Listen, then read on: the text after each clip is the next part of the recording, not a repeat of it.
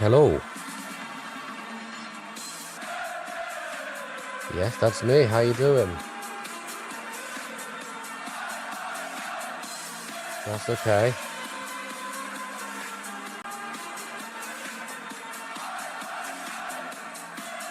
Okay, that's cool.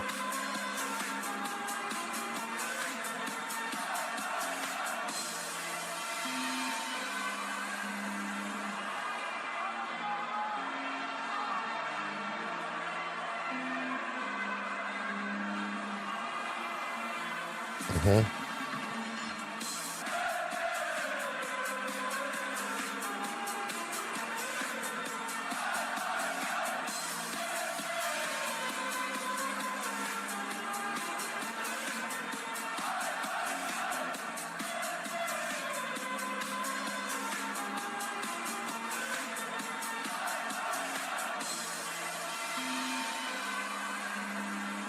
Let's have a look. No, I can just see your picture.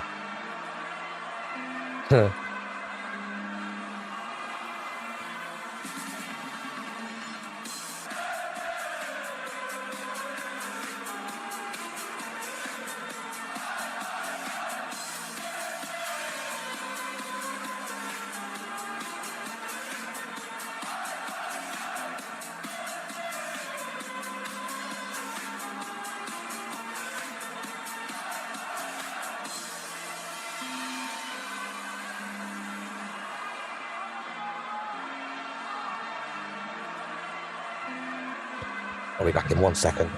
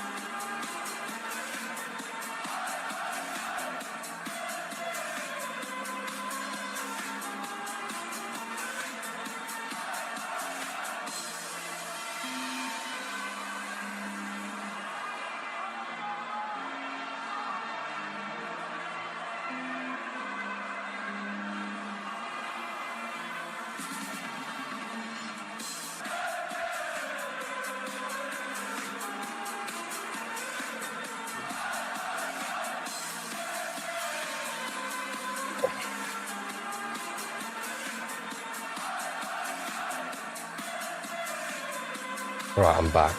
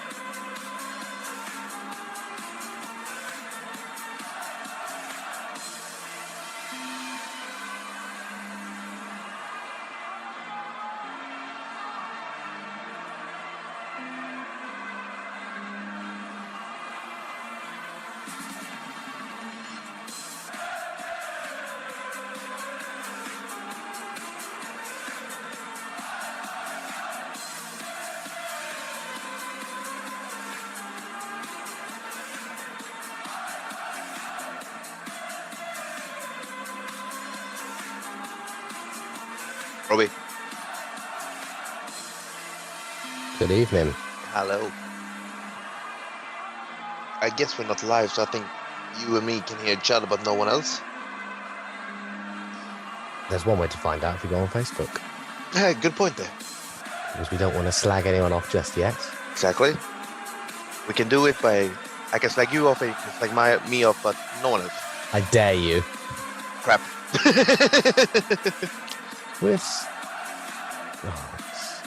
a look.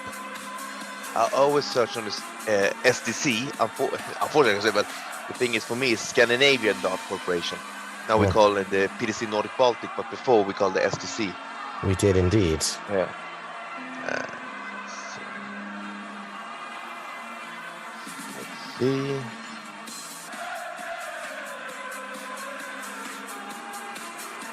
I don't think we're live. Nothing on the SDC Facebook page.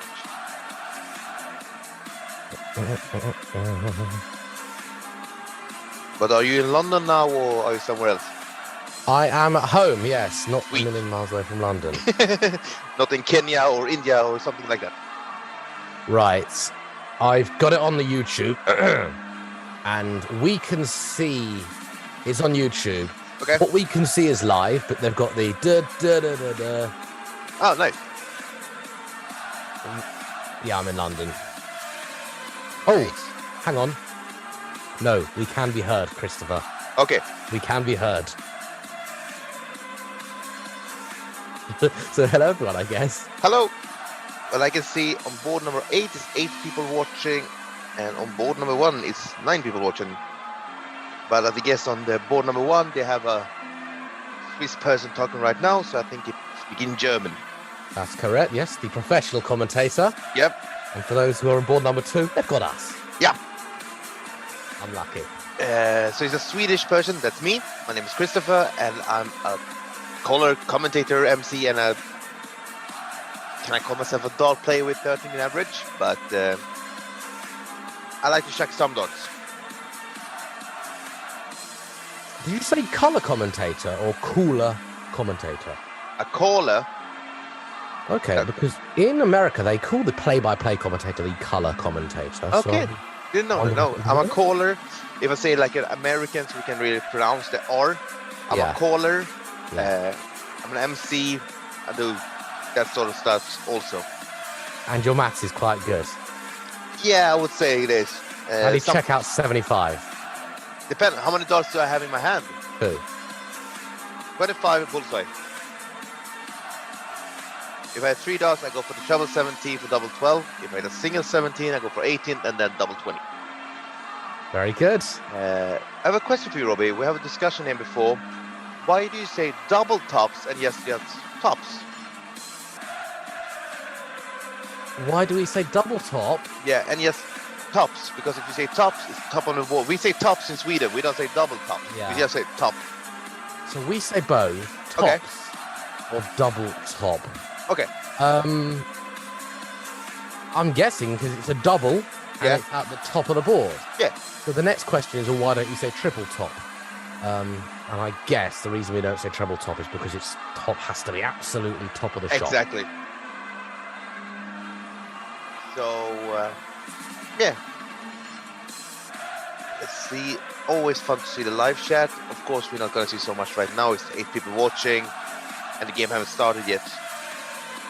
But I am pretty excited. I've been doing a bit of research on the Switzerland's participation at the World Cup of Darts. Yeah. Now, I thought they've been playing at the World Cup for ages, but they've only done 3 appearances. Pretty new. They are pretty new. I remember the year they came in with Latvia, I think. Yeah, exactly. That's the thing. Latvia was supposed to play. Oh, I see. But Madas Rasma have his wedding at the same weekend. So unfortunately, so he have to forfeit. He have to forfeit. Unfortunately. So because of that, the Switzerland got the it's probably worth forfeiting for, if I'm honest. Yeah, I think so too. What I also heard was that if you forfeit this game, you can never come back, they say to Latvia. And so they have to forfeit. But luckily, we have seen Latvia play the World Cup of Darts after this. Absolutely. So yeah, they're featured 3 times, and Yeah. every single time they featured has had 2 different players. Thomas Junghans, Stefan Belmont. I can't name the other. They're the only ones you remember? Yeah. Alex Fellman and Andy Bless. Okay. Now, Alex Fellman defeated Gerwyn Price in the singles. Wow, that's amazing. He did, yes. That was 2018. That they beat China together and then got edged out by Wales in the doubles. I would love the World Cup of Darts because you see new players, you see upsets. I mean, when Singapore beat Scotland, that was one of the best games I've seen when it comes to upsets. Yeah, it's always been my favourite tournament on the calendar. Yeah. World Cup and Grand Slam. Yeah, and I like the UK Open as well, for that matter. Yeah. I was at the UK Open 3 years ago when Nathan Aspinall won. Mm-hmm. And I still remember I was at the venue and he had 170 left. And I was like, oh, should I pick up my phone and record it and shake it out? Nah, he's not going to shake it out. And he did. For the title. Yeah. We might see a bit of that today. Who knows?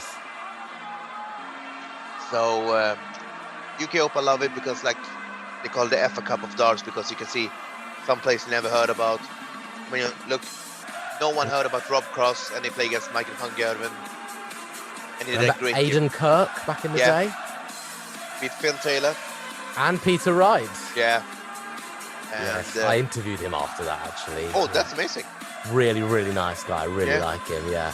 Unfortunately, we haven't seen him on the tour after that, but he's still young, so who knows? Who knows? Barry Lynn, remember Barry Lynn beat Gary Anderson? Oh, yeah. He didn't beat him, he crushed him. 10-2, I think it was. Yeah, it was something like that. It wasn't that he just beat him, he crushed him. And whatever. Yeah, Corey Cadby, but he. Yep. Euch bitte in der Gruppe, das ist immer jemand am Schreiben und die anderen sind am Spielen. Und da könnt ihr die Quartier selber ein bisschen organisieren. I think I can beat that. You never. Depends what. If it's cricket, that's quite good average. Yeah, I think it's cricket. I will get to this. Oh, it is. It says cricket on there. There you go. Damn it. If you're just joining us, very warm welcome to some action from the first tour event in the Swiss Darts Corporation. We have got a number Also bitte nach Spielplan vom Internet oder vom Mail. all over Switzerland, beautiful country in Switzerland. Wo nicht die aus der Welt sind. Danke. I haven't been there yet. Unfortunately, I would love to go to. I heard a lot. My mother went there many years ago when my grandfather worked for Volvo, and they actually did a commercial there. So my mother was there for the commercial, and she had beautiful country, the Alps, the nature, the everything. It's a beautiful country. It's really, really nice. Yeah, I remember I did a day trip to Zurich just because a number of years ago now, and we did a little walking tour. And the tour guide, he said he did a massive thesis on what chocolate is better, Belgian chocolate or Swiss chocolate. Oh, Swiss chocolate won. of course. That's the thing also, because I'm from Sweden, and I don't know how many times, oh, you're from Switzerland, you have good chocolate. No, I'm from Sweden, not the same country. Yes, I was just speaking to someone downstairs in the kitchen. They said, "Oh yeah, you're doing it for the Swedish dance today." I said, "No, it's the Swiss dance, Switzerland." So many times they mix it up. So this event's coming from Schaffhausen, right in the very north of the country, and then it's doing a little tour. We're going to be in Schwitz, actually, I don't know many of the cities in Switzerland. I know some of the major cities. Luzern, St. Gallen, which is number 4. In Regensdorf. Oh, in Zurich, that'll be nice. And then finishing off the Grand Casino in Basel. That's amazing. Yeah, Basel's a very nice city. I remember I went to the paper museum. I made my own paper in Basel. That's cool. Yeah, it was pretty interesting. Now, you might have just seen them. We had a little close-up on the bullseye. I'm very excited to say that we're going to be taking part in a darts commentary, in the darts tournament, where we have a dedicated camera operator.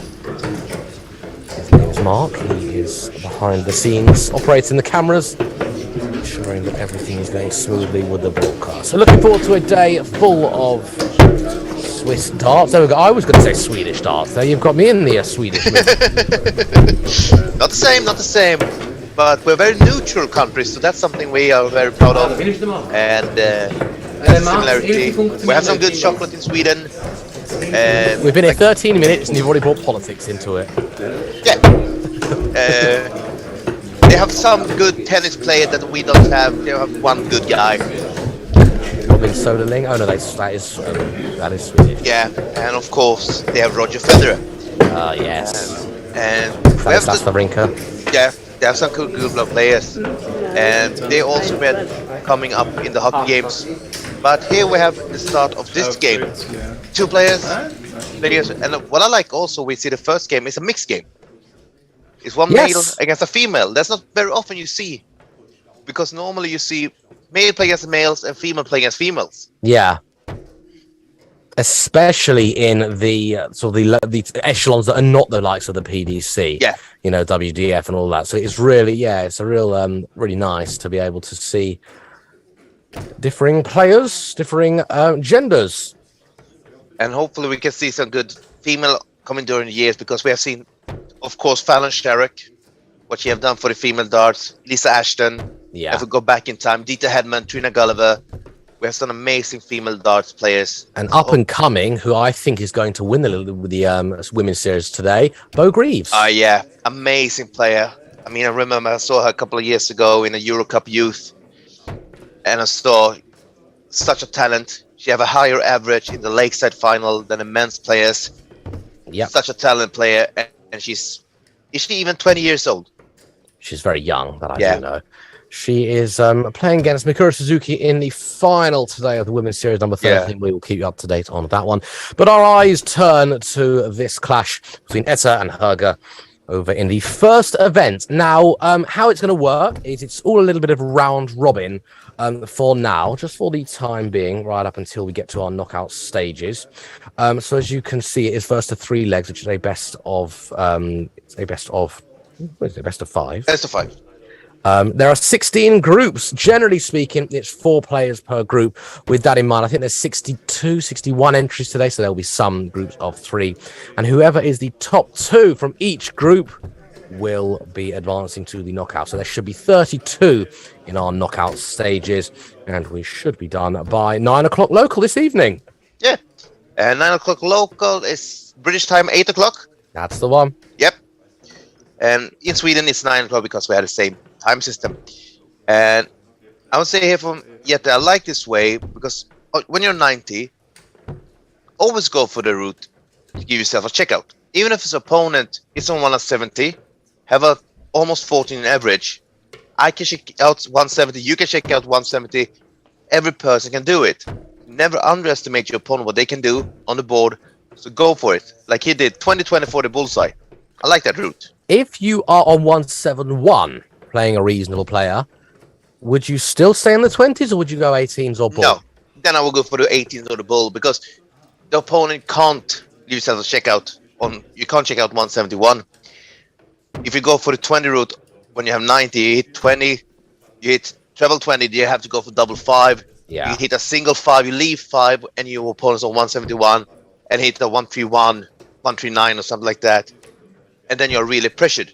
Yeah, no, I agree with you with that one. Absolutely. Yeah. Why make it difficult for yourself? Exactly. But if your opponent is on a finish, whatever that finish is, I remember this was in the women's series a few months back now, and Dan Dawson tweeted about it. He said there was a women's game and it was just a terrible game. None of them could find their flow. They were winning in like 30 darts and 40 darts and 50 darts, and then one of the women won the last leg decider with a 170. Yeah.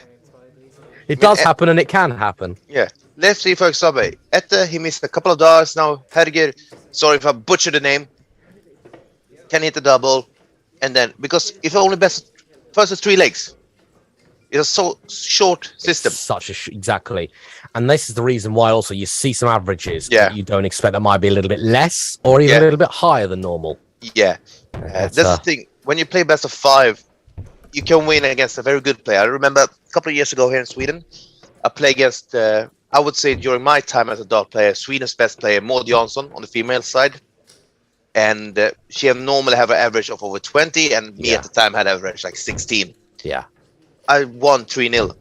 She missed doubles. I took my chance. I played against her a couple of weeks ago again, and I have an average of 14 now, and I lost 3-2. That's the thing. Short format. You have a chance.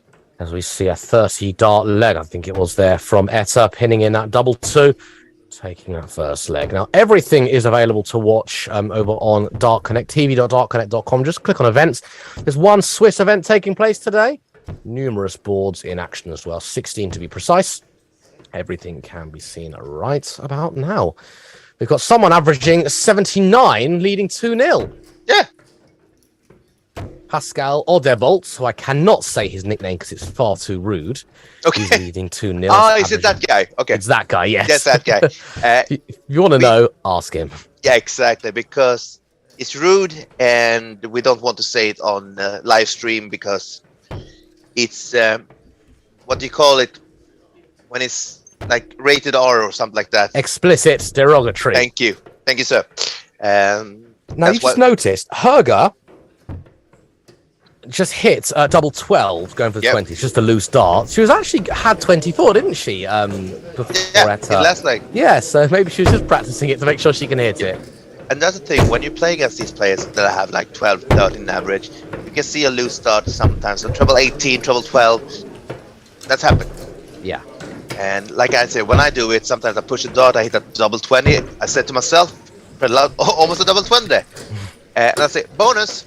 I must say, I love it when I accidentally hit a treble 12. Yeah. I remember a couple of years ago, I played a female player here in Sweden, and she hit treble 18, treble 12, treble 20. And she was like, I don't know what the score is, but it's a lot. Our first results is in for the day. It's all round robin, remember, but it puts him in a great stead. Jokun Graudens.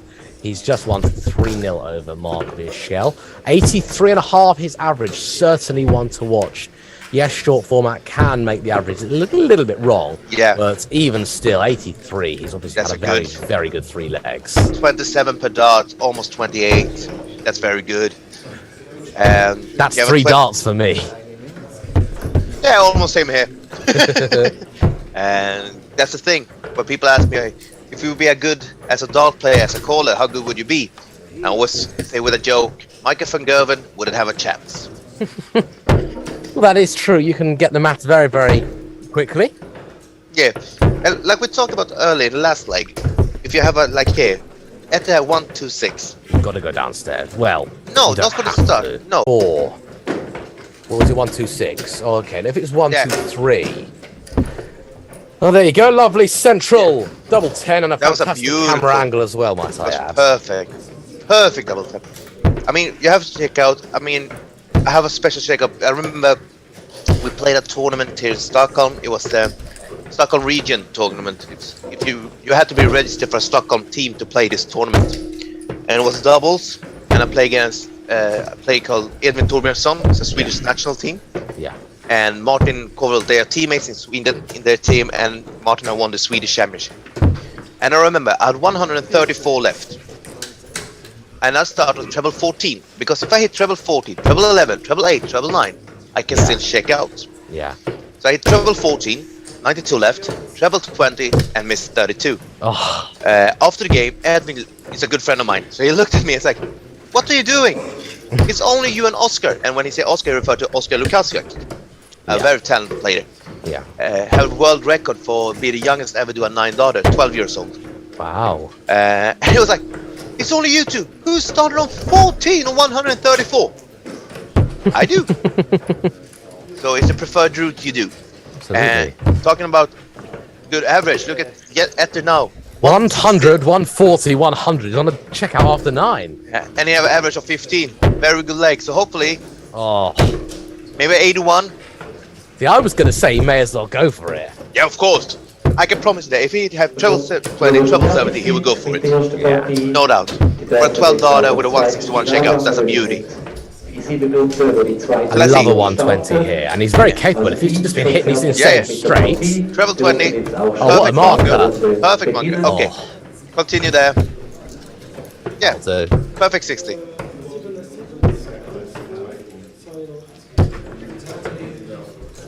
Unfortunately for us, it's a little bit laggy when we see him, but it looks like I like Etter's style. Very straight, puts the under his eye, and just put it straight forward.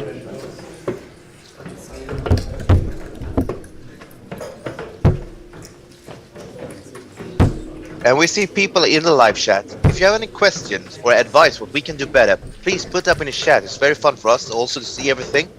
And like we say, questions, advice, anything. Let's see Etter on double 10 for the game. Let's see if we go for the single 5, maybe single 2 to leave himself on double 4. He checked out double 4 for the first leg. That is absolutely perfect. He was supposed to bust his score, but didn't focus. He's a single 8 to leave double 1. No, I think he went for single 8 to try and make it hard for himself. If he did, and he hit it in the first dart, I will look silly. I'll tell you something.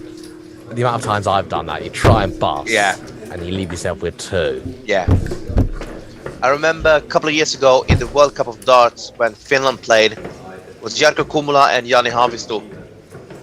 Well, let's see here. 76 left. Go for another one to leave. Oh. 52 left. Let's see what you do with the last dart. He threw 60. Leave herself on 38. 38. Okay, 38. that's all right. I think she wins this leg somehow. Yeah, she's tossed 74. Should be 38 left. Just doing a bit of calculations before we continue. Let's see, double 1 should be a good marker for him. Drag him low. Let's see, 38. Bottom left-hand corner, and there you go. Beautiful. Like you said, Robbie, she's gonna take the leg. That's the thing. You should focus on every dart. I've been there so many times. You have 10 left, like you said, and you just chuck the dart in the board, and you just single 8. There is an art to busting your score. Yeah. The best bust I ever seen. Devin Peterson. He wasn't supposed to bust. He had 136 left. Treble 20, and you know how his darts lay in the board. It's very up, like Adrian Lewis, very straight up. And he hit double 11, but the dart hit the wire, so it doesn't go in the board. So you can see just the dart fall out. So Kurt Berways was calling and it was like 120. Look at Devin, and he was laughing. Best bust I ever seen. The best. I don't know if it was a bust or just a miscount where he didn't score enough. Exactly. It wasn't a bust. It wasn't a bust, but the best bust I ever seen also Dirk van Duivenbode. 180. Yeah, 180 against Raymond van Barneveld. 180 left, treble 20, bang, treble 20. My favourite. I don't remember if it was a bust or not. It was either a bust or he just miscounted. Either way, it was a miscount. It was at the World Cup of Darts. Devin Peterson was playing. I think it was Wales back in the Mark Webster era. Yeah. And he had a checkout. It might have been something like 138. Treble 20. Let's just say it was that. Then he goes for double 16, celebrates, no score. Oh yeah. Dumped out the next dart. Yeah. And I remember because I love Devin. I played with his darts. I actually played with his darts. Okay. Unfortunately, I lost them when I flew back from Iceland, and I don't know what happened with them. I remember that game because after that, Rich Burnett, I think it was he played with, Mark Webster, and he celebrated like a lunatic. And I was like, dude, your opponent, I thought he checked out for the match. Yeah. Be a little bit humble. Can be hard to be humble. Yeah. You've got to be cruel to be kind, haven't you? Yeah, ooh, big time. So let's see now if Esther can just put his darts forward, get some good points, and win this game by 3-1 because he's almost 200 points ahead. So the 130 there then. I'd say first start you go for the 20 or even the treble, but then you got to hit the treble. You got to switch. You don't want to be leaving double 5. Exactly. And here I don't mind 20s in the slightest. Absolutely think it's perfect. It's just a little low on tops there. And leave 20. And he's been hitting 20, hasn't he? Yeah, he hit double 4 and double 10 for his 2 legs. And that's the thing, when you play a round robin, every leg is so important. I mean, if you play a knockout stage, it doesn't matter if you win 6-5 or 6-0. But here, every leg is so important because if he wins this game and he maybe lose another win the last one, it can be 3 players who won 2 games. Yeah. And the last one, unfortunately, then have to lose every game. And if that's happened, let's hello. see it. Single 18 for double 20. Oh, I would have loved that. I would have loved that. I think she would love to see if she got a chance on double 20. Double 5.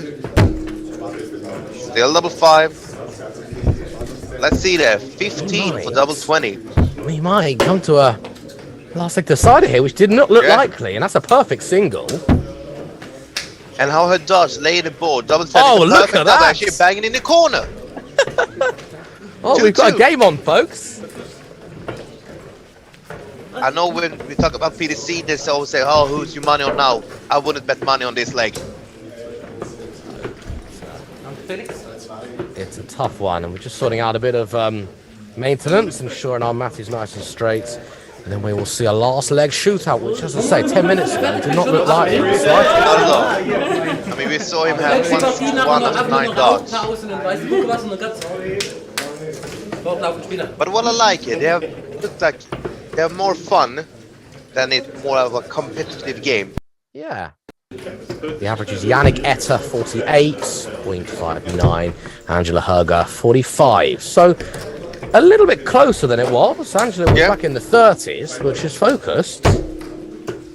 And now she have the advantage of her to serve, but that's a beautiful start. Yannick with a straight 100. Yeah, the second leg of the game, Etter was really, really hot. 100, 140, 100. Wasn't that his third leg? Okay, I think it was the third leg because he lost that leg. Maybe it was the third leg. Yeah, I think it was the third. Doesn't matter now because this is the most important leg. It's win or lose. And he started straight again, 160. Absolutely, staying straight has been the key for this match. Oh, look at him go! Look at him go! He's found his range now.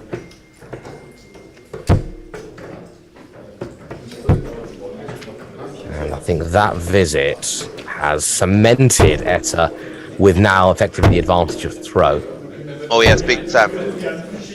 Now, if he can hit his doubles, he should be first on the double, but you never know.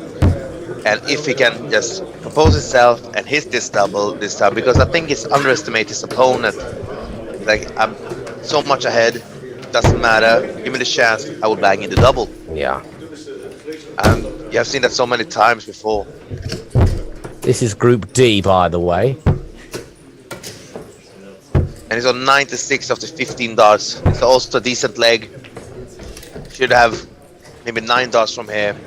Yeah, I'd love to see it done in 2.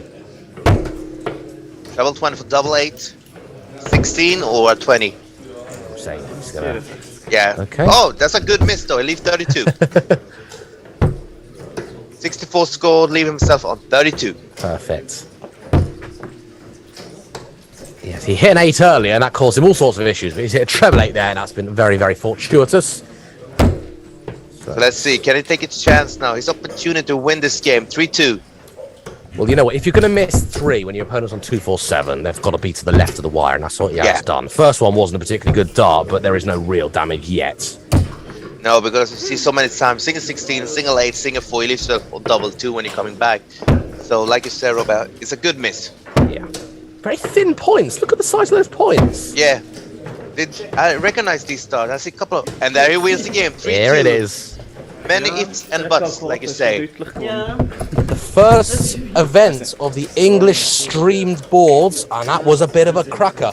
Can't guarantee they're all going to be that dramatic, but it is Yannick Etter who wins 3 legs to 2.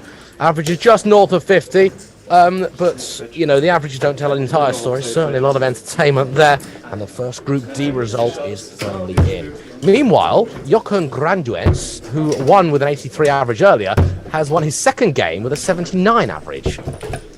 So he's looking pretty good. Certainly one to watch. He's from Are there only 3 persons in their group? Because because otherwise we play very fast. Absolutely, yes. Let's have a very quick look.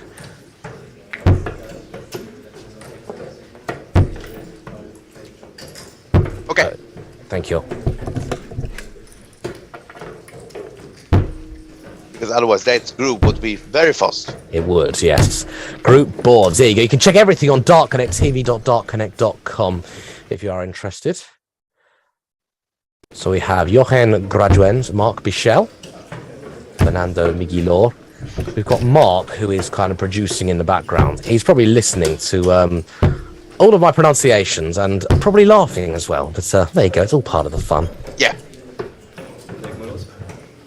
I think that is just a group of 3 there. Yeah, and if they're a group of 3, they play against each other twice. Absolutely. So a couple more games in there. Groups of 4. It's just the once. And it's time for the second game we have here. We don't have the names yet, but Mark will put it up in just a couple of seconds, I guess. There you go. There we have them. This is another Group D game. There are 4 players in this group, Group D. We've just seen 2 of them. Angela and Yannick. We see Felix Frankie here. And Sarawat Sisomban. All of this group are from Switzerland. Group M are all from Switzerland. N and O as well. But there's a mix of nationalities. You don't need to be a Swiss native in order to play in these events. There's a Frenchman. I don't think he's playing today, but I've heard it's very, very good. Certainly one to watch as we continue. I can say I only know one French player, and it's Thibaut Tricol. So I absolutely love Thibaut Tricol. He's one of my favorite humans.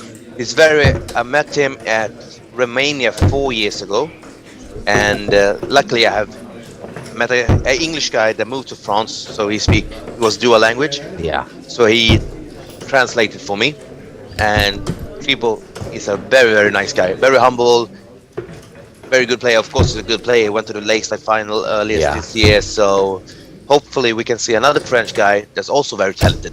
Yeah. Stephen Morrison's his name. That's him. That was the guy I spoke with in Romania. Oh. Yeah. I played against him. Actually.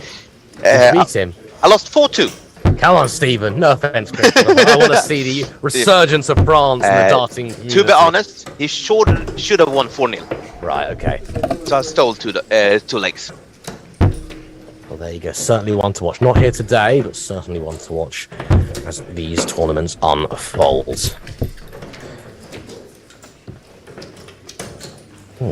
Sisomban started pretty well with an average of 80 after two visits. Yeah, he started with a 100 and a 60. There you go.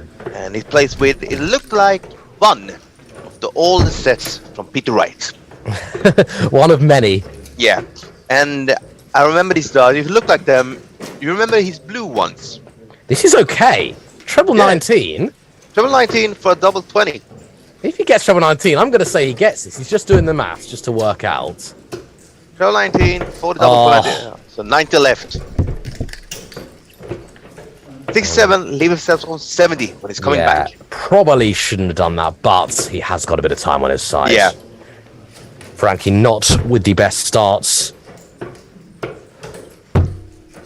The math is so important. Like we see there, like you say, he shouldn't have gone that route because he's on 90. But who knows? Double 15 can be his favorite double. And maybe because of that, he went for the 20s to leave double 15. Is that treble 10 or single 10? I think it's 45 scored. I think I agree with you. 62 leave himself on double 4 when he's coming back. There we go. He's got the maths right eventually. But for me, I mean, there's a lot of people, I was one of them, who the maths can be so convoluted, so complicated, you just think I'm never going to get it. But I find the best way to get the maths is to start playing darts. Yeah. Not to watch, because I've watched darts since 2005, but just to start playing and understanding. Well, no, I don't agree with the method. If you want to go for double 1, yeah, go for it once. But bust the last one. Bust with your last, yeah, definitely. That was a bit of a judgment error there. Exactly now when Frankie is on 181, he can't check it out. So stop messing around and go for the double one. Oh, look at that! But he hits it anyway. Maybe it's his favorite double. Could be because it's actually went for the 6 double one because he had 8 left. And maybe if Mark can ask him, is double one his favorite double? We will know. But yeah, what would he be? Unless it was just a terrible miss. I don't think he'd miss that much. No, I don't think so too. Okay, but you know what? If you're confident, Rob Cross always goes for the 3 double one when he's on 5. And yeah. I first thought it was a crazy idea, but actually I'm warming to the idea a little bit more as we see a lovely treble. Well, there you go. There's 100, 105. Thank you very much. Plus tons. I remember. Oh, I can't remember. He was a youth player. He won. James Hubbard. I remember James Hubbard. Yeah. When he won his first leg on TV, he had 5 left. Double one, single one, double one. I've seen that over in Iceland as well. Matthew Yeah. Fredriksson, yes, it was a really professional broadcast as well. Wasn't going for that, but he did it. Yeah. From our end, we see a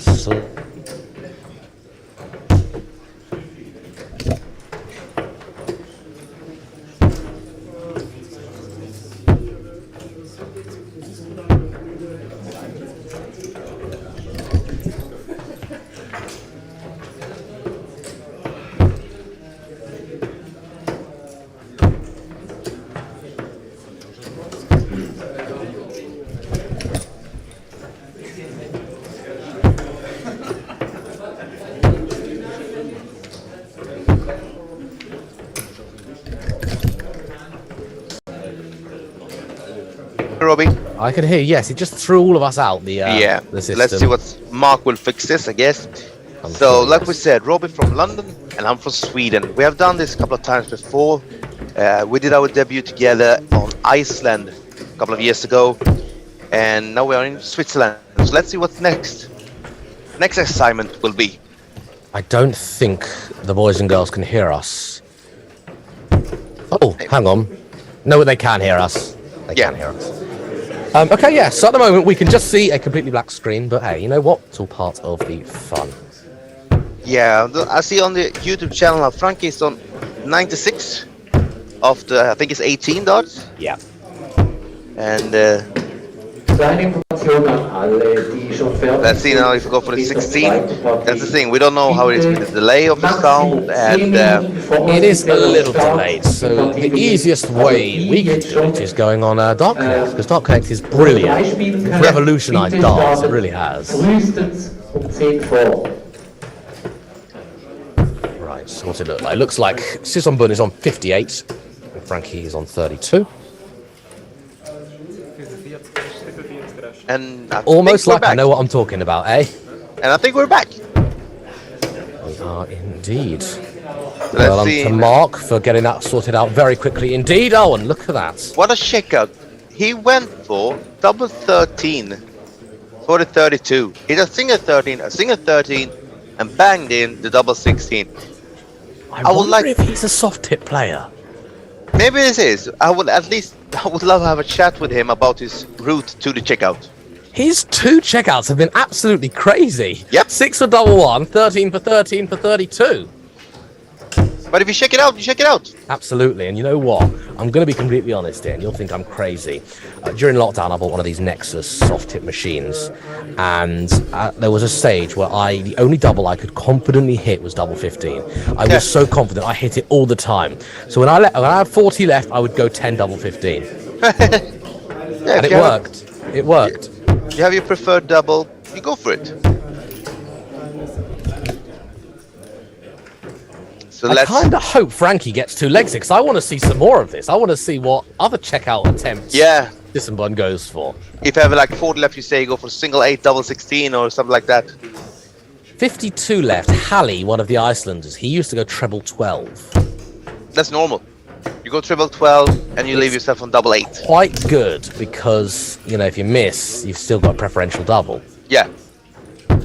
I remember Dave Chisnell did a little YouTube. Oh, this crazy checkout. He had 110 left, treble 20, 50 left, went for the 14 to leave 36, hit treble 14 for double 8, double 4. And I was like, oh, it's a crazy checkout. No, it's not. He went for 14 and hit a treble, leaving himself on double 4. The only crazy checkout I've seen, remembered, I've seen a few, but, you know, properly, was Tops by Jose de Souza. I have another one. Paul Nicholson, my favorite player, against Gervin Price, like 3 years ago. He had 58 left. First start, single 4. So 54 left. He went for the 14, hit double 9. Oh, I remember this. And then he hit 36 left, banging it. It was one of the rarest things to happen where you get two darts and they both go incorrectly. Yep. And you still check it out. Yep.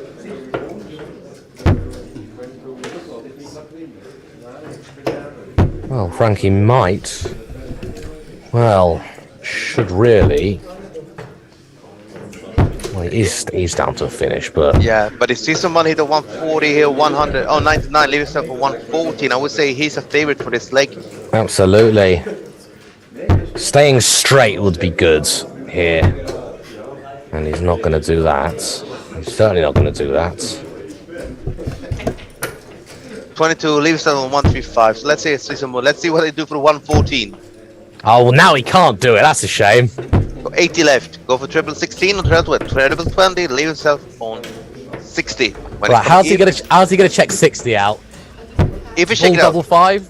because 135 on 135 you should go for the bullseye, because if you hit a 25, Yeah. you have 110 left. You can still check it out. And possibly a marker. Yeah, and if you hit the bullseye, you have 85 left. So let's see someone. I'll go regular for 20, double 10 for the match. So Well, let's see. I think I know what his problem is. He's gone for a normal checkout and it doesn't work Yeah. out. He needed to do something crazy. Let's see. We have 10 left. We go for 8 double 1 if we get the chance. 61. Let's see. We have a treble 50 Should for get a double 8. dart here. Just needs to stay straight at this 11 probably. 11, 19, or 15. Let's see. Or a cocky route, single 1. I think that's 14, so 37 left. Looks like it, yeah. Leaving us at 22. He is on a double. Sissenbun's on a difficult one if he goes the regulation. That's quite a nice marker, really. But that's a low one. Single Yeah. 1 now he should go for. All right then. Will we see this game elongated? Frankie needs double 11. And now single 3 for double 4. So Sissenbun have the chance to win this game again. 3-0 for double 2. Madhouse, not the first time we've seen it. And has bust his score.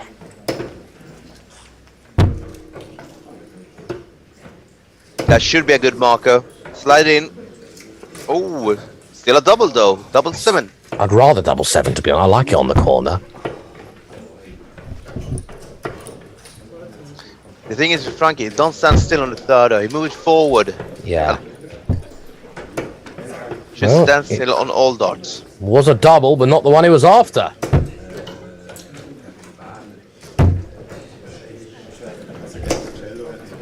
Well, he scored 14.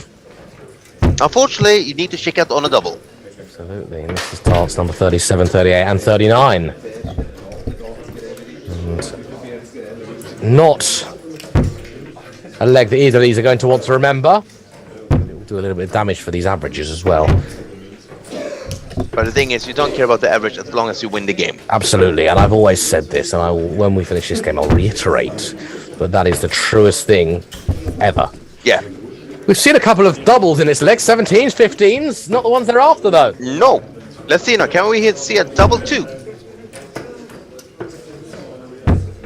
Can he just push it a little bit over? No, he pushed it too much into single 15.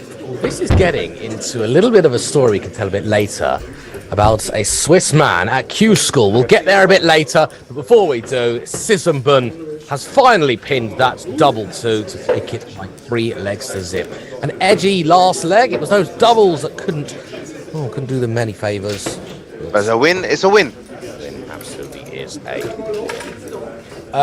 Yeah. So what you were saying earlier about the average don't matter. That is very true. And Yeah. the only thing that matters in darts is not scoring, is not hitting the doubles. It's winning your game. That is the only thing that is ever going to matter in the sport of darts. Yeah. And I've had games before where I'm playing well, I'm doubling well, I'm scoring well, I'm checking out well, I've got good timing. Yeah, these things are going to help and they're contributing factors, but literally doing whatever it takes to get over that finish line is the only thing that will ever matter in darts. Yeah, I remember a couple of years ago, Edwin Torbjörnsson played against Magnus Karius in Sweden, and Edwin had an average of 35. And was, oh, you must be so happy, you had 35 per dart. And he lost. Why should I be happy? He lost 4-0. He had one dart as double and had 35 in average. And I was like, oh, you need to be happy. No, I'm not happy. I lost the game. Yeah. And that's true. I mean, it all depends. Your darts is very social. If you're just not taking it that seriously, playing for the fun of it, yeah, great, that is great. But if we're talking about sort of, when you're making money from this and when you're playing competitively, yeah, timing helps, of course, in darts. Doubling, incredibly important, but ultimately, all it boils down to is actually winning the game. Let's have a look at some of the results over in Group F. So Mark Michel has won one and lost one. The one he won was against Fernando Miguelor, who has lost 2 of his games. It's looking like he's not going to be progressing. Mark has won one and lost one. Jochen Graduens, very nicely, highest averages so far. But then again, you say averages don't matter. I've just seen Group E. Someone's averaged 37, someone's averaged 36. Someone's got to win in that game. Yep. I've just seen. Have a look in Group G. Averages of 46, 43, and 90. Whoa. Rocco Fulcinti, 90.18. That is crazy. Another one we have to look for. Absolutely. That's Group G. There's 4 players in that group.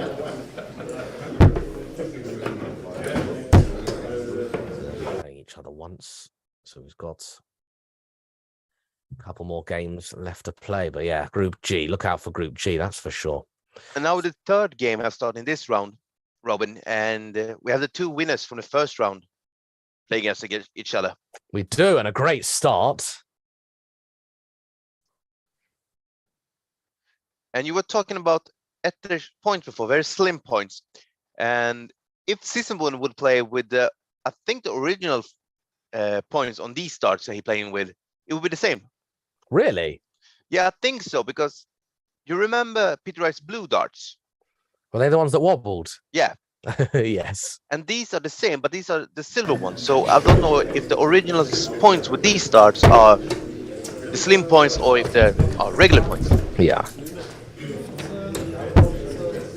Darts, the physicality of the actual darts, I became very interested in during lockdown.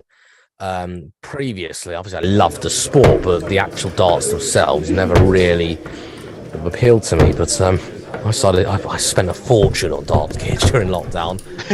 I needed something to do, right? Yeah. I started looking at different brands. For me, I don't throw the Red Dragon darts, but I should, because they say RD on them, and that's my initials. Yeah.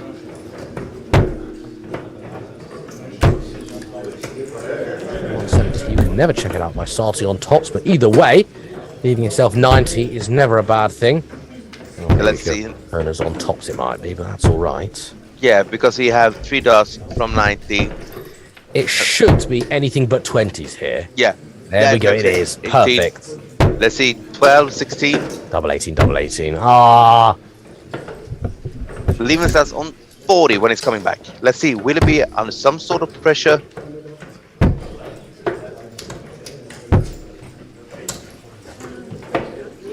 Not this time, so he should just calm himself down, relax, take a breath, and just bang in double 20. Absolutely, he's got plenty of time to do it. We'd rather do it in this one to get it out the way. It's a blocker. No, it's not. It was a marker.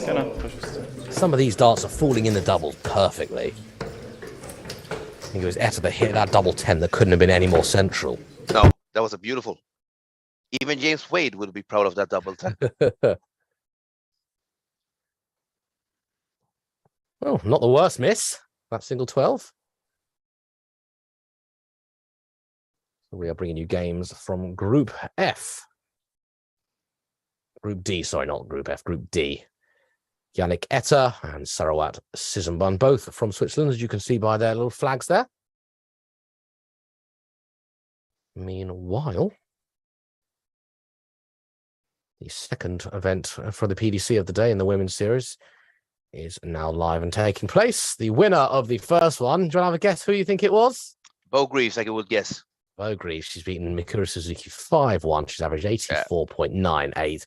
I think she'll win both today. I really do. Yeah, and I think if she's going for it, I think she would take a tour card in January. No Fallon Sherrick, no Lisa Ashton either, which surprised me. Oh? But Lisa is very, very much ahead of everyone else in the order of merit, so she didn't need to travel. I'm still surprised. I thought she would have done. But women's game is it's an interesting one, that's for sure.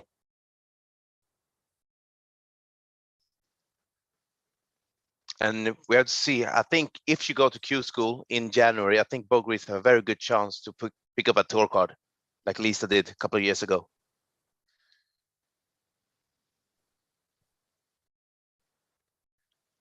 I maintain that Ashton winning her tour card was the greatest achievement by a woman in professional darts history. Is that better than Fallon Sherrick make it to the third round? In my opinion, yes. Yep. Yes, in my opinion, because she's got to perform in tournaments. I think back then when she did it, I don't think it was the the 2-stage tournaments. It might have been, but 4 days of hard graft, and every day you got to have results, and she didn't for a couple of them, and she still was good enough to win through. So I believe, that is fantastic. Yeah, and if she retained her tour card, that might have been even better. And not to be disrespectful against Fallon, she played 2 fantastic games, but it's just 2 games. And Lisa had to perform 4 days in a row to take her tour card. Yeah, absolutely. I think Fallon's time will come. Absolutely. Yeah. And there, Yannick banging in the double 20. He nearly hit a 101 there. Just missed tops for the 101 as we were banging on about other things. But yes, playing very nicely indeed. Significant improvement on his previous. He's playing very straightforward right now. Just banging in the 20s, hit a treble, or a 60 or a 100. Very straight. So I can't see he missed 20 right now. There we go. But back to the women's side. It's great to see women playing in this tournament. And the whole Fallon Sherrick, I do think her time will come. I remember in 2000 and something, ages ago, I put out a tweet about Fallon Sherrick years and years ago saying you should look to go for the PDC. And these things do take time. They do. When the PDC were trying to, make German darts a big thing and try and get a German superstar. And everyone thought it was going to be Max Hopp. And he's gone off the boil a little bit at the moment. But Gabriel Clemens has been a real force in. And Martin Schindler on the floor, he's amazing. He is. At Q school, didn't he average 127, something like that? Right. And I would say Martin Schindler is the cutest dart player I've ever seen. He's so cute. Even cuter than Ross Smith? Oh, yeah. I mean, look at him. I remember I met him at UK Open, and I took his autograph, and I was like, Dankeschön, that means thank you very much in German.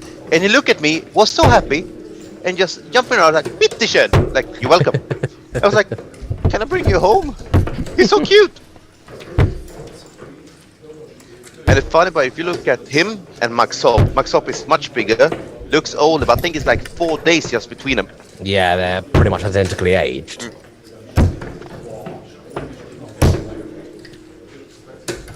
Let's see. Oh, beautiful 117 for yet. The lead is on 74 when it's coming back. Fantastic. This game might be over in super quick time. If it's not missed a double like he did in the last game. So let's see it. Treble 14 for double 16.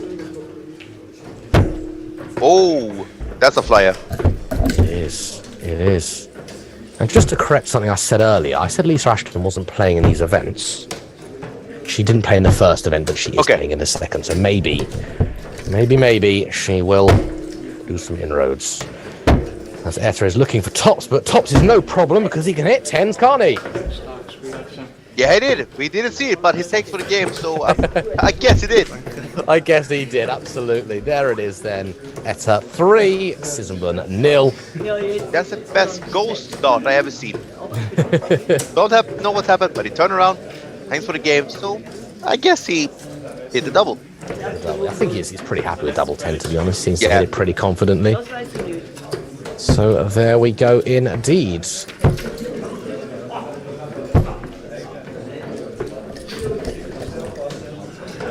All of the groups look like they had 2 games completed. Yep. Apart from Group D. And Group F's just another one as well. And Mark just mentioned you and me in German. Ah, das ist sehr gut, danke schön. Dankeschön, because he said you were from England and I said I was Sweden. That was like what I understood. Yes, I did learn German at school back in the day, but I've not got that language's gene. Yeah, I did the same. I had German in school from I was like 6th grade and in the first half of the 7th grade. I remember certain things like S is schon, the Okay. weather. It is nice, and hast du ein Geschwister? Have you got any brothers or sisters? Yeah. But the way my brain works is very strange. Yeah, but you be so much abroad, so you have to pick up something when you all over the world. So I can't speak any Spanish, but when I went to Chile, I learned baños, is bathrooms or toilets. Yeah. Una cerveza, por favor. Yes. I think that's the sentence that everyone knows in Spanish. That's how you order a beer. Ah. So you want a beer in any language that speaks Spanish, say una cerveza, por favor. Or if you want a big one, you say una grande cerveza, por favor. This Group F, no one has averaged under 60. No. It's a big group.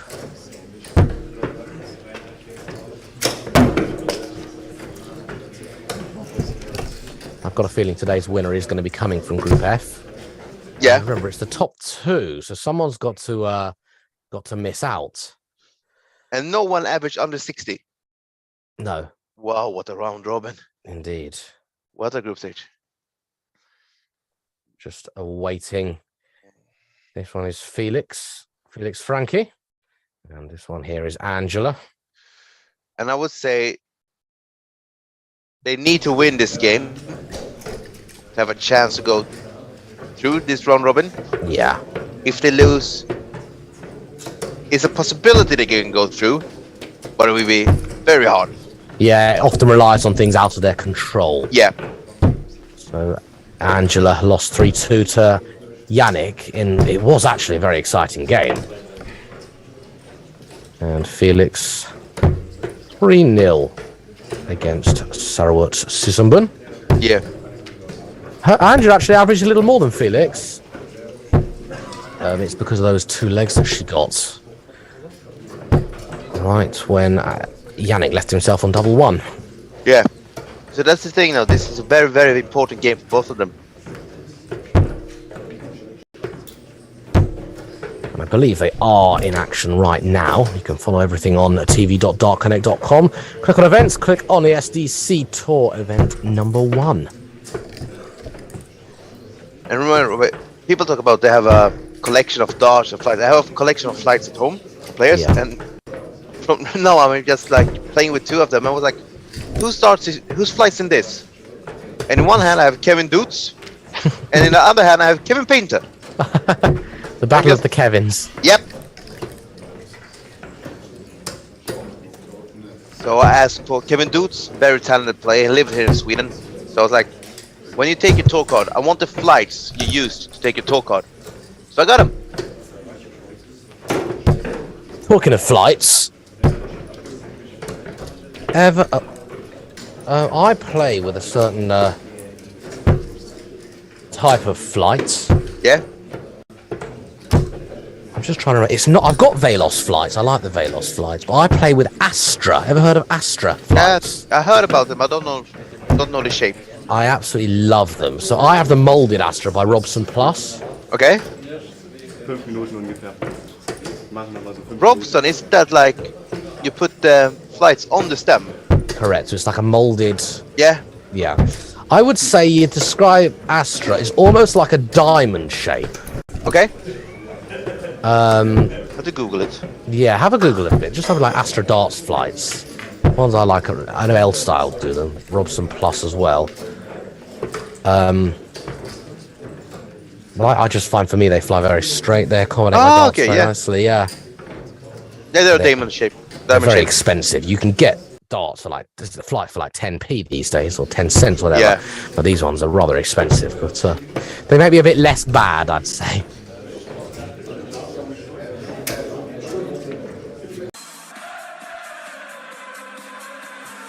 Looks like we're going to be taking a very short break before we continue with the action here in the Swiss Darts Corporation. So don't go anywhere, or maybe go and grab yourself a little something to eat. Yeah, a little afternoon snack or whatever. Christopher and I will be back very, very shortly for more live action from the first tour events here in Switzerland.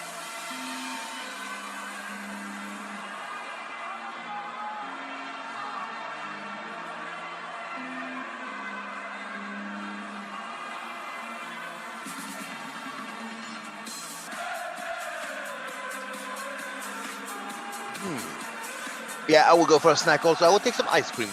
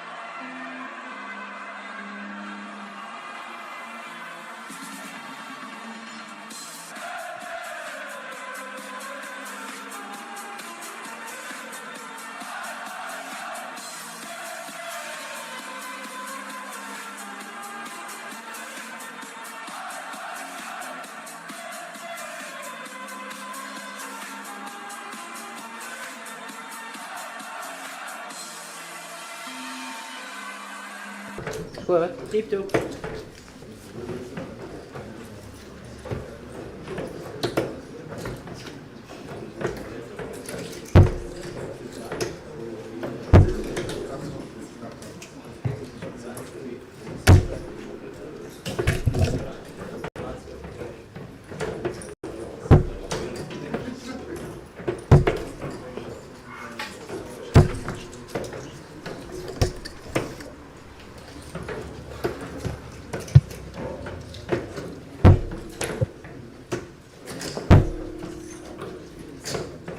Well, after that short intermission, hello and welcome back to more live darts from Switzerland as part of the SDC Tour event number 1. We're still in the round robin phases. However, these two have got a little work to do in as much as, if my memory serves me correctly, they both lost their first game. That's correct. Frankie and Herger. Frankie losing 3-0 to Sarawat Sismoban, and Angela Herger giving it a real go against Yannick Etter when she was significantly behind. And okay, she did lose 3-2, but it was a game. It was a good game. First one that we commentated on. Yeah, it was very much back and forward.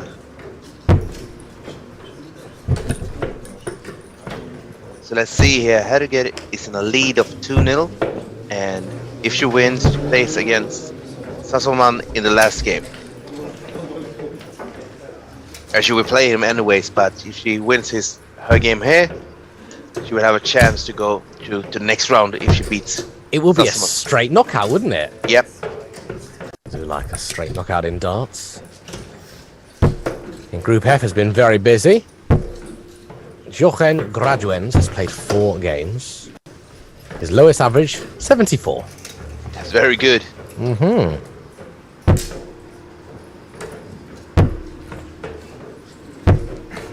It looks like Group F has concluded. Yeah, if you say they play 4 games, they play. Yeah. And in fact, there's only been 2 winners in the whole group. Yeah. Jochen and Mark Bichel. So it's going to be those 2 of the 3 going through. Yet Fernando Miguelor, who has averaged 66, 60, and 55. There is no doubt in my mind that someone from another group will go through with a lesser average than him. As Christopher said, average doesn't mean everything. Nope. Doesn't mean just smack if you just as you winning game. Like we said before, no disrespectful against Mark, but he actually won a game at Q School with an average of 36. Yes, that's Mark in Helder, not Mark Bichel, who we were just talking about. Yeah, that was a really interesting one. The reason it was so low, it's deceptive, is because it looked like his opponent was on 3 and just couldn't finish. Yeah. And neither of them could check out. And it can cane your leg if you just cannot finish. And in the end, he shaked it out, won the game with 36 average. That's a win is a win. And I find fascinating that Mark in Helder of Switzerland won his game with brass darts. Yeah, that's true. And I reckon that might be the only other time that's happened. I guess so too. I do love brass darts, I must say. I play with tungsten, but if it's not going well for me, I will switch to brass. Yeah, I've tried it a couple of times, but I would say it's easier to throw with regular tungsten darts. 72 remaining? Yeah. There we go, look at that. Kleine Information an die Raucher, auch wenn wir Führer 75, leave himself on 58. So let's see what Frank will do on 72. Go on 20, go on 12, go on 16.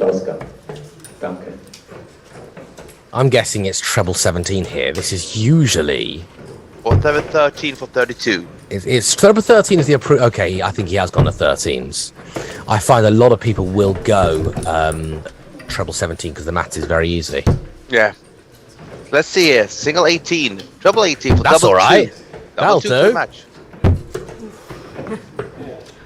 Oh, Oh, not 34. You had 4 left.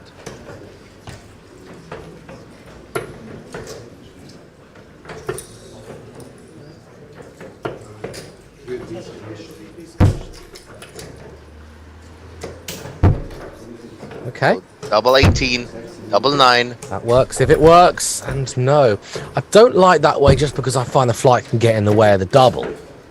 Not just. Let's see here. 19 left for Helge. Not just that, you have 54, go for 18. You can still bust your score with a treble 18, then you bust. Yes.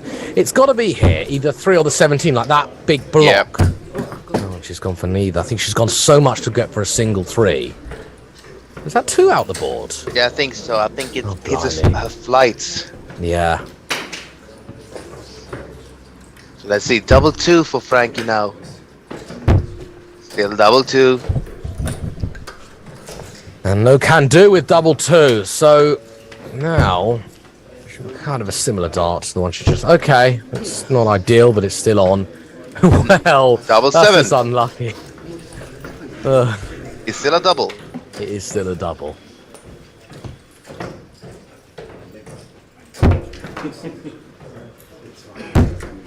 Let's see if we can hit double 2. Take one leg off this game. Unfortunately, no. Let's see. Double 7 for the match.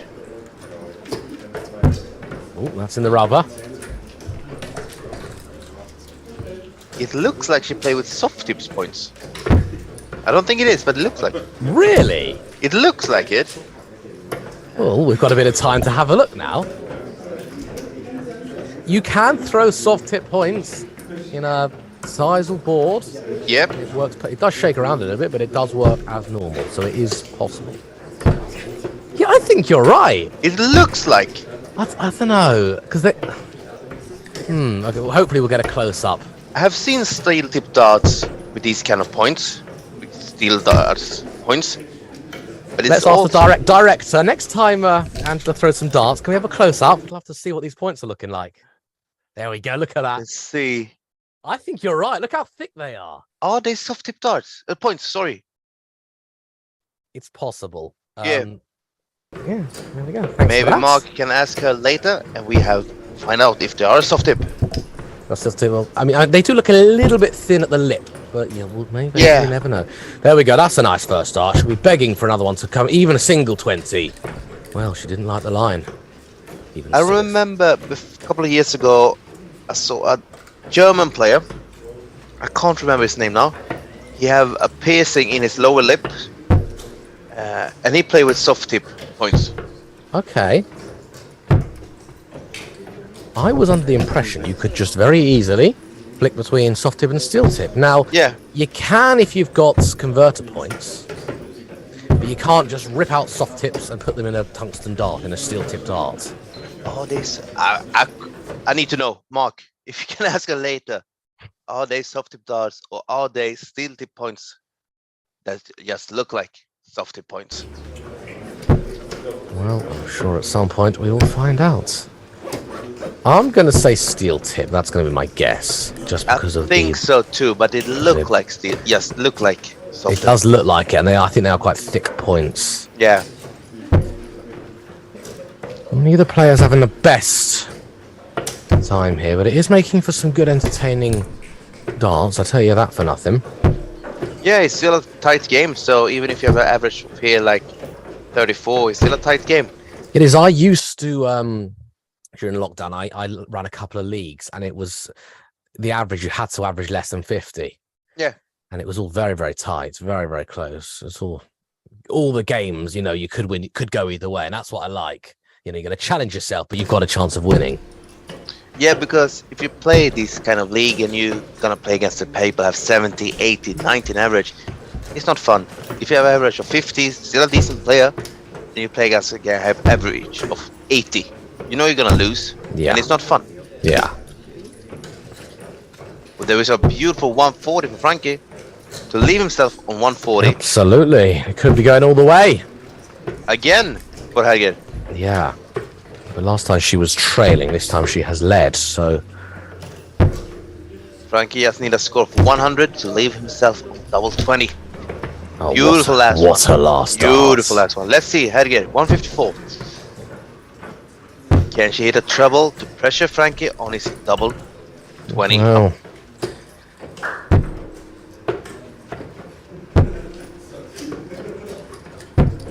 big 3. Should be, and it is. It is nearly treble, but either way. The other 3, treble 20 for the bullseye and a match. That second dart was wayward. It's nice. Double 16 to get to another last deciding leg. So let's see what she go for the route. 20. She go for the 18. Well, that's, in my opinion, a mistake. Yep, I would say Unless too. she was going for 20s. And missed, yeah. You have to assume she was going for 18s there. Yeah. Yeah, because it's never a guarantee, especially when you're missing singles, but you just got to give yourself the best chance. Yep. Anyway, it's happened, it's done, and double 8s to send us to a decider. I don't think it was in. In fact, It was a single 16. So let's see how to get it. Double 20 for the match. Double 10. Oh, got to be a focus pass. and Buster score. And she think- has. Yeah, She- but I she think you nearly went for didn't. one though. Okay. Now double 8. And like we normally say, it's nerves. I think it's very much nerves because they both know they have to win.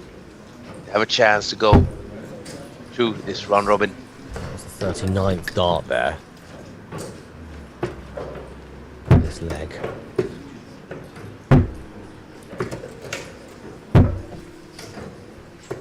And It's that's the 11. could have been single, it could have been double, it could have been outside. And there she banged it in. Double 10 for the match. There it is. And Angela Herger wins by 3 legs to 1 in what was a tight tussle in the end. Average is not the best. Leg score looks like it might have been a bit of a steamroller, but it was a good game. Angela gets caught up, doesn't she, in rather interesting games. So let's see. If she wins her last game, she will go through this round robin. Yeah, the So- next game is going to be a straight shootout. Or Yep. the game that she's playing next anyway. Anything else exciting happening?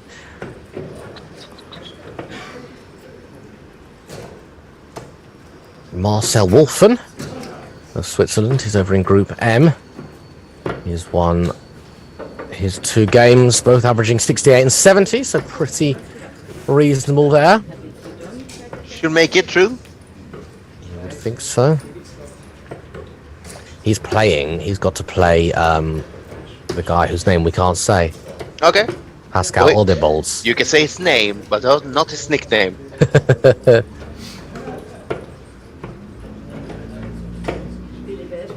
Should we take you through some nicknames, shall we? We've got Touchdown. I wonder if he likes American football. That's Mike Maybe. Yagley. Frankenstein is Felix Frankie. Oh, I wish I knew that. Oh, that's a great nickname. It is. He's 29 years of age. He's called Frankenstein. Maurizio Castrovinci is the Sicilian. Yeah, can understand why. Stefan Belmont, who's not here today, but his nickname is Belly. Yeah. Now, Connor Steiger, he shares a nickname with Big John Henderson. The Highlander. He does. Andreas Bockel is Bounce Out. That's also almost a nickname I got from Einar Möller when I went to Turkish Open 10 years ago. Really? I showed up, yeah, and it hit the wire, it bounced. So he called me the Bouncer. So that could be my nickname.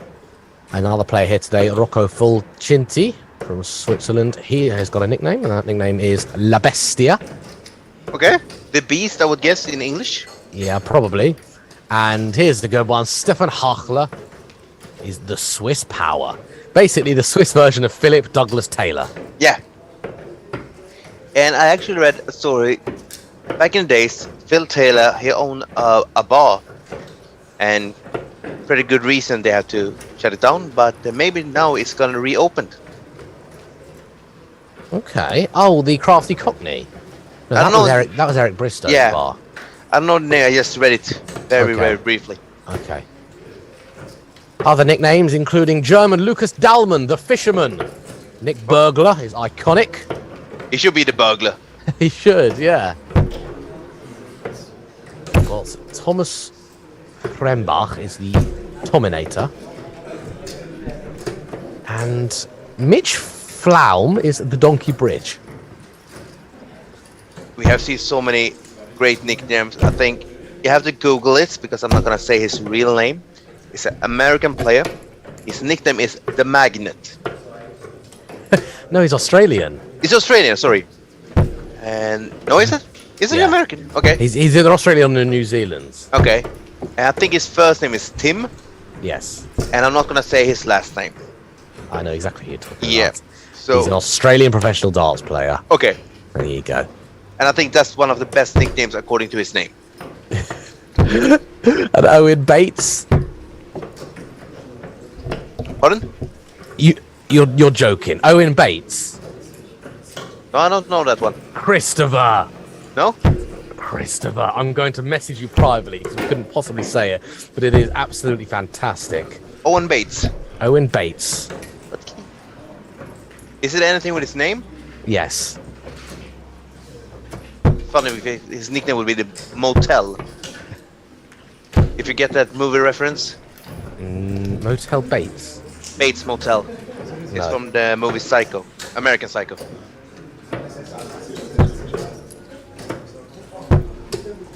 Bates. What can you have for such a nickname that you can't say?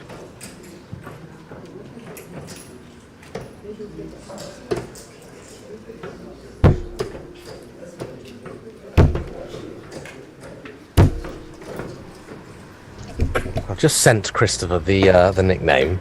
It's not rude. It's just very, a bit like the magnet isn't rude. That's just cocky. No. All right, I'll make it more obvious for you. Yeah. Oh, of course. The penny's just dropped. If you want to know, just Google Owen Bates. Yeah. And find out his nickname. Oh, damn it. That just went over my head. Yes, same. Like you with the magnet. It's not rude, but... Yeah. Damn it. The only one that is plain rude is the one that we got today, Yeah, that is rude. which is Pascal Audibolts, who is here today. I think like one of the most... We'll call him Snowstorm, but you replace snow with something else. Yeah, and Johan Engström in Sweden, his nickname is the Sweet Ferret because he just loves candy, but he was nearly took the nickname the Candy Man. Luckily, someone told him not to do it The Candyman can. because the Candy Man is not a nice person. What's your nickname? Actually, I have a nickname. I don't have a dart nickname. My nickname is Tofflan, and if you translate it actually from Swedish to English, it means slipper. But that you have on your feet. So, Christopher the Slipper of Extra. Yeah, if you translate directly. So I don't really have a nickname for the darts. And you, Robbie, you have easy. The dove.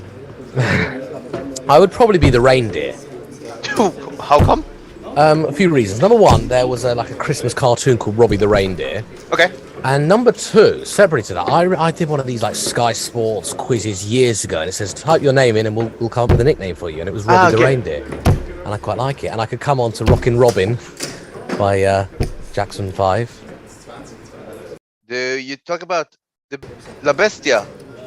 Can you check his average of how he's playing? Because look, he's warming up on this board and he banged in 140, 140, 140. Oh wow! Yes, I can do that. And he's on the treble again. 140, Oh, blimey, 140, what's going on? 140, 180. Who's this guy?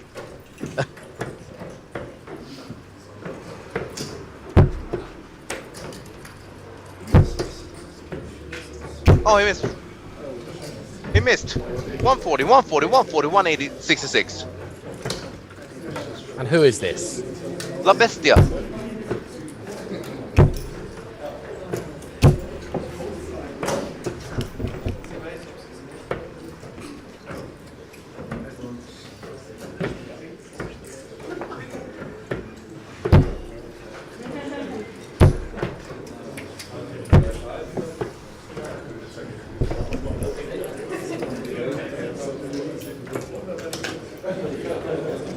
La Bestia is Rocco Fulginiti. He has averaged 81 and 90. Yeah, There you go, over in Group G. yeah. He's banging the treble with his Mervyn King darts. So we're looking at Rocco. We're looking at Jochen Graudentz. Both averaging very well indeed. Yeah.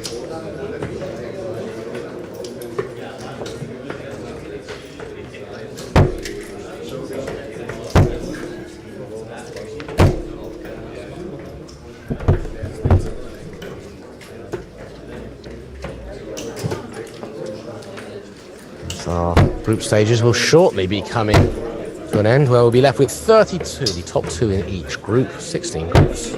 16 times 2, 32. Yeah. 16 fans all over the world will know that one. I'm glad I have a couple of cell phones with me so I can watch the football that starts for me in 20 minutes because I'm a huge football and darts fan. You didn't follow Man United today, then? I support a different red team. I'm aware of that. So we don't have to talk about what happened last week. Yeah, I'd rather not, if I'm honest, because I don't know. I don't know how that happened. So people say football is just a game. I think it was Bill Shankler that said people that say that football is just a game. No, people say that football is about life and death. They are wrong. Important. It's more important. One of the best quotes ever.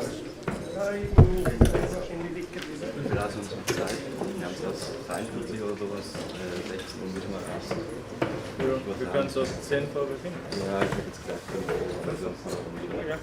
okay für dich? Ja, ja.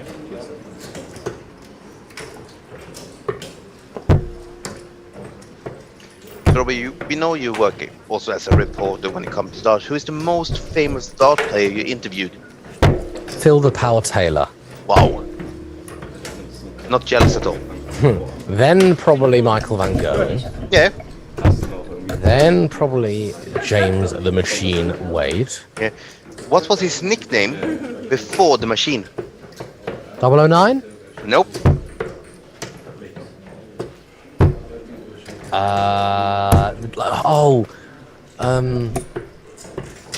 was like the Titan or something like that. The Gladiator. The Gladiator. Yeah. He was 009 as well for a bit. Yeah. Look at that. There's a brilliant video of James Wade in Lakeside. Yeah. Walking onto Fat Man's Scoop. Okay. Have you not seen it? I may have seen it, but I forgot it. It's so good. Do you know who Hands up. It's a single ladies, put your hands up. who is the Gladiator now? Mark McGeaney? Yep. I don't know how I knew that. Do you know his intro song? No. Metalingus by Alterbridge. Okay. Also famous for have the intro to Edge in the WWE wrestling universe. Okay. I'm sure Paul Nicholson would know that. Yep. But he have CM Punk's fan because that's when he walking on and said it's clubbering time. And that's from CM Punk.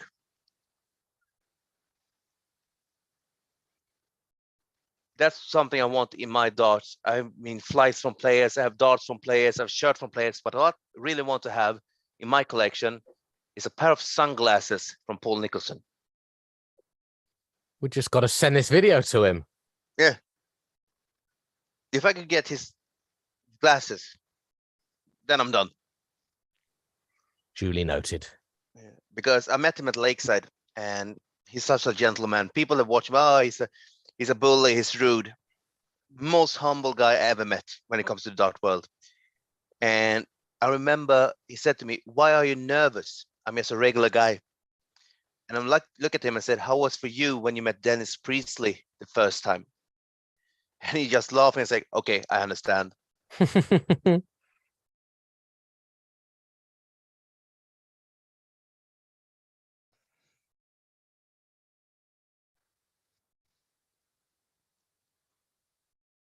But one thing for sure, Robbie, we have to go to Switzerland and do this live. Definitely, we're looking into the finale. Yeah, in May. Yeah, so that would be nice. I guess it's a waiting game. See what happens. But yes, would be rather spectacular. And this game is it's the next game. It's a win or lose. Yeah, it's not this one because the one it features Angela. Exactly. Against Sussman. Yeah. And the winners in that game go to the next round, last 32.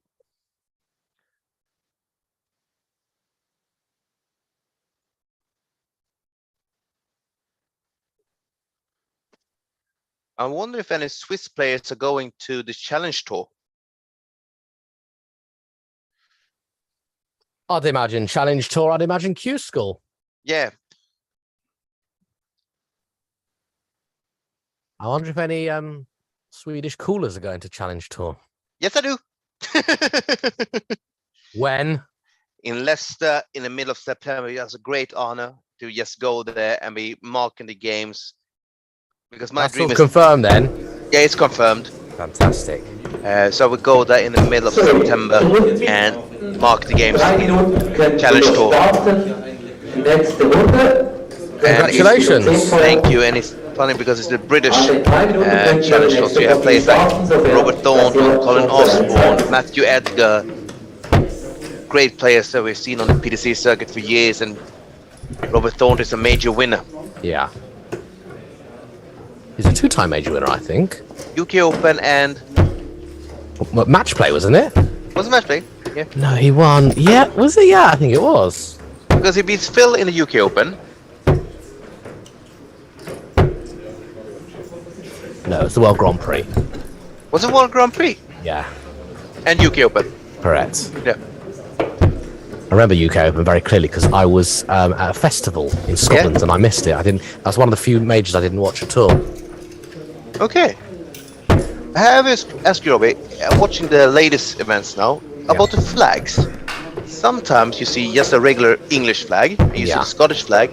How come you see the Union Jack flag sometimes?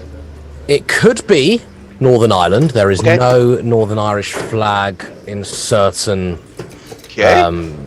You know, there's no Northern Ireland emojis, so certain things there might not be a Northern Irish flag. It could be down to them choosing how to represent themselves, or it could be a bit of a mistake. Okay. One of those three. So, for next- Mickey Mansell used to Yeah. have the Union Jack flag, Yeah. but now he has the Irish flag. the Irish, okay. I think, yes, it might be an element of choice in there as well. All right.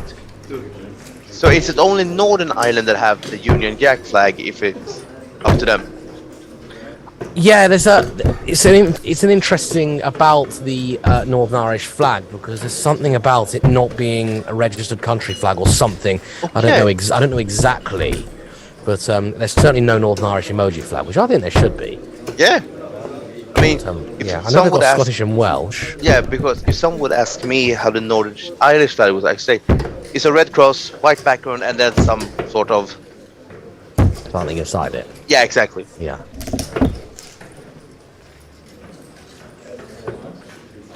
So I would say Northern Ireland have a flag that I know about at least.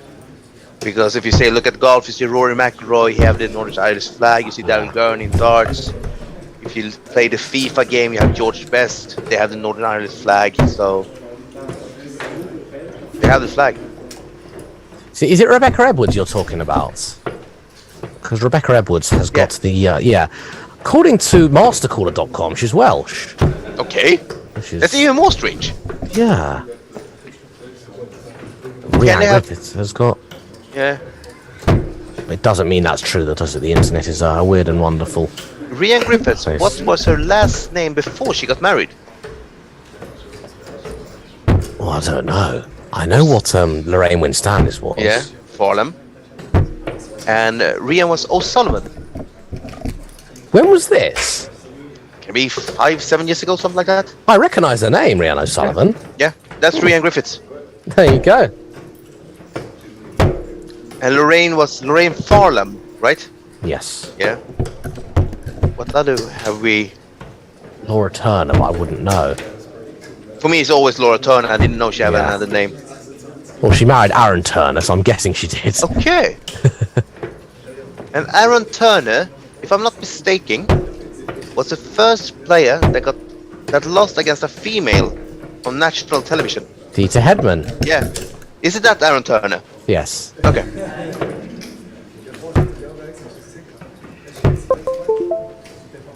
Can you say other females that beat a male on live television that you know about? Yes. I can say 3. I can say Fallon Sherrock against both Ted Everts and Mensa Suljovic. Yeah.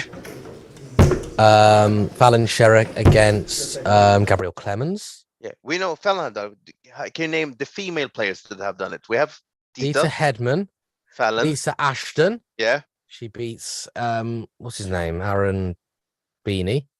Yeah. UK Open. And she play ace. Awesome. She have over 19 average. Yeah. I have another one. On TV. On TV, and she beat Vincent van der Voort. Oh, was it Anastasia? Yep. I think them are the 4 players that I can think about in the top of my head. There you go.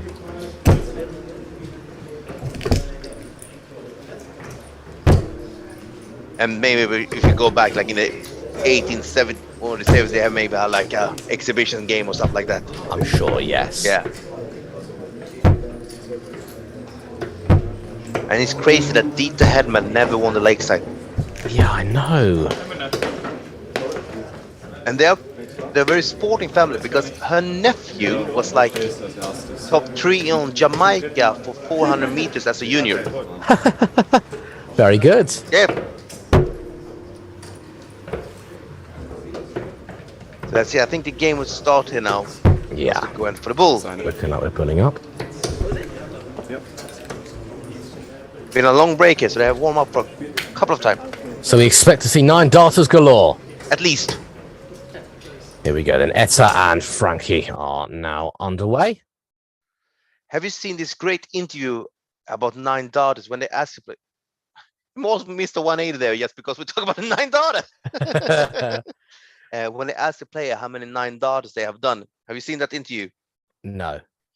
It's a female. She has to play top players in the PSC. How many 9 darters? She does like 3, 5. She went to James Wade. How many 9 darters have you done? And he was like, honestly, 1.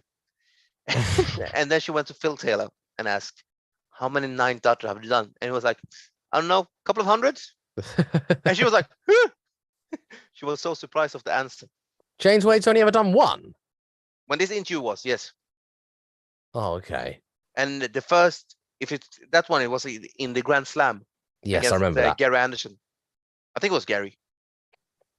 What about Robert Thornton? When he played Robert Thornton, they both got a 9 darter. Yeah. But this interview must be between. Okay, fine. Yeah. Frankie here, by the way, has played 2, has lost 2. Yeah. In theory, if he does win this one, yeah, he still can't win, can he? Because someone's going to win too. So exactly. Yeah. So it looks like Yannick is going to be victorious here regardless. And Frankie just playing for. If Frankie would win like 3-0, for an example, then maybe 1, 2. I still think that would be enough. Okay.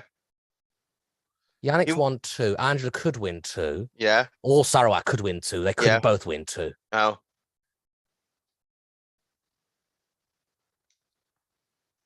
Fun and games. So darts maths isn't just. Oh, that was nearly single 17. The darts maths isn't just about the maths on the board. It's also the maths permutations of the competition. I remember I played a tournament here in Stockholm a couple of years ago when I still could play darts at a decent level, and it was a round robin tournament, and I played like in the third division at this time, and I played a round robin against 3 players that play in the top division. For an example, Daniel Larsson was in the group. Yeah. And I remember I was 2-0 down. I took a leg and I said pretty loud, "I'm better than Justin Pipe." And Daniel turned around, just laughed, and hit a 180. And after he was like, "What did you say that? You beat Justin Pipe 6-0? I took a leg. I'm better than Justin Pipe." And I lost that 3-1, 3-0, and I won the last game 3-2. Right. And the guy that came last in that group, he lost 2-3, 2-3, 2-3.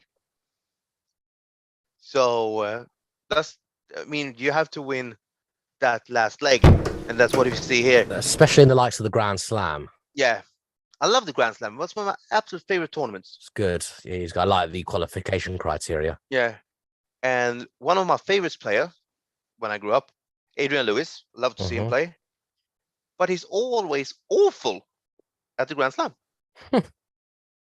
No disrespectful, because he's a 2-time world champion, so not disrespectful against Adrian Lewis. But when it comes to the Grand Slam, he's awful. I do not endorse those words, Christopher Vikstrand. I wouldn't say it's awful, but okay, I'll correct me. His record in the Grand Slam is awful because he like make it through the round robin once or twice. He's made 2 semi-finals, 2011, 2013. Okay. So he's probably played in that tournament Yeah. countless times. So his record is not the best, Yeah. but he's a fantastic player. And he won a Players' Championship event this year. Yeah, his first win in like 3 years or something like that. I think his last win was the Players' Championship event that I went to. Oh, I went to one behind closed doors. It was absolutely fantastic. yeah.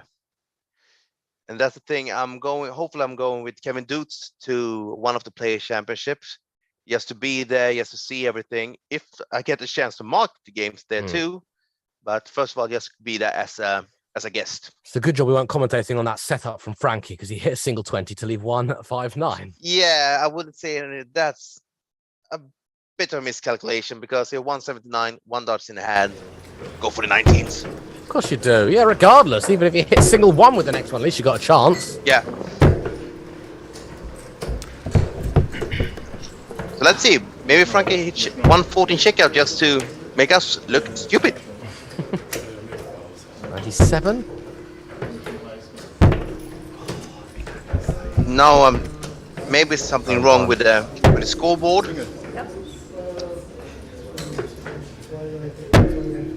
It would have been 97 if my math is correct. Yeah, it should be.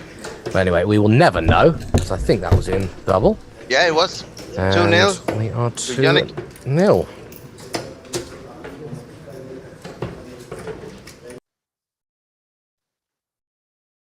I would love to see a Scottish, Swiss player go long in Q school so we can see one on there.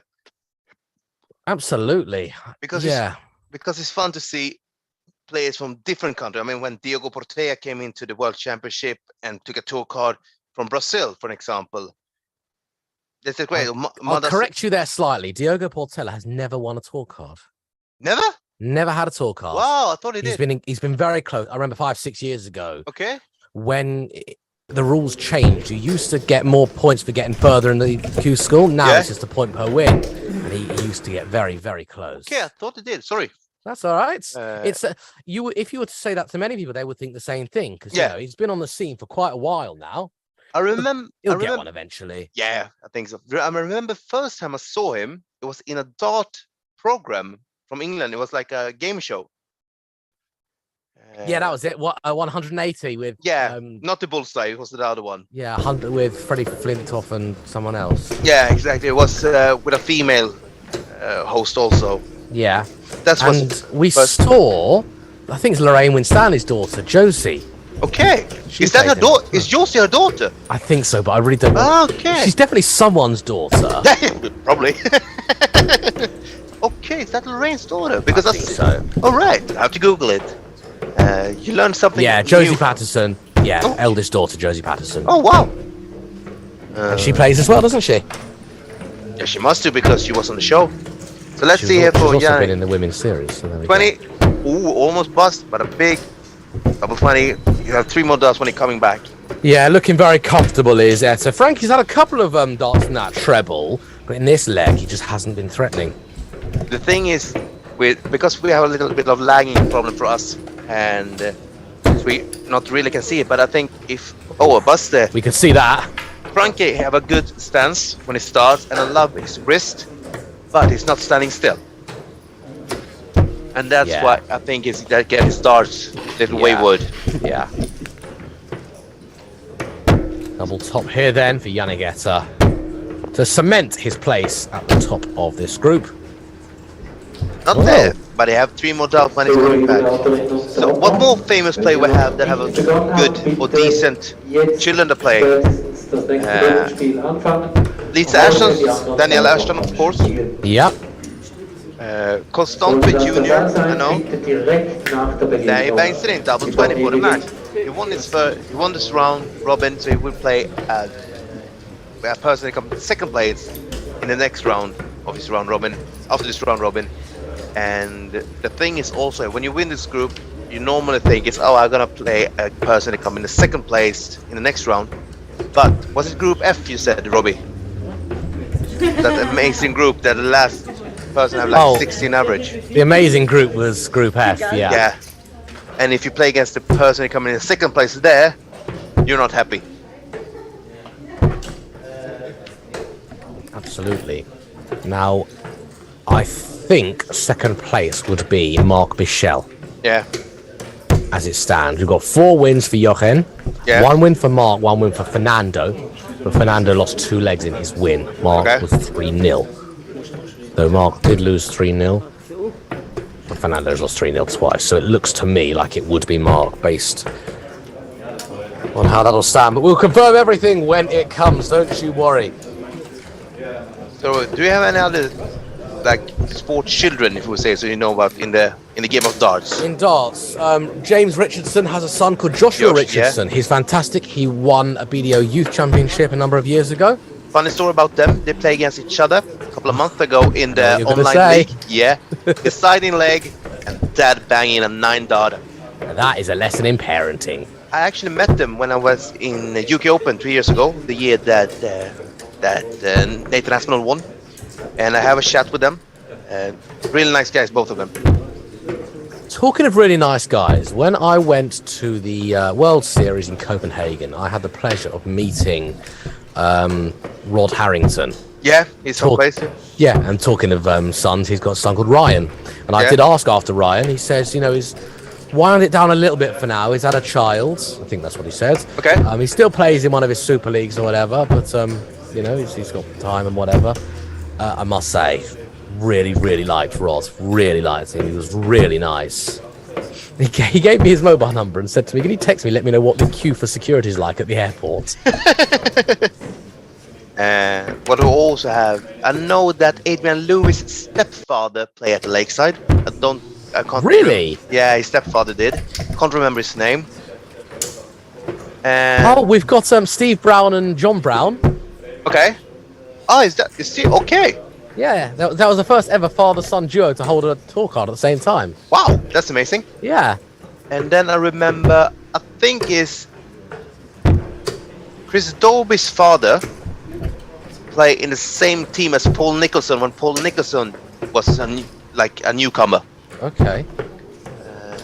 We had Dan Lauby and Danny Lauby. Yeah. Danny Lauby Jr. Yeah, of course. I think Whitlock's son is starting playing really good darts also. I think he's just starting in the development tour. Yeah. I don't know his name, but that's what I've heard. Yes. We say Whitlock Jr. Yeah. What more do we have? We have in Sweden, Magnus Carey's son was talented. Simon, he's not playing anymore, but he was talented. He played for the national team both in the Euro Cup and the World Cup. Sweden. And I don't think there's any fathers and sons here in Switzerland today. not that we know about.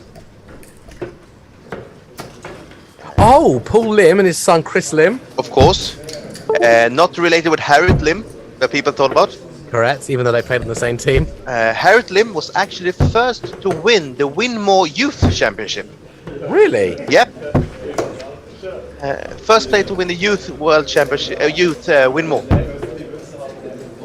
Harriet Lim from Singapore. There you go. Think of others. There'll be loads. We have brothers, the Rodriguez brothers, of course. Rodriguez, well, there's 4 of them, and apparently they all play. Yeah, and 3 of them have played in the PDC in some way. Yeah, one's probably too young at the moment. Yeah, I think so, because you have to be 16, right? Yeah. Yeah. You got the Palfreymans, Joey and... Yeah. I can't remember. We have some in Sweden. We have Maud Jansson that I told you about, like the most famous female player when I grew up here in darts. Yeah. Her ex-husband is Magnus Carey's baby brother, Thomas. Also talented player. Yes, there you go. 2-0 to Liverpool, sorry. Lorraine and Dean. Yeah, of course. And we had Carina Ekberg and Bob Taylor.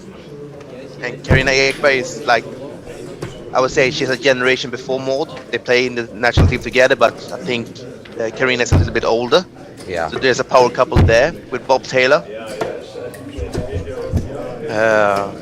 What more do we have? That very good relationship. Yeah, we have a youth, Cameron Menzies and Fallon.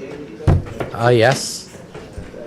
There's probably loads of, in relationship. Yeah, but when they both are good. Yeah.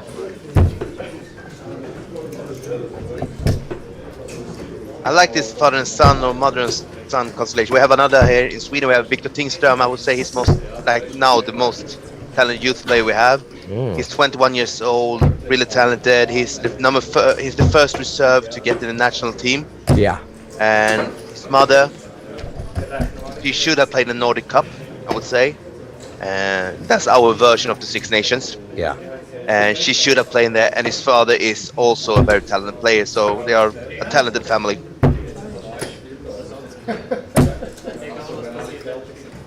Yeah, we had before actually one of my former babysitter, Marit Fagerholm. She's been #1 in the world in the 80s, and her daughter played in the national team also for Sweden as a youth. So we have some good parent and children constellation here in Sweden. Yeah. Well, there you go. It's the family game. Yeah, big time. But that's how you get good, isn't it? Your parents play, and you pick up a dart, and Yeah, normally it's like that. yeah. For me, it was actually I threw my first dart when I was 5 years old at Marit's place because she was babysitting me. Yeah. And I didn't start until I was 19. I played in the pub. We have dartboards in the pub here in Sweden also. And when a friend of mine said, we normally play poker in a local here in Stockholm. So come by. I was like, yeah, tell me when it is. And when I get there, they had like 8 dartboards. And I was like, yeah, I can throw some darts. And the person that's my best friend today, he said, yeah, you can play in our team. It was like the second lowest division in Sweden, in Stockholm. My first game, the first like I ever took in the game was 22 darts. And I was like, this wasn't so hard. And I think it took me like 2 years to beat that 22 record. Yeah.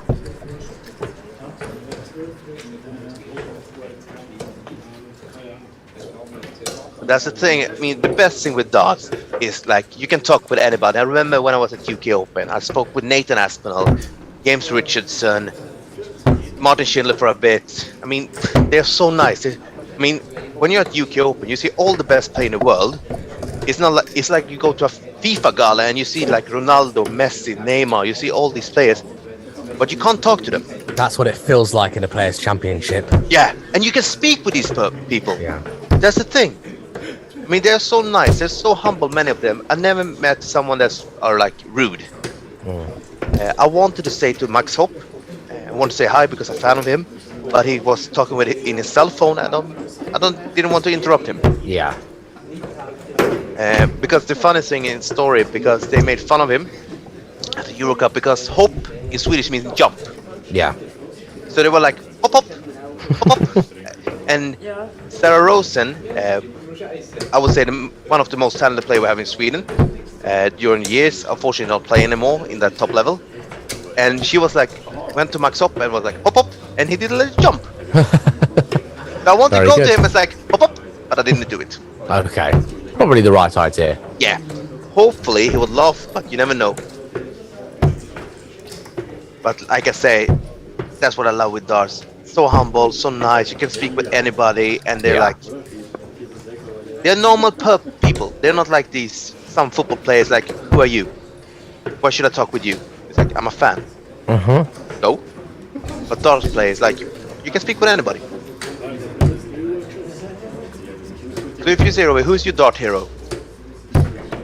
I absolutely love Paul Lim. Yeah. Ultimate. I think it's absolutely fantastic. Yeah. More recent, big fan of Jose de Souza. Yeah. Except for the math. I mean, it makes it entertaining. It gives me something to talk about. Yeah. And the funny part is his favorite subject in school, math. I guess regular maths and dart maths are two different things. Yeah, big time. I would say for me, my dart favorite, Paul Nicholson, no doubt. Yeah. In the recent year, I would say Martin Schindler, because when he plays top games, he's amazing. I mean, I've seen him bang top 100 average so many times on the floor. Yeah. So I just waited for him to get his big break. I liked, or still do, Mensa Suljevic. Yeah.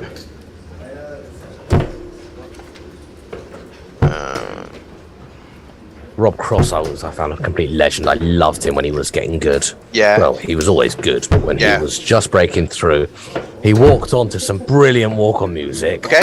Burning Heart by Survivor. Yeah, okay. Yeah, that was brilliant. I'm a little bit sad because I texted him before he won the World Championship and asked him if I can buy his darts in a package. He was like, I don't have any right now, but when I get them, we'll sort something out. A couple of months went, he won the World Championship. Imagine if I can get his darts, the old design, get them signed before he won this World Championship. Wow. But unfortunately, I have his signed darts at home. I have his darts. I have Paul Nichols, I have Phil Taylor. I have Michael Smith. I have a couple of players. Michael van Gerwen. But imagine to have Rob Cross before he won the World Championship. Yeah. That's it. I love dart memorabilia. It's so fun just to have. Do you have any funny I can't even pronounce memorabilia. that word. Thank you. I can't pronounce that word. No, I don't. It's something I'm really lacking. I've got a practice board from the UK Open back in 2015 or something. Yeah. I remember some of the players are messing around and chucking darts at it, but not as the way they should, like hitting with the barrel and stuff. So a bunch of numbers are missing. Okay. I think I actually got the numbers replaced in the end with some red numbers. So I've got that. But other than that, no shirts. No player darts other than ones I've bought. No flights? No flights. Actually, I have a little. Let's see. I have my collection. Oh yeah, tell a lie. I've got Halle Aiel's flights. Okay, I have Einar Möller's shirt. His first shirt when he played in the first national team. Let's I've got see. a piece of paper signed by Einar Möller. He's a nice guy. He's good fun. In my hands right now, before I just pick up another flights, Kevin Pater, Madas Rasma, Darius Labanowski, Kevin Doots. And let's see, in my little collection, what more fun do I have?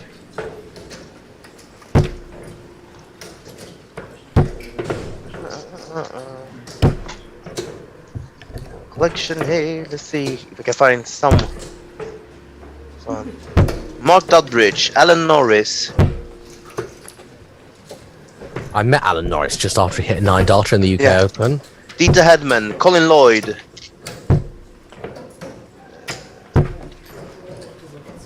Marcus Coronan, that should be a good player. Unfortunately, Simon Whitlock, I have a couple of players. And that's the thing, if you are on a tournament, and these players are, go and ask for an autograph. Yeah. I got a picture with Jelle Klassen in the press room. You're not really supposed to. It's supposed to be a professional room, but I couldn't help myself and no one saw. So he's like, yeah, of course. But my sport memorabilia that I'm most proud about is I have Steven Gerrard's signed replica shirt from the Champions League final of 2005 against Milan. And for me, Steven Gerrard is my dart hero. And dart is my sporting hero. Okay.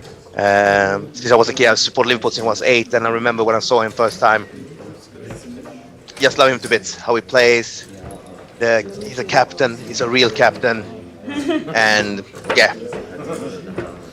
So if you would say your 3 top sporting heroes, top 3. Tyson Fury in no order. Okay, yeah. Tyson Fury. Can't wait for his next game in December.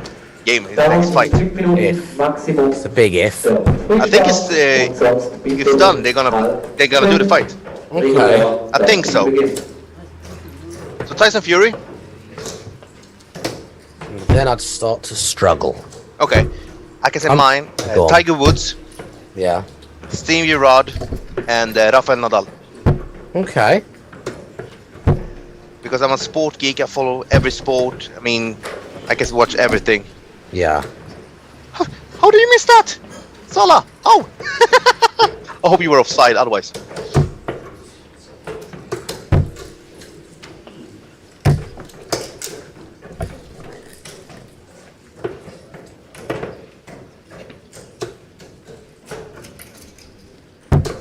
Tyson Fury, I like him because what he have done to himself to pick him up from all the struggle he had with the absence he used, the food, the drinking, everything. I've got to put Paul Lim in those in the top 3 for me. Yeah. I like the idea of 3 different sports as well. You can have 2 from the darts if you want to. I could, but I like the idea of having all 3. Yeah.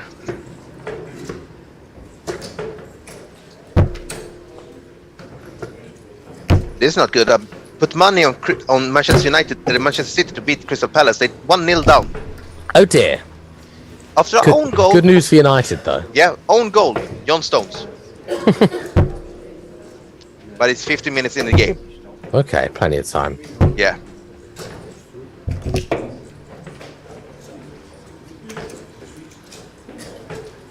I'm not going to say Rob Cross, but he would certainly be way up there. Okay. He would be well up there because the Rob Cross story Yeah. is fantastic. Yeah, because his uncle bring him to the UK Open qualifier. You have 3 darts with different weights.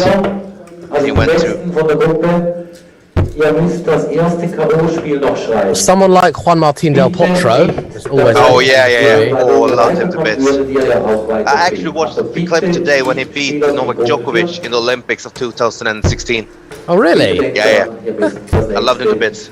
I remember I put a post on Facebook because in Swedish media it's like if he were going to win Olympics, it was like, oh, number 140 ranked in the world with the Olympics. It's like, yeah, he's ranked number 140, but he should be a top 10 player because he's injured. He's not a nobody, yeah. No. So I was like, come on, win this. And unfortunately, he lost the final. I think it was against Andy Murray. Ja. I think it was. Right. Because Andy Murray. Oh, I braved it. London Olympics 2012, right? Yeah, I think that was. Yeah. And then it should be 2016 because he won back to back. And that's so funny when you look, because England and Scotland, 2 different countries. Everybody knows that. But when Andy Murray, he was so British through the media. Oh, yeah, British person gonna win the Wimbledon. It's not in the media. It is in the tennis world. Yeah. England is not a country. Great Britain is the team, is the nationality. I have to ask you then also, when it comes to football, England is a team, Scotland is a team, Wales. But when it comes to track and field, when you have like although track and field is America, what do you call it in England? When you have the long jump, the 100 meters. Athletics. Athletics, thank you. When you have the athletics, then it's Great Britain and the Northern Ireland. But when it comes to football, England, Scotland, Wales. It's to do with the teams. Okay. So because football is so vast and so wide, there are football, there's the FA, the Scottish FA, there's football training and teams in all 4 of the nations within the UK or Great Britain. When it comes to other sports, they would rather have GB because there's not as much funding in all 3 of the nations. Okay, but what is the difference between GB and UK? UK stands for the United Kingdom of Great Britain and Northern Ireland. Okay. GB is Great Britain, is England, Scotland and Wales. Okay. Good to know. In theory, there's obviously all these technicalities. So GB is without the Irish countries. Without Northern Ireland, in theory, but someone from Northern Ireland could consider themselves to be British. Yeah. So it's all political and geographical. They could consider themselves to be Irish, and I believe a lot of Northern Irish can actually choose who to represent. Okay. But UK is all the countries. UK, by definition, is the United Kingdoms of. Yeah. So England, Wales, Scotland, and Northern Ireland. Not Ireland. Not Republic of Ireland. No. I get a lesson here. Thank you. Pleasure. It's like we talk about in Scandinavia and the Nordic countries. It's also like that. The Nordic countries like Sweden, Norway, Iceland, Denmark, Faroe Island. And it comes to Scandinavia, it's like Sweden, Denmark, Finland. Yeah, but even Finland is not always Scandinavia, is it? Actually, to be honest, I don't know the how they put it together. I have to Google that. Denmark, Sweden, and Norway usually, and then sometimes Iceland, sometimes Finland. So they mix it up. The funny part is because Skåne, the south part of Sweden, was Danish before, and once a day every year, some population of Skåne took some shovels and dig to the border of Sweden, if you will say it like that, to get them to sell, so we can cut them off from Sweden and go to Denmark. It's like they want to be Danish, they want to be Swedish. Yeah. That's the thing. Do everything like you were once before, a couple of million years ago when it was Pangea, it was just one continent. Much easier. I wonder why it's just such a long break right now. Yeah, waiting for other results maybe. Maybe everyone wants the last game, yeah? We can talk you through some of the other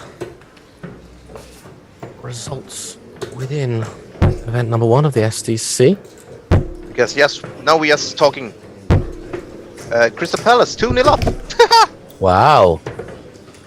Wow, wow.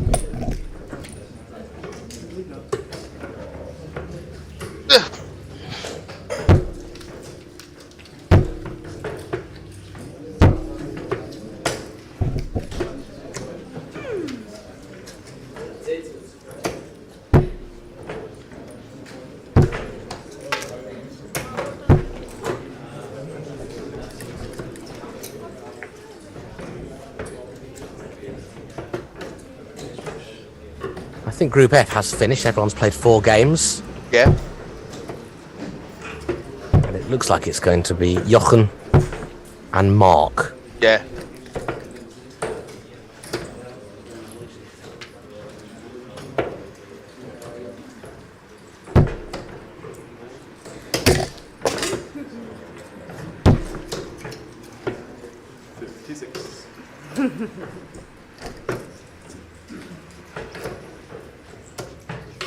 Well, I'll investigate what the delay is, because when we are back, we're going to have a good game. It's going to be a knockout game over in Group D. All right.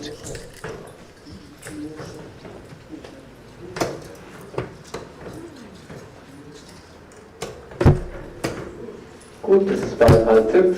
Also die noch nicht begonnen haben, bitte beginnt euer letztes Spiel, außer die Partie der vorherigen Phase ist noch am Spielen, dann bitte anschließend sofort das Spiel beginnt.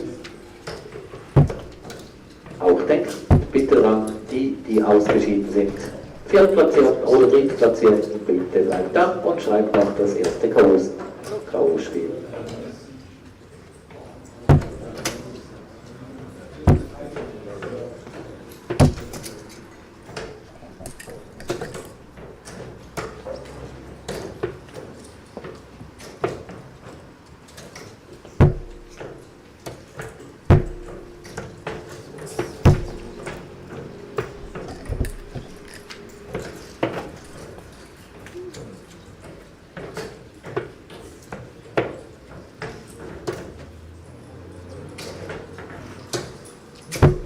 So is it a straight knockout game now that we are commenting on next one, or is it top 32?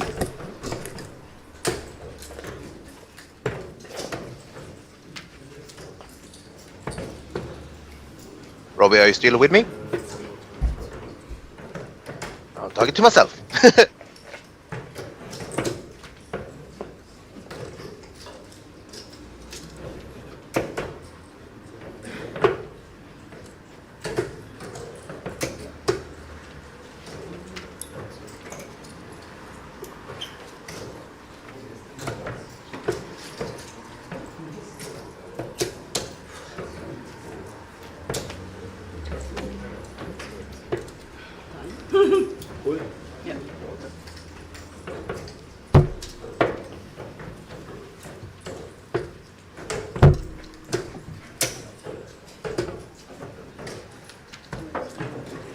Neu.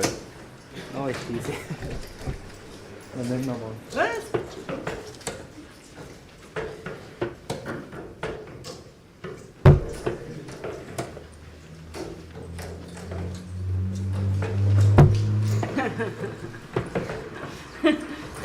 Ja gut, der ist klar. Dart können wir nächstes Mal stecken lassen. Ja.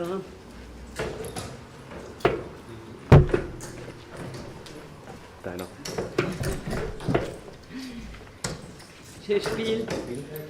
Game on.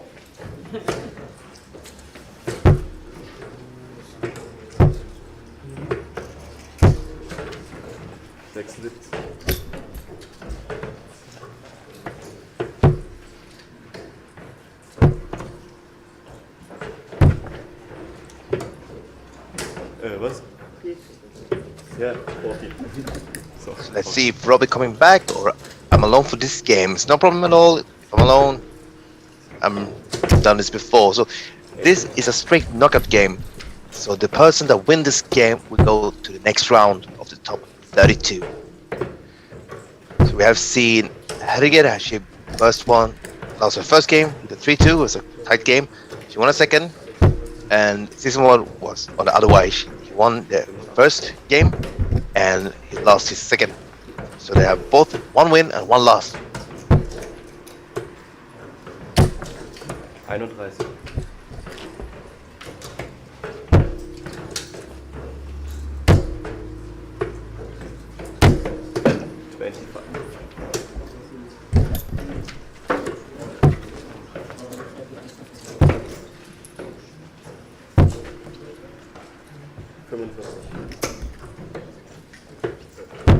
Season will have a good start in this leg. You have 235 after 12 darts. Unfortunately for him now he's missed 20s, but he's an advantage of almost, he's 165 points ahead. 41.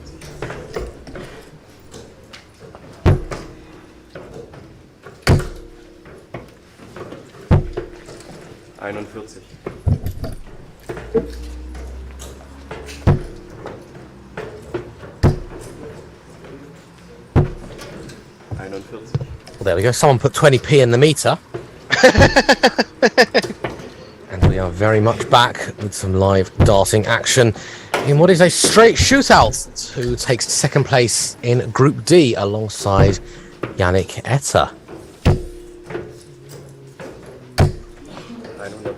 Yannick's played 3-1-3. Angela has, and Sarawak for that matter, both played 2-1-1. Yes, and we have see here that Season 1 have the advantage in this leg. You have the serve, and he's ahead, also very much in this leg. So let's see, 76, and now a big 16 or a 20, or leaving 36. That's quite a nice start. But he can be under some pressure, depending on this starts. Yeah, it's pressure. 87, leave herself on 104. Season 1's double 9. Oh, no one likes this switch. The funny part is, Matti Fridriksson from the Icelandic Dart, he put a video on this one, and I'm with him also. Nice bust though. Why don't people like double 9? Because if you look at the height of double 9 Yeah, compared to the treble 20, I agree. it's the same height. So why doesn't people like that one? I don't understand that. 36.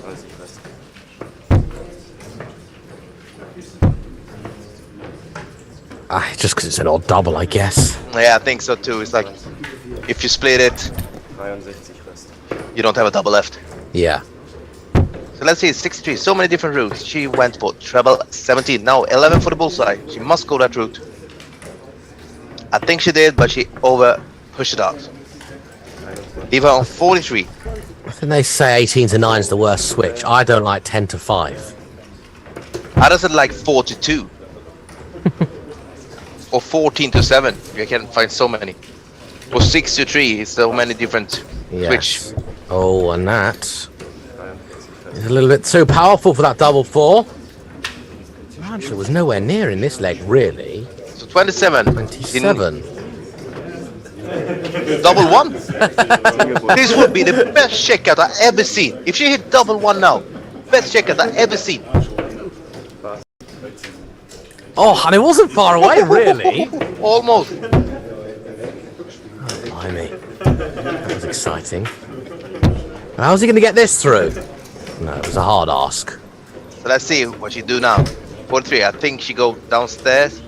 Oh, she busts her score. 42. Not to be. When I have 43, I would say go for 7. 19-3. That is right on the wire. Yet he hasn't used it. Was it even a marker? You may never know. Yeah, so Right, now double there 12. we go. Now we're on. I think she's She miscounted. Yeah. Because she left double 1. I wonder if she was going for double 14 there. Don't know if she thinks she have 41 left, maybe.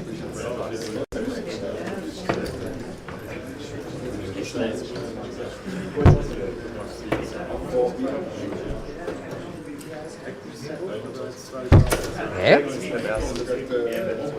And there it's the double 4. There we go. It wasn't 43, which is why I was slightly confused. No.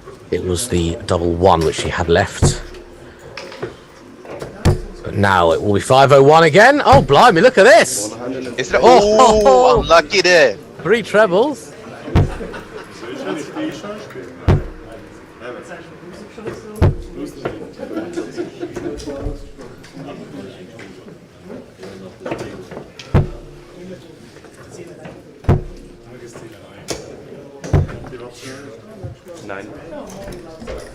Just to reiterate, if you are just joining us, Susan Bunn has got the first leg.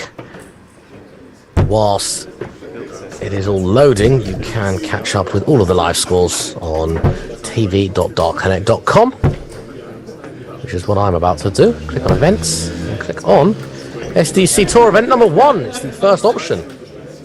Angela and Sarawat. And there we go. We are back on. What you see now is exactly the score that our scorer agrees with.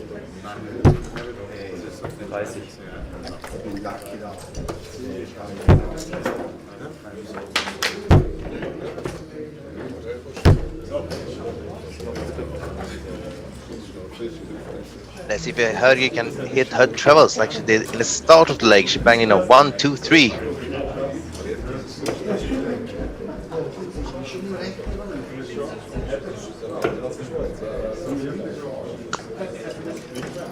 Du hattest 45, oder? Ja.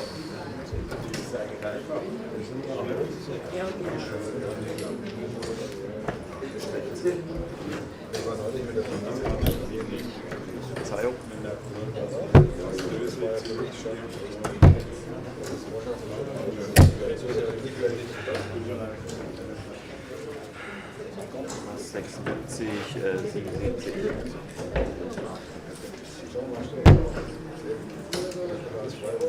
A bit of slow progress in this leg thus far.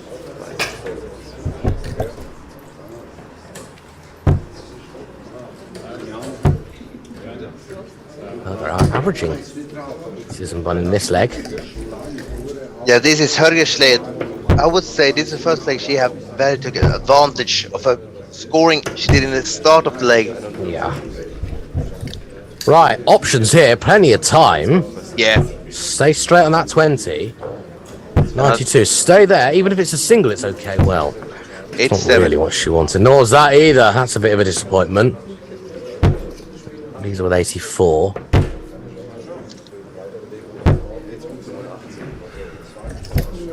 But you have at least 6 starts from 84. Yes, indeed. 68, 48. 36. Oh. Leave herself on 48 when she's coming back. Yeah, I'm guessing she was going for the single. It wasn't a miscount. No. But 16 for double 16. And Susan Bunn is on a ton 40. He is on and out. It's a big ask. Now it's 41. 21. Let's see what she leave herself. She leave herself on 16. That's all double right. 8. Not too sure what she was going for there, but it worked out.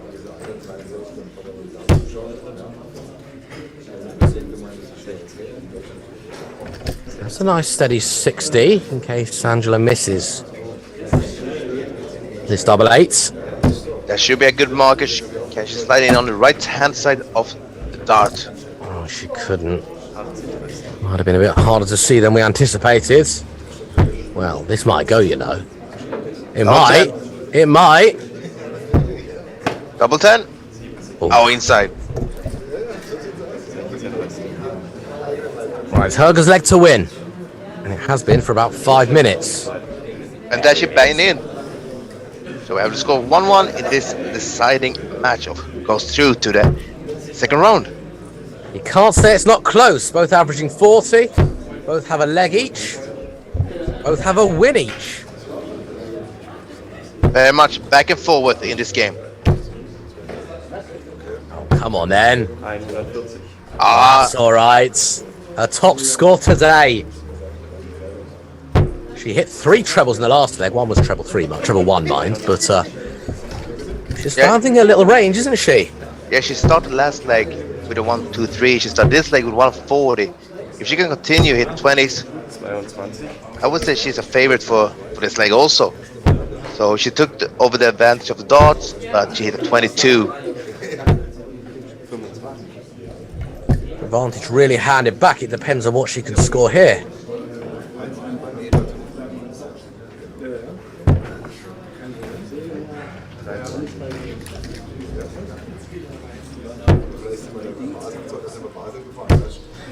Only 23 the score, so this is a rather close leg so far.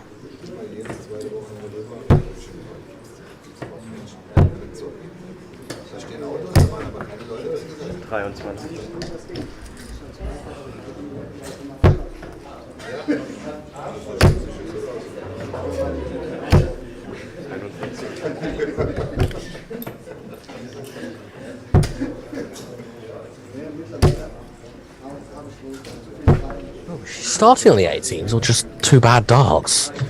That thing you don't really know. Sometimes you see a player change, go for 18s, go for 19s. I think she was, because she started this leg with 2 treble 20s.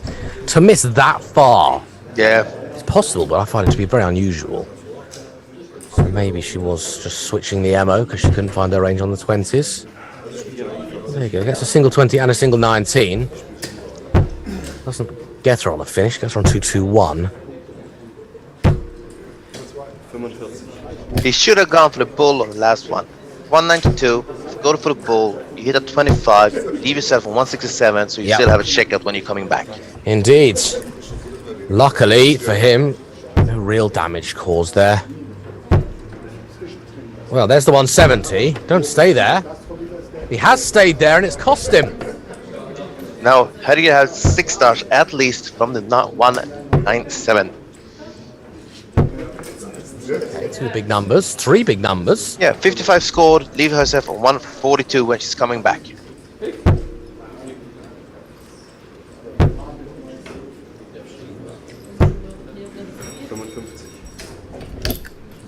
That leaves him on the 110, which gives you a couple of opportunities. 142 isn't going to go. She leave 102, that's a good checkout. It is. Only need 1 treble. Let's see, 110, treble 18, and now treble 90 to leave 32. Leaves them on 70. Let's see what route she go for 102. 102. Right, treble 17 has to be. She might stop to think about this. Now it's 44 left. Let's see what she's leaving. She's leaving herself on 5. Well, the treble 19. I don't know if she was going for 17s or just didn't think about it and just going straight for the odd number down the bottom, maybe. Exactly, now she's throw 97, leaves her on 5. Wir werden vielleicht ein bisschen früher anfangen mit der Let's see, Karosse. 30, he's 40. Also bitte nicht zu weit That weg. was low, that was a Aber real jetzt habt ihr edgy eine dart Pause, there. die Gruppen schon beendet Let's haben. see if Harry gets single 1. Not this time. Yeah, this is nearly mission impossible now. 5 is a very tricky checkout. Informieren, auf welchem Board ihr spielt. Wir haben auch vorher 35, significantly easier. Da, wo ihr seht, Well, double 9. We talked Yeah, about it this is. double before. an welchem Board. Now double two then.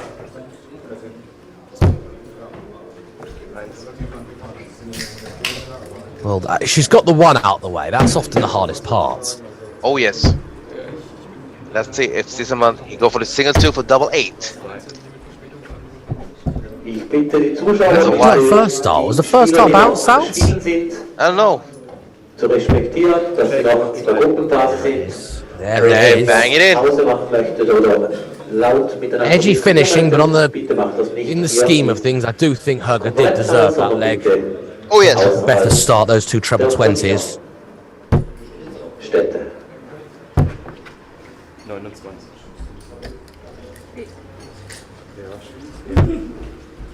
Hat vielleicht beim Eingehen dabei.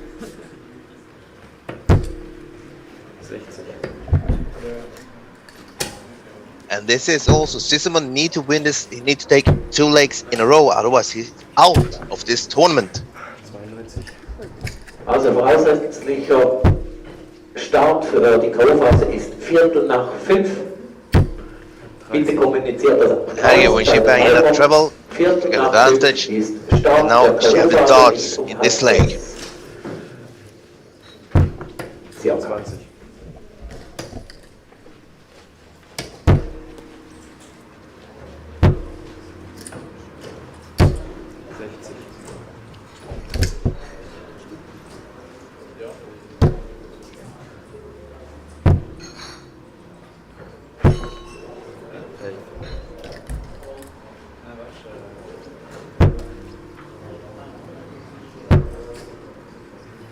This is good here from Sisselmann.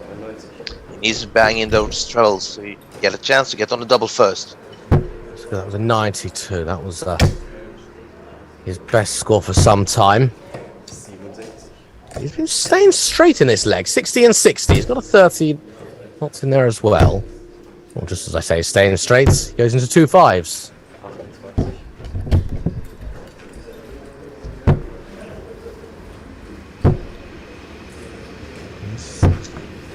The sliding leg going to be forced.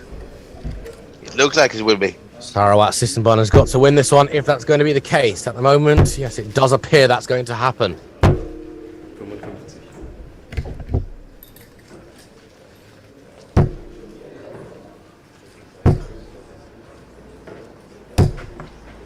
55.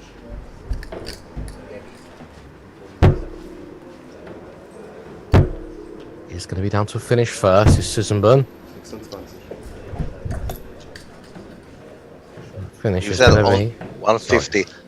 And I don't think we will see the checkout that Sam Whitlick did against Daniel Larsson a couple of months ago. 3 bullseye for the match. 105. I was watching that. That was rather spectacular. Yep. 80. When the second went in, you knew Yeah, the third yeah. was because it was lined up perfectly. And the funny part is Sweden play against the Australian team in the World Cup. And Sweden had 150 left and it was Daniel's turn to throw. And he went for the bullseye, he missed and just laughed about it. I think Simon also laughed.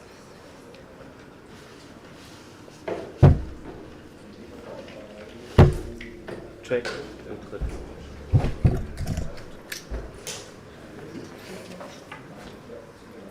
Well, there we go then. Has 66 left. 16 bullseye, talking of the bull. Perfect little combination there. Now we have the deciding leg. Indeed we do. Now, if her can start as she's been starting the last couple of legs, she'll be in very good stead. Yeah, Sisselmann started with a 45 and she answered with a 28. Okay, so nothing has been determined as of yet.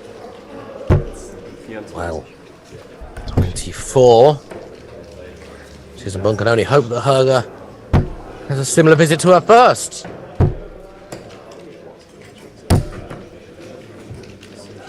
It's a little bit better. 51 the score there. Let's these down to 4-2-2. 4-2-2 plays 4-3-2. Looking all very close here in Switzerland as part of the SDC Tour. First event of the season. Second event, by the way, coming up tomorrow. Christopher and I will be taking you through the commentary of the action for tomorrow. Same format, different events. Yes. And now we see here that Helge straight 60. This was Ants with 30, so it's only 5 points ahead. It's close, but I like that. It was a very clever dart there from her. Really, really high. Just thought, you know what? Getting a 20 is going to be very valuable at this stage. Yep. Talking of valuable, 95. still a very good visit. Yeah, nice 95 there.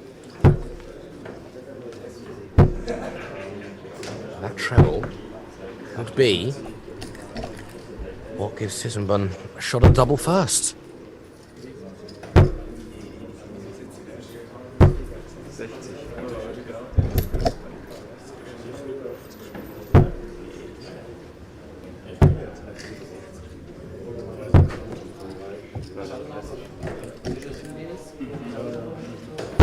I mean, you can't call this, can you?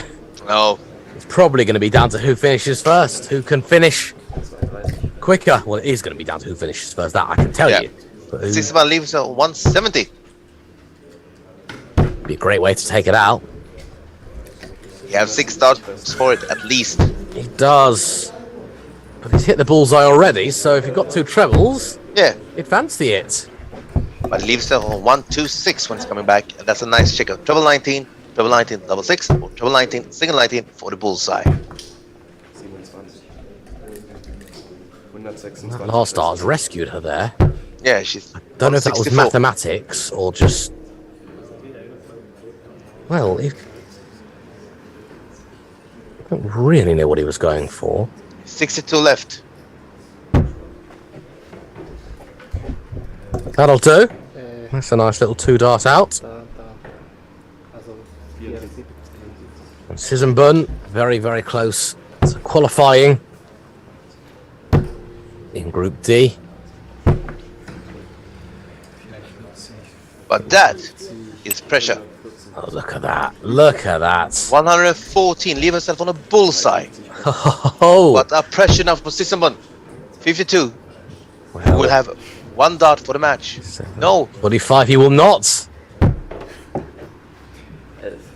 This will be something Oh, else. it's Don't you nerves. dare go for it. Don't you No. dare. 10. Mark's put in there. She's done the right 35. thing there. Double 16 for the match. She's going to have 1 dart to qualify alongside Yannick Etter. Oh. She's blundered it. Let's see what he would do on 41. We go for 9. We go for 1. Here's 9. the Double 9. 16. That leaves 32. And there it Bang is. it in. What a game. Oh, Very interesting. we knew that it was going to be close. We didn't really know who was going to win, but we knew it would be entertaining, and that it was. Sissenbun leads that one. Well, he wins that one, should I say, 3-2. The Hurger came out the traps pretty quickly. But it is Sissenbun who is going to be qualifying alongside Yannick Etter from Group D. I do hope you've enjoyed our coverage of the round robin of Group D. I do believe that concludes it. Certainly from Group D it concludes it. It looks like everywhere else as well is pretty much all done. I think there's a Group E game taking place, which has just actually finished. Christopher Kaufman has won that one. And there's a 2-all in a Group M game as well. Pulfer and Tusha. That will be finished momentarily. Many tight games. Many tight games. Indeed. Yes. Well, I can confirm to you then that in 20 minutes' time, we're going to start our knockout, where 32 players will face off until there is just one. 20 minutes from now, which is 5:15 p.m. local time in Europe. If you're watching in the UK, it's 4:15. So we're gonna leave you in the capable hands of, well, some little inspirational messages on the screen. Myself and Christopher will be back very, very shortly, in around about 20 minutes' time, for some knockout action live in Switzerland. Yep.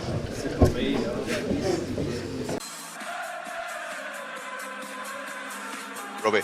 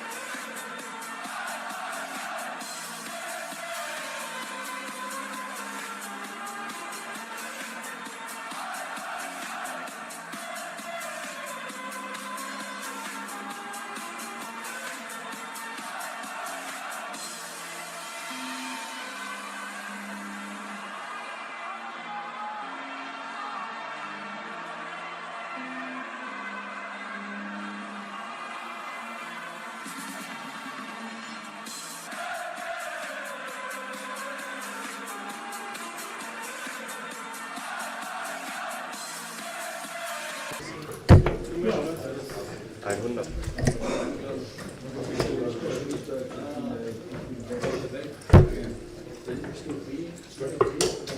And now we're back with the top 32 players. 41.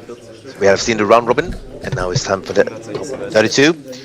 And this It's game time. will be best of 7 legs. Let's see if we can start with a 15 dart. Vishal leaves himself on 18 when he's coming back.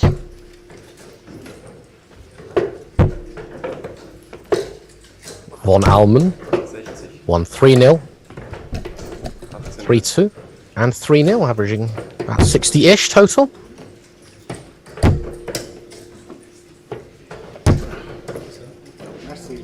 Well, that was a long way off, wasn't it?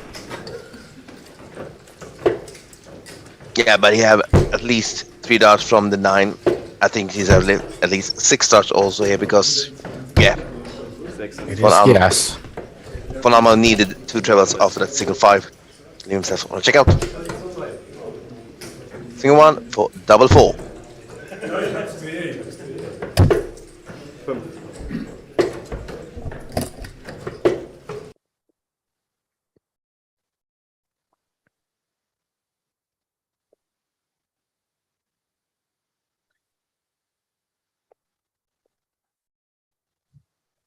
Right then, double 2. Let's get that first leg in this first to 4 encounter.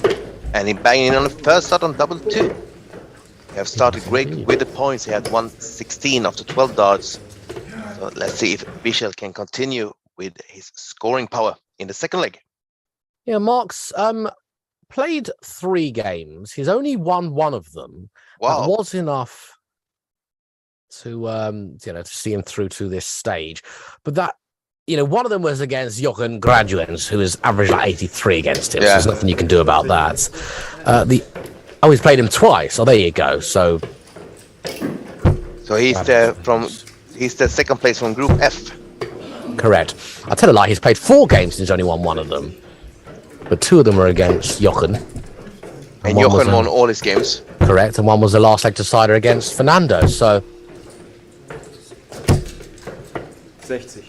he's played pretty well. His winning game was also against Fernando. He's won 1, lost 1. He averaged 73 in that one. So the statistics would lie in favour of 25. Mark here. Yeah. If the bookie was going to be putting prices on, Mark would be favourite. But it is still short format. Was first to 3, now first to 4. Don't think that'll make a whole ton of difference. But the longer the format, the less shocks you do expect there to be. Yeah, if you see here, Mark have almost 20 points average of his opponent. So I would say he's a favorite right now to go through this game. But like we say, it's a short format and everything can happen. And that was a very nice 1, 2, 3 there from Mark. Very, very nice indeed. 44.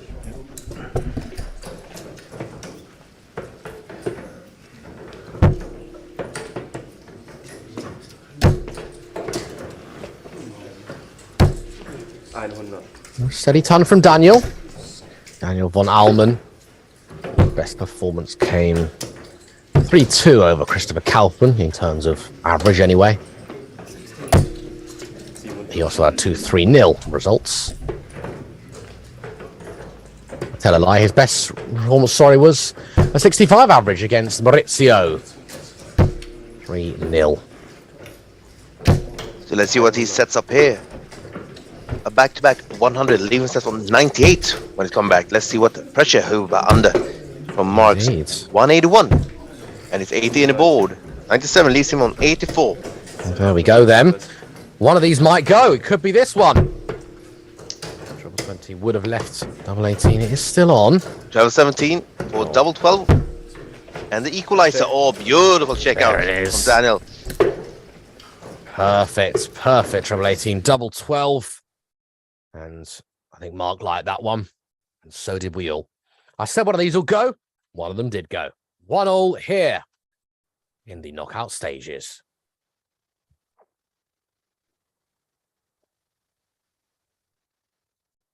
Once again, if you do want to follow all of the action taking place in our knockout, you can do so. tv.darkconnect.com, click on events and click on the very top event, which is the SDC tour. And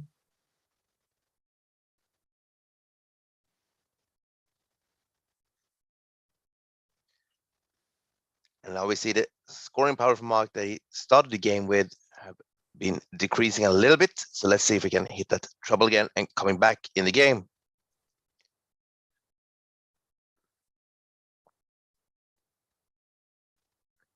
Eight Germans in the knockouts, one Italian, the rest from Switzerland.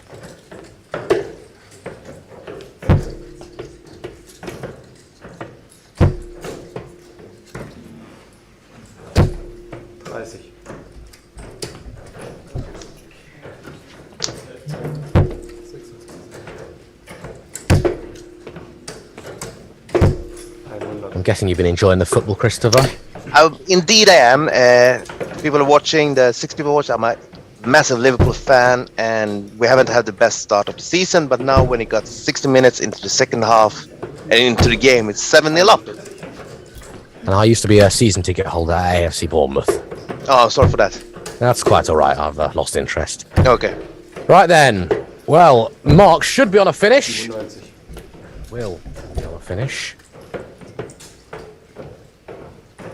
And we can say like this, Robbie, when you bet on football, you should never bet with your heart, you bet with your wallet, if you like that. So I put money. Oh, look at that. That's a beautiful 180. Now he's under pressure again.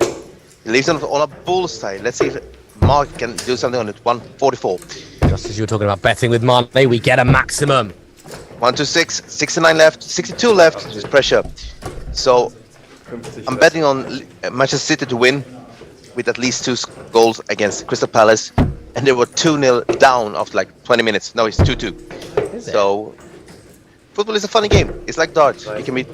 I remember the best comeback I ever seen in a game of darts is between James Wade and Scott Mitchell in the Grand Slam of Darts final. It was first to 16, and James Wade were 8-0 up against Scott Wade, and Scott Wade's won. I think it was 16-12. Mine also features James Wade. It was against Mervyn King in the Masters. Yeah. And James Wade celebrated after he won his game. And Mervyn King's like, really? Really? Because he missed so many darts. Talking of missing darts, I think Von Allman will say, really? How did I miss that? Let's see, that could be a blocker because it goes flat in the board. And we missed 1 dart, so he's 10 left. And for Van Alman, his dart is standing up. Board, double 10, should be a good double for him. Looks like quite a nice guide. Well, so the second one's a bit high, but that's okay. Oh, there you go. Bang it really in. Need them as guides, but it's there. It is there.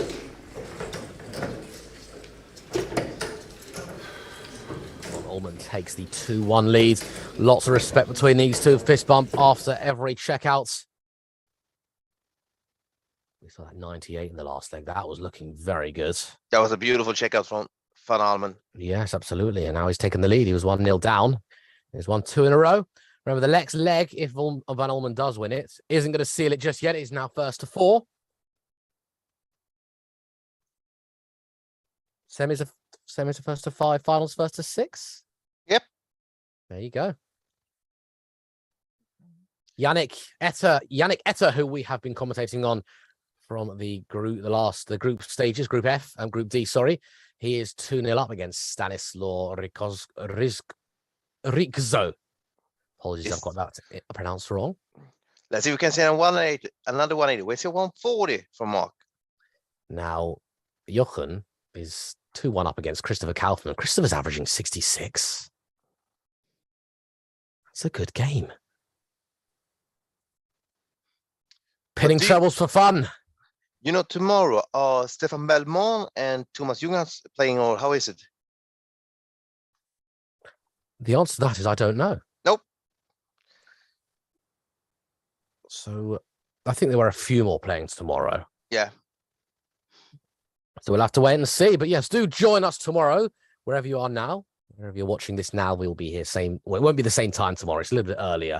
I'm going to miss the first couple of hours. Christopher has the pleasure of talking to you without me sending you to sleep. I want to say this, Robbie. Never put somebody to sleep. You're so talented at this, and I just wait for you to get a bigger opportunity. Oh, you're too kind. But you don't get much bigger than commentating for national darts in Switzerland. In any country, we have True. the privilege of do this for Swiss darts. Fantastic. I think it starts 11 o'clock local tomorrow. So if you're in the UK, that'll be 10. And if you're in America, it'll be early. Yeah. And if you're in Australia, it will be later. 22. Well, 135 has got the right idea. They're attempting to start on the bullseye. Even if it doesn't work, it's better to go the right way than the wrong way. Unless, of course, the wrong way works out for you. Lovely last start there, 81 score. That leaves him 117, if my 118, sorry, not 117. Now we see 94, treble 18, treble 2, 12, 4, sorry, leaving him 82. Should go for the bullseye. 42. But Okay. for 14. Yeah, I don't mind that. You know, if it's the last dart, bullseye makes sense, doesn't it? Because you can always go 17 if you come back. 98. Well, he got 98 in 3 darts, but he can't do it in 2. So 74 versus 71, and it's a 71 first to have a shot and check out. So double 13 for the first one, single 13, single 18 for double 20, and the equalizer 2-2. Oh, this finishing's been Perfect. great. The finishing's been very, very nice. And now we're back to an even game 2-2. Now it's best of 3.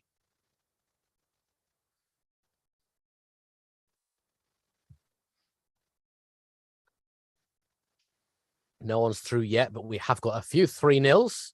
Ray Patrick's 3-0 over Rock Bahor. Marcel Walpen 3-0 over Jörg. Yannick Ether is 3-0 up. Ronnie Liu is 3-1 up. Talking of Ronnie, when we were talking about famous darting siblings, we missed probably the most famous of them all. The Hubrechts brothers. 39. I'd love to see Ronnie get his tour card back. Yeah, He's done some good things. I remember him beating Phil Taylor on TV. yeah. I remember him hitting a 9 darter. I was watching it live. Okay. The Players Championship. Yeah. Big Ronnie fan. As are we going to see another 180? Yes, we are. Beautiful. 3 pinned in that treble. And we have seen actually siblings play. Oh, we also, I forgot one of them. The West brothers. Oh, yes, Stephen Steve Tony. and Tony. And we actually have a sibling couple from Norway. They play on the lakeside at the same year. Rashna and Rune David. Okay, I did not know that. Well, playing in the lakeside the same year. And I remember Runa David because of the dart that missed the yep, board. yep. And believe me, I bullied him so many times about that.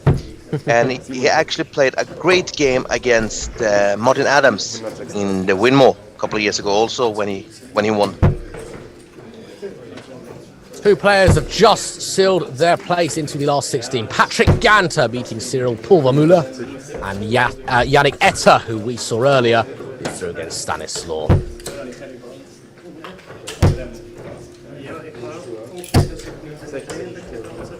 Oh no, sorry, there's 4 players, so I was looking at the wrong thing. Patrick Lay's through, Ronnie Lewis through, Marcel Walpen's through, Yannick Etter, all are through.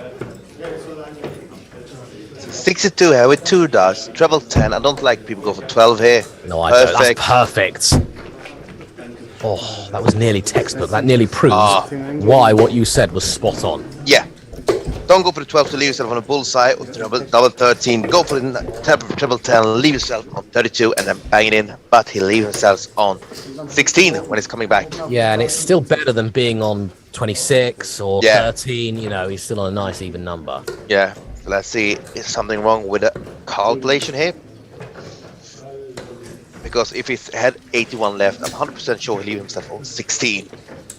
There we go.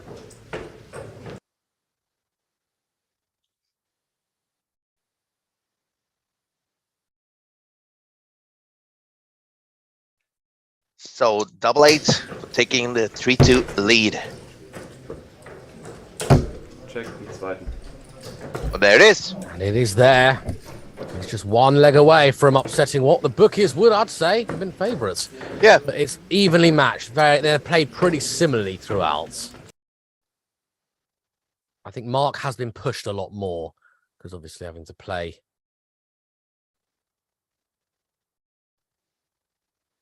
a player who is doing significantly well can't always be easy, but it can also improve your average. I notice my average is always better when I'm playing the fantastic players and I don't even get a dart at double. I'm not missing, am I? That's the thing, like we said before, when Edwin Torbjörnsson had an average of 35, I guess Magnus carries 35 per dart, I must say then. So around 106.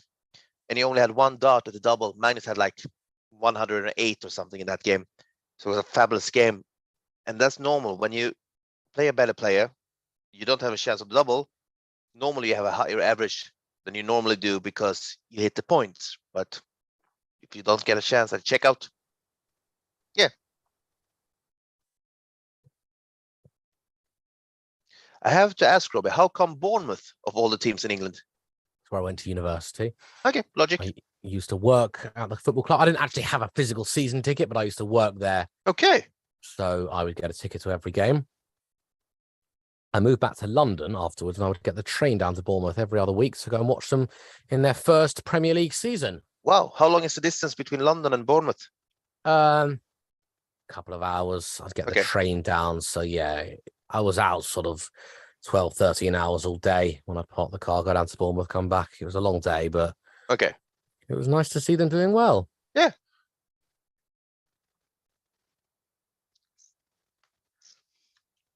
And now we see Daniel Allman had taken the advantage in this leg. He's 74 points ahead and had the serve.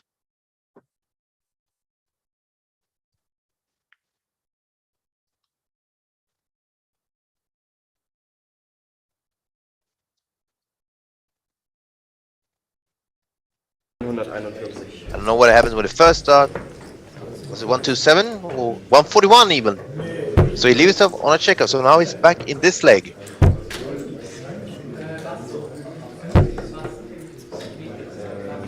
Beautiful last one from Van Almen. Leave him on 92. If he's coming back. He will come back. On 92 and the game. Let's see if we go for the bullseye or the treble 20. I don't mind either, if I'm honest. I think treble 20. So 8-7, treble 17. For the double 18 and the match. The checkout have been so good in this game, so they have. Compose himself. Let's see. Oof. Outside chance here would probably be the shot of the match.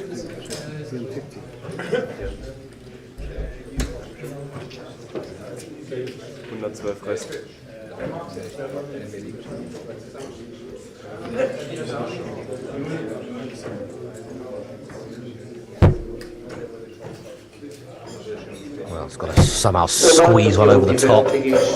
Two left. He did well to find a 20 here. 12, 16 maybe. Or even really high, so it goes in the single on the tops. Oh, there we go. Single 8, leave himself on 64, if it's coming back. Splitting, single double 10. 4. So, double 2 now. Has not moved.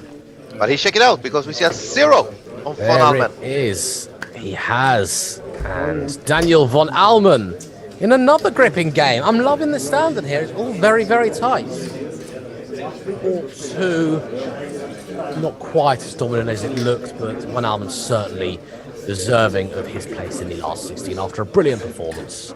Average of 65. Some great checkouts as well.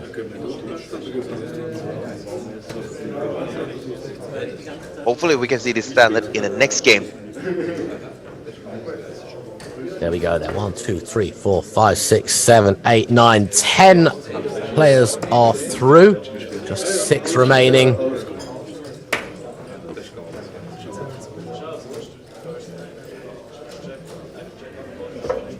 And Jochen has beaten his fellow countryman Christopher Kaufmann by 4 legs to 2. Not as plain sailing as we have seen him in the round robin, but gets the job done nonetheless.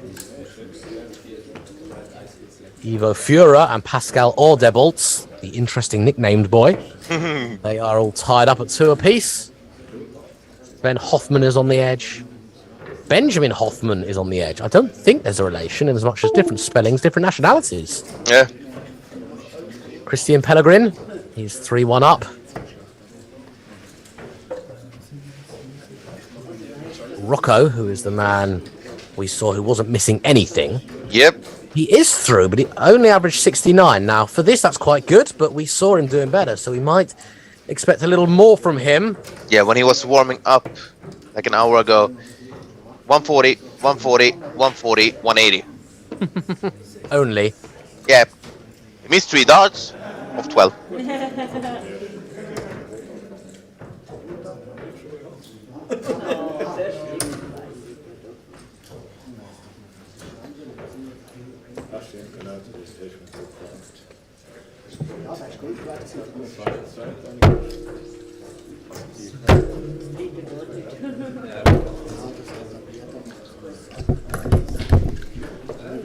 Sven Hoffman, 4-2 over Philip Walter. He's through to the next round.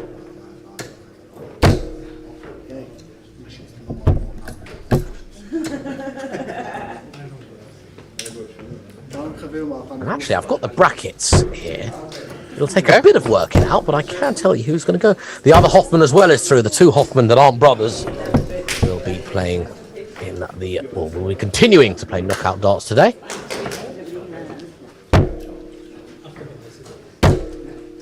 And we should talk about the darts, but I have to say, Robbie, Liverpool is 8-0 up. Blimey. That could be the biggest victory of the season. Probably time. will be. They have 50 minutes to go to do 2 goal, and they are 10-0 up. Right then, the 2 Hoffmans will be playing each other, that I can tell you. Ah.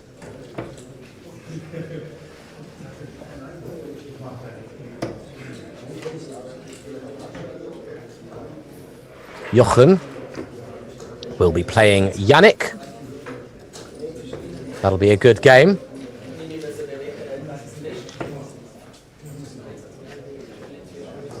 Rocco will be playing Christian Pellegrin. What I have seen when he was warming up, Rocco is my guy to win today. Yeah. He played warming up amazingly.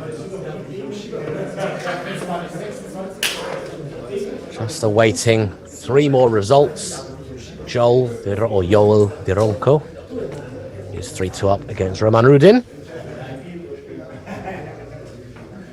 But how it's going to work, if you have got Dark Connect on, very simple. Whoever wins on board 1 will play board 2. That's something very easily. That's what I love when you see like 16 boards, 1 against 2, 3 against 4, 5 against 6. That's it. So 5 easy against for 6. Rocco against Christian. Jochen against Yannick. Stefan against Marcel. Ronnie against Patrick. There's a few Patricks. Patrick Ganter. There's Patrick Ray as well. And Ray will play the winner of Fura and Ordebolts, who are currently tied at 2 apiece. Fura averaging 61, Ordebolts averaging 49. Yeah. I remember when Dennis Nilsson beat Daryl Gurney in a PC Pro Tour like 5 years ago. European Championship. And I think like Daryl had an average of like 12 points more than Dennis. Dennis won 6-5.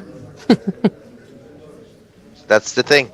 I'd love to know, maybe Christopher Kemp, Darts Oracle, they might know, the biggest winning deficit based on average alone. So whoever's won with an average significantly lower.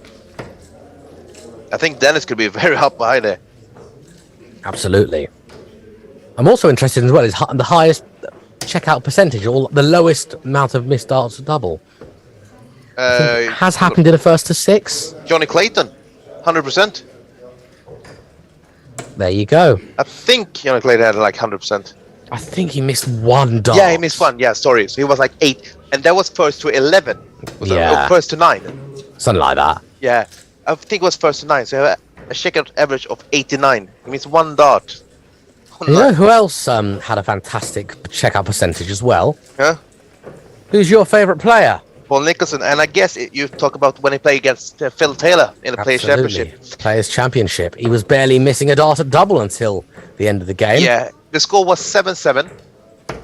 Paul had didn't miss a double, and his checkout it wasn't like 32, and he checked out 170, 130, 121, 76, and then 3 more. But he checked out 170, 130, 121 on the bullseye.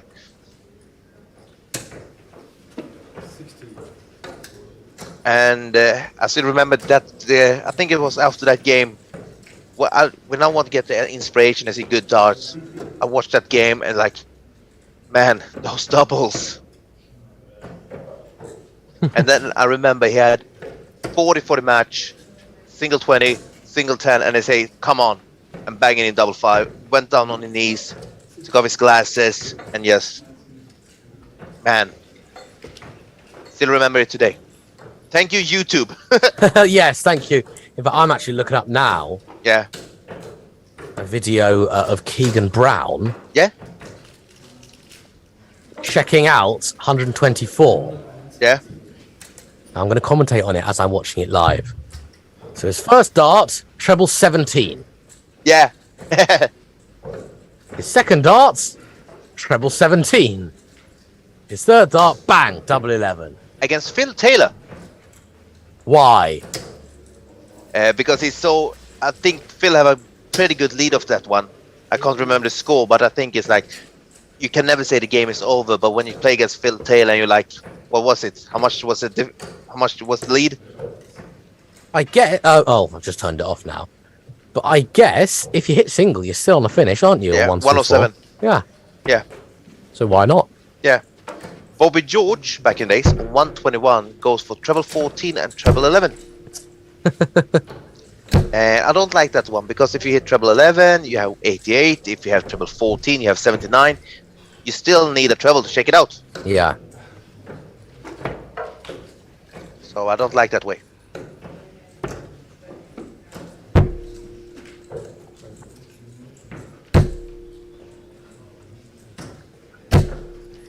Liverpool is 9-0 up. Oh boy. Come on, 5 minutes to go. Do another one for 10-0. For 10-0. Possible. How Man Possible. City getting on? 4-2 now. So for Liverpool's sake, it's not good. For my wallet's sake, it's good. But I mean, if Crystal Palace do 1 goal, then it's not good for me. And if Leicester do a goal, because I have Chelsea also, and Chelsea are 2-1 up, and they have a red card.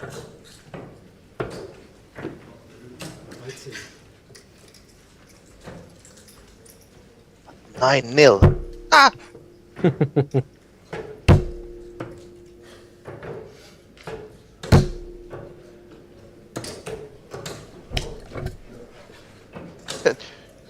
Roberto Firmino, 4 assists in this game. Impressive. That's very good. And he have 2 goals and 4 assists. So Only. So far. How disappointing. Yep. But he's been subbed in the 70 minutes. So after 70 minutes, he did 2 goals and 4 assists and got subbed.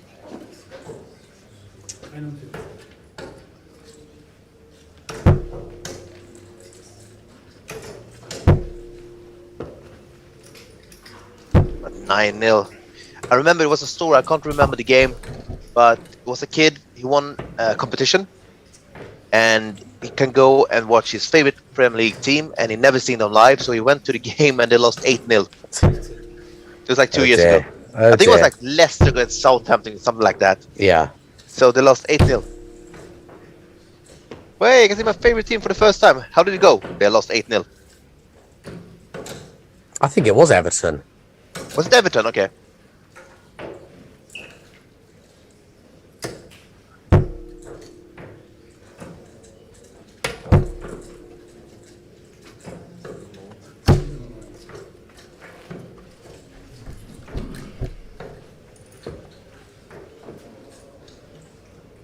And I don't like that Erling Haaland banging in goals.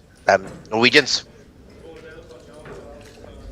Those Norwegians doing too good.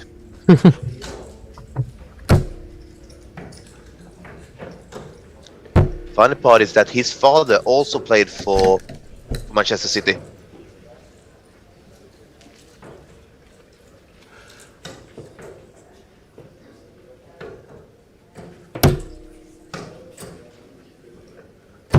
Bitte denkt daran, die Verlierer von Board 1 bis 8 müssen die nächsten Partien schreiben. Bitte denkt daran, Board 1 bis 8 müssen die Verlierer... Roman Rudin on board number 1 has just qualified. Oh! Roman Rudin. Could be a funny nickname. We can call it Triple R. Okay. He will be playing Daniel von Almen. Let's see if Daniel can bang in his checkout he did in his last game. Ivo Fura and Pascal Oderbolts, they are 3-all. And Daniel Gatta and Stefan Mindium, 3-2 in favour of Gatta. So let's see what's happened in the last 16.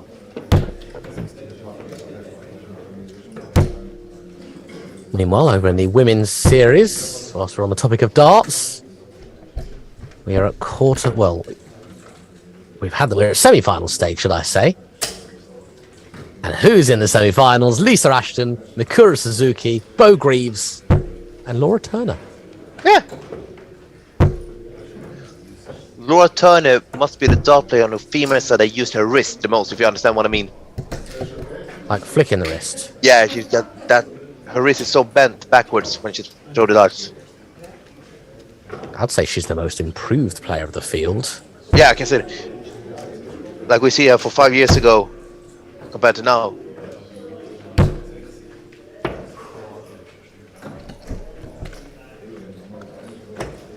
Bo Greaves, I don't think has dropped a leg. Wow. 4-0 over Anka Zylstra. Wow. 4-0 over Terry Francis Kidwell. 4-0 over Evelyn Van Tol. Oh no, she hadn't dropped a leg until the quarters. Quarters actually went to a last leg decider, but before that, Wow. it's all very close. Against who did she lost a leg? 3 legs. Stephanie Renoch of Germany. Okay. Lisa and Suzuki are 3-all. Ooh. I think it's first to 5 in the semi-finals, but that is some game. Might have to put it on in the background. That's also a game you don't want to put money on because they are so talented, both of them, Lisa and Mikuru, and especially when the score is 3-3. Indeed, I've got it on in the background. I remember when Mikuru won the Lakeside. Which time? The first time. Okay. When people didn't know about her, if you say like that. And I know about her because I watched the soft tip scene also. Yeah. She was 100 times the money to win the Yeah. tournament. Oh yeah, she was big odds. Yeah, and I remember I said to my mom, can I borrow like, if you convert from pounds to crowns, can I borrow like 85 quid? She was like, no. I was like, Mom, I will give you a lot back. I can give you £1,000 back. And she was like, nah. And the year before I said, can I borrow 500 crowns so I could bet on Rob Cross? She said no. And I was like, Mom, this is the second time. It cost me a lot of money. Because, oh dear. yeah, it would be like, if she won, it would be like 8,500 quid on a bet of 85 quid. It's like, Mom, damn it. She's probably made the right decision though. Yeah, you should. If some people hear it, you should never lend somebody money to gamble. Never. But you should talk about gambling because that's not a good thing to do. BeGambleAware.org. Please Yep. gamble responsibly.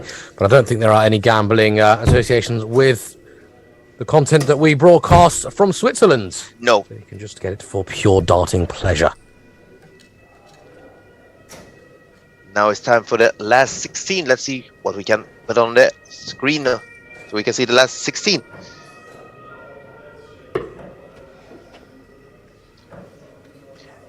Robert, we talk about the score. Have you seen?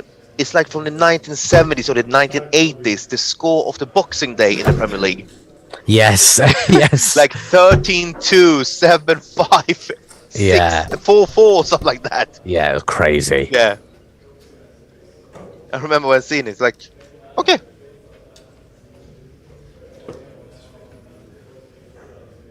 Obviously, teams hadn't been practicing over Christmas. Nope.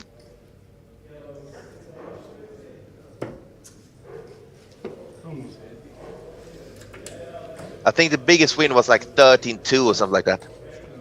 Yeah, it was mad. Yeah.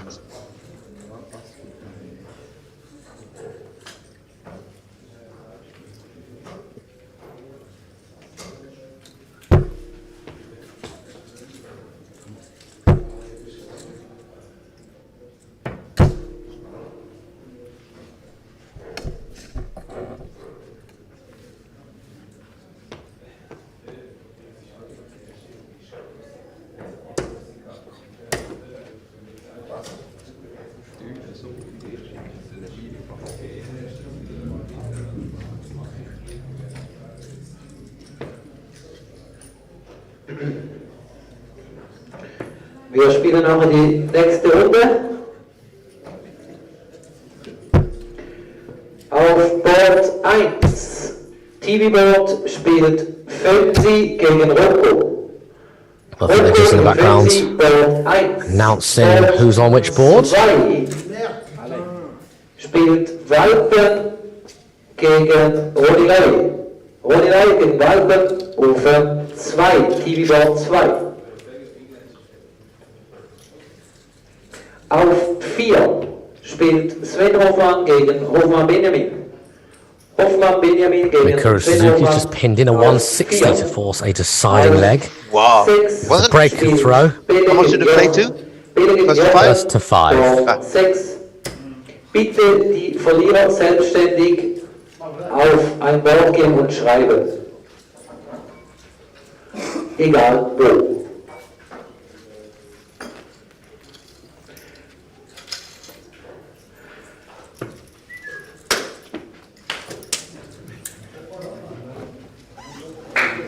Board 10 spielt Christoph Schumann gegen Stefan Hechler. Stefan Hechler gegen Christoph Schumann auf 10. Auf 12 spielt Patrick Günther Runter gegen Ivo Fuhrer. Ivo Fuhrer gegen Patrick auf 12. Auf 14 spielt Patrick Reh gegen Roman Rudin. Roman Rudin, Patrick Reh auf 14.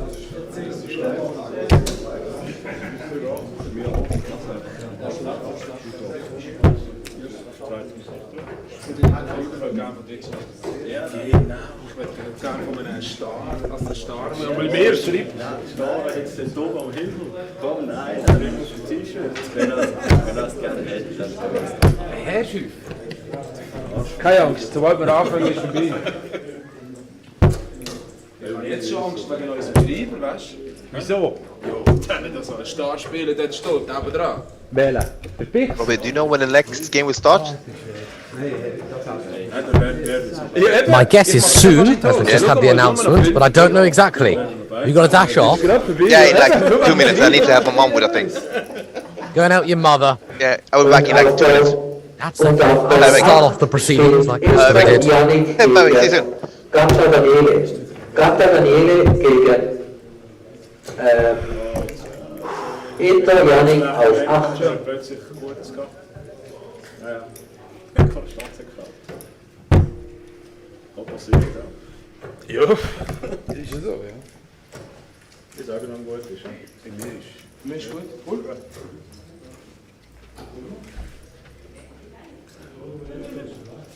Auf der Seite mal dran. Uwe. Ja. Ah, ist ja klar.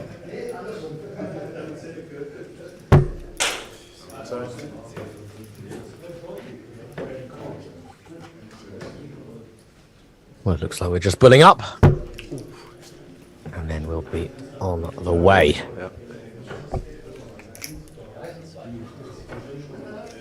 To a game. The second knockout round, so the last 16. Winner of this through to the quarter-finals.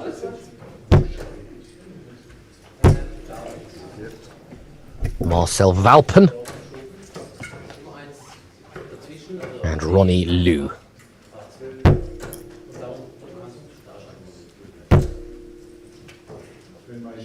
Oh, this looks very nice, doesn't it? Not far from an opening gambit of a 180 from Valpen.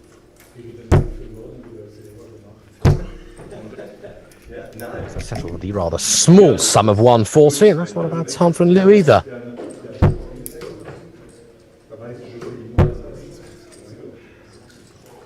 Valpen's averaged 78 in his 4-0 victory over Jörg Schweindemann. Ronnie Liu 4-1 over Yannick Perrin, 61.15 his average.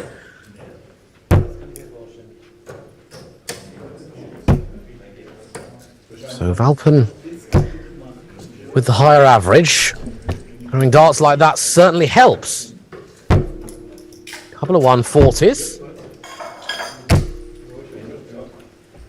And he looks poised for a 12-darter. Carries on throwing like this. He may well be one of our picks for the title.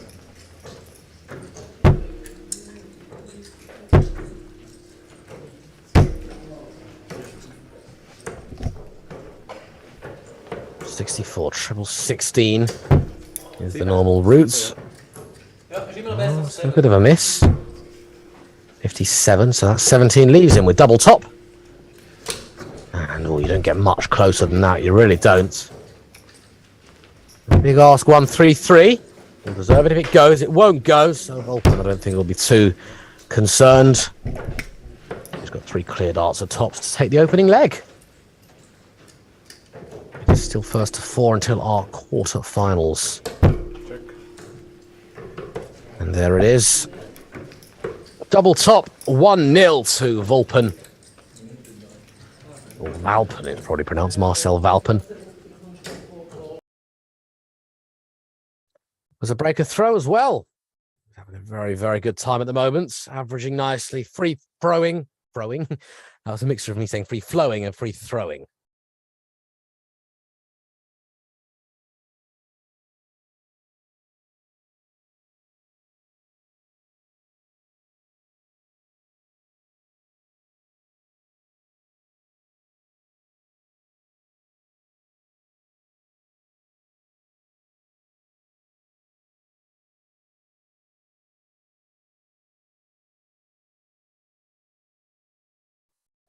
I can confirm, by the way, over in the PDC Women's Series, Lisa Ashton lost out in the semi-finals. Last leg decider against Mikuru Suzuki. Mikuru scored 160 to save her skin, or she finished 160, should I say, and then took out 75 in 2 darts in that last leg decider. Lisa was sitting on 100, may well have gone. She will play either Laura Turner or Bo Greaves. Turner was winning. Now Greaves is winning. Greaves 3, Turner 2. Do we have any further updates on that? Of course, I will endeavour to let you know. But I did say before it started, didn't I? I reckon Bo Greaves is going to win that one and this one. He's got to get past Turner first, who I deem to be the most improved player in women's darts over the last few months.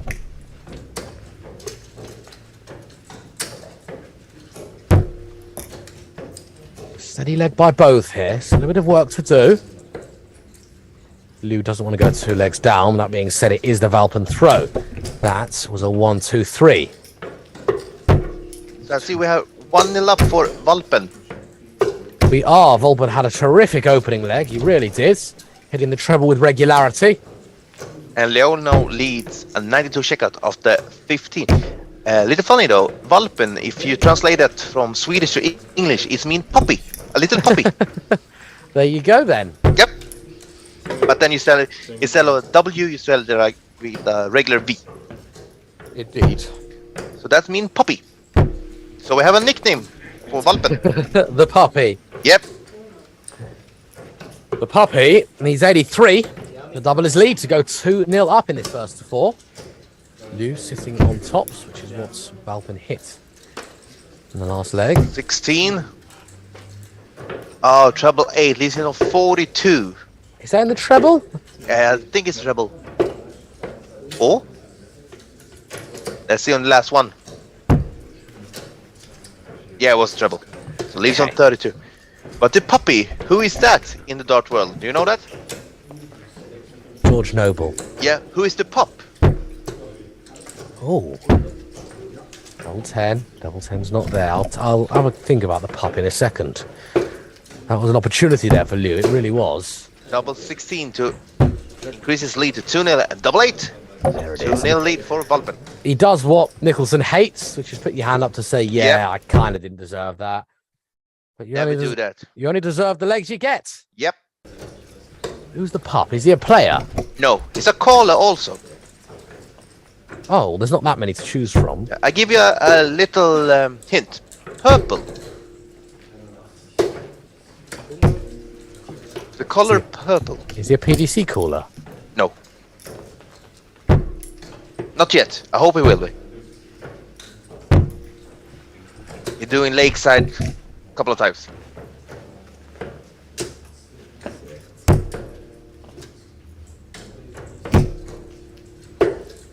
No, go on. Anthony Dundas. Dundas, yes, of course. Anthony.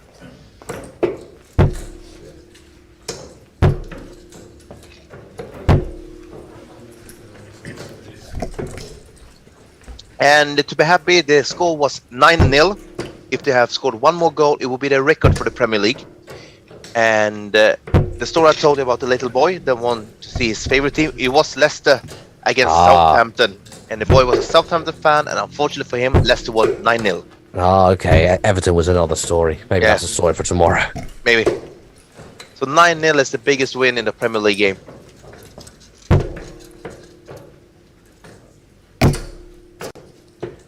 Let's see. We have to say this is a very, very important leg, of course, because 3-0 compared to 2-1 is a huge difference. Of course, anyone can win a leg. The swing might be a little too much for Lou to overcome. That being said, the averages aren't drastically different. Lou did have a good leg last leg, just couldn't get over the finish line. Couldn't hit that double. And now we see Valpen banging in on treble 20 on the first one. Leaves him 118 when he's coming back. So let's see if Lou can put him under some pressure. Really a ton here. Well, it's not going to be a ton anymore. 57 is not really enough. I want it to be under 100. 118, treble 20, single 18 for the double 20. I think it's there. No, he it isn't. missed. So he's 40 left. So let's see, Leo. I think that Valpen play with the Robson flights that we talked about earlier. Oh, yes. Let's have a quick look. Let's see if we can see a little zoom. Possibly. It looks molded to me. Yeah, I think it's Robson. Very possible indeed. Yeah, it looks like Rob. It really does. I think you're Yeah. absolutely right. Misses 2 at 10s. Outside chance for Lou. Has to start on 20s. Ensure 2 of them. Oh, no. So treble Still 17. If you can rescue it for a treble 17 and a double 18 single. So let's see where we go for the last one. I think it's treble 15, so he's on 25. Check. But Valpen banging in. So he's a 3-0 lead. Lou certainly had his opportunities. He really has. Yeah. We haven't seen any results yet. Though Jochen is 3-0 up against Christian Pellegrin.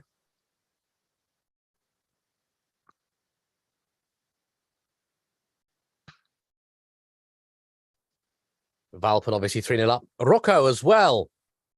He who practices rather well. He's 3-0 up against Daniel von Almen. Like I said earlier, I would put my money on Rocco, at least what I see him when he practiced. Like we said, 140, 140, 140, 180. That's 9 perfect darts out of 12.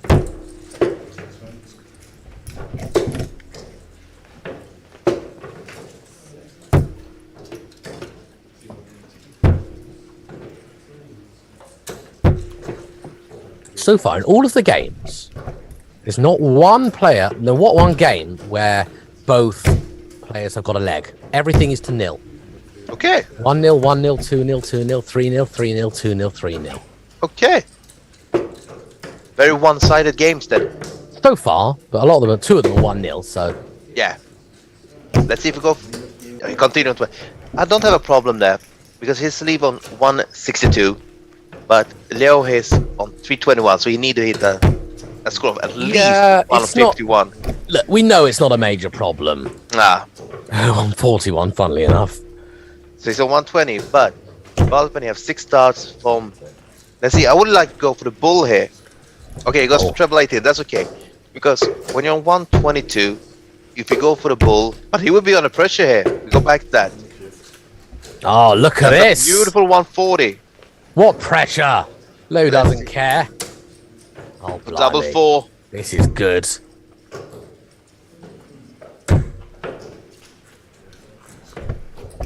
And here we get a chance of 40.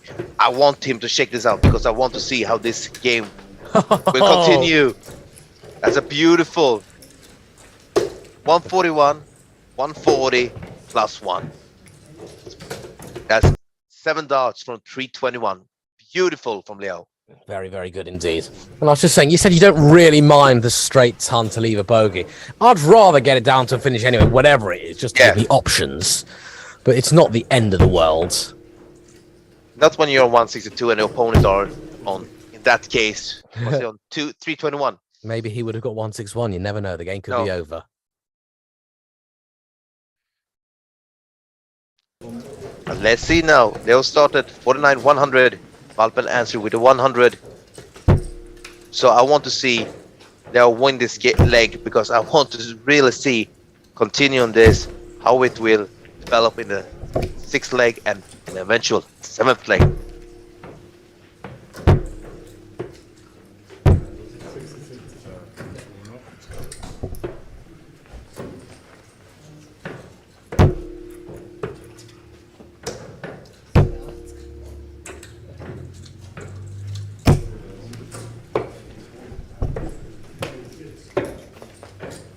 Daniel von Almen has got a leg against Rocco Fulcinti.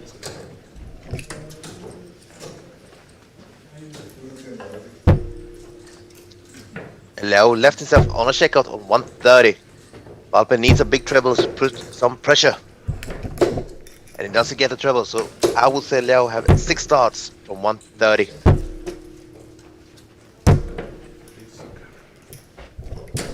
Well, he's got rid of the 30.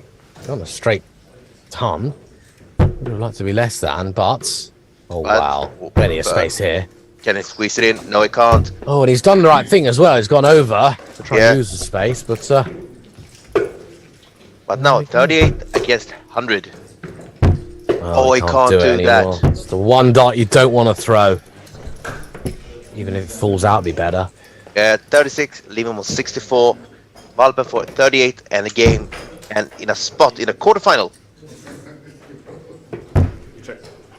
And he bangs it in. There it is. So we have another player into the quarterfinals. He's just thrown the winning dart at the exact same time as Jochen Graudens,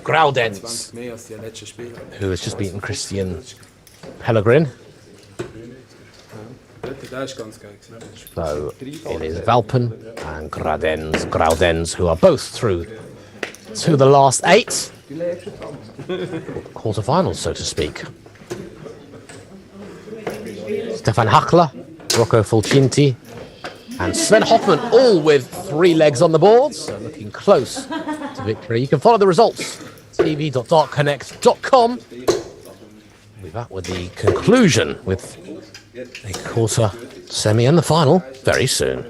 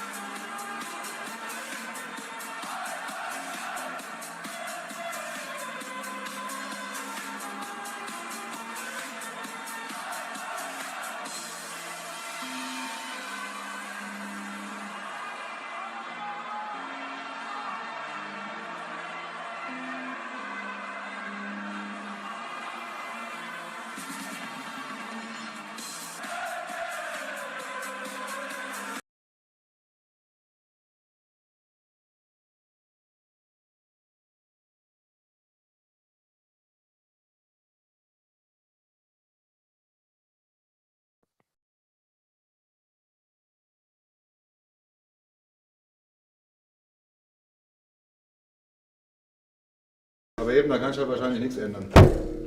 Ja, doch eben mit vorstellen, aber dann musst du auch am Anfang etwas setzen. Ja, erste Runde, weißt du, freiwillige Schreiber? Ja, aber erst jetzt freiwillig. Ja, das ist das Problem. Ja, und die, die definieren, sind auch wieder beleidigt. Ja.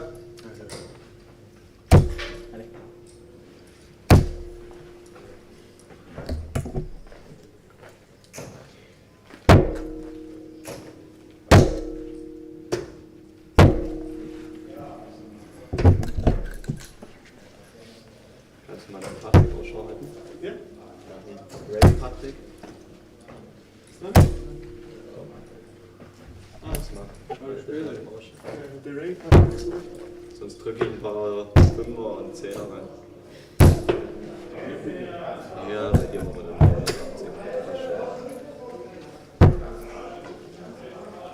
Dann haben wir den legendären 8-Auter. Haben wir den legendären 8-Auter.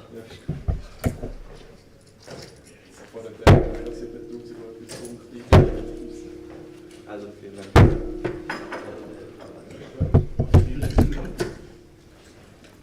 Genau.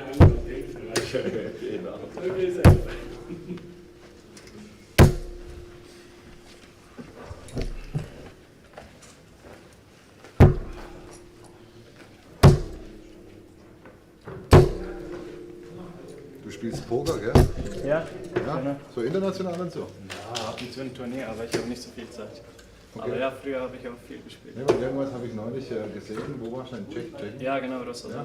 Patrick, Du hast das auf Facebook gesehen? Ah, ja, klar, hast du, glaube ich, reingebaut. Ich habe du schreiben. Ja, erfolgreich? Ja, das war ganz gut 10.000. 2 Turniere. Okay. Sehr, sehr gut. Also das war jetzt für dich auch sehr gut. Ja, ich spiele nicht so hoch und auch nicht oft. Okay, viel online halt, oder? Ja, auch nicht so. Auch nicht? Okay. Ich habe eine Zeit lang ganz aufgehört. Bin halt noch im Studium, habe nicht wirklich Geld. Wenn es passt, mache ich mit Kollegen eine Reise oder so. Ja.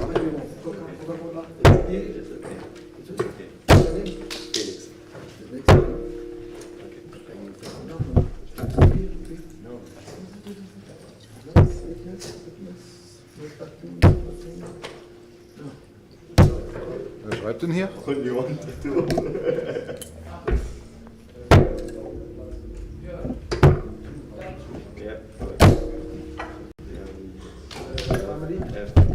Best friends. Bist du noch Ivo? And Ja, there's a story behind of it. Ronny, schreibst du bei uns?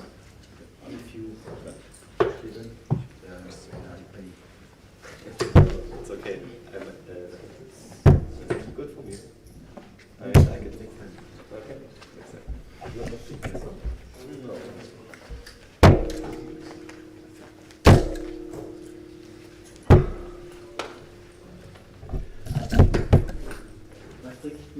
Yep. Okay. Best of 7. Nein, best of 9. Nein, best of 7. Best of 7. Immer noch best of 7? Ja, oder best of Vom Bull? Ja. Ich muss, ja. Ja. Welcome back to some live darts from the first event here in the Swiss Darts Corporation, the new season of tour events, where we are finally seeing a man that we have seen all about in terms of his averages.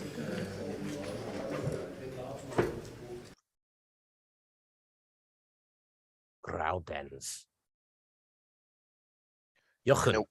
And now we are in the quarterfinals. We have seen Etter play before, and you have talked about Graden's very good average during his round robin. So I'll be very excited to see what happens. And if that is a sign of things to come, we are in for a very, very good game. This would be a treat. Yeah, we've seen Etter before. Yannick Etter. We saw him right in the group stages. He was looking pretty good. I think he is going to have to up his scoring power if he is going to give this guy a game.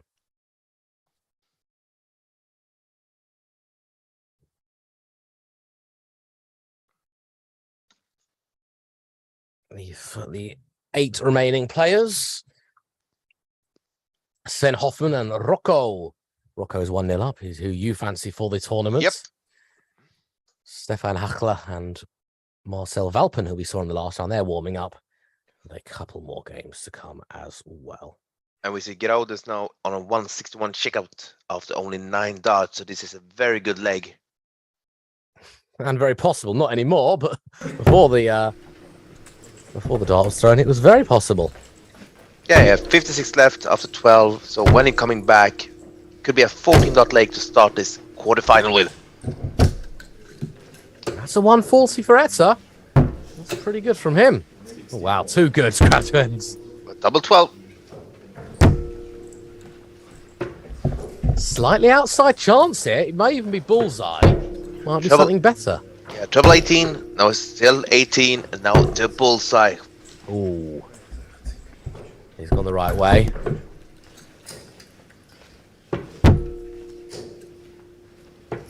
That could be a blocker for Grounders because of how he starts laying the board. That is definitely a blocker.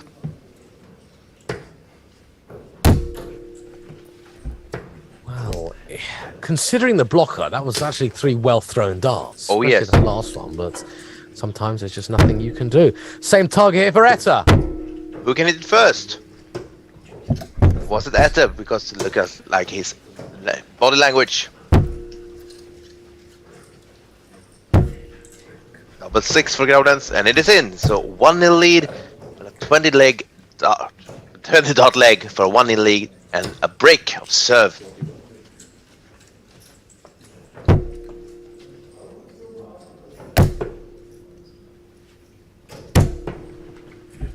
Oh, he's good, he is.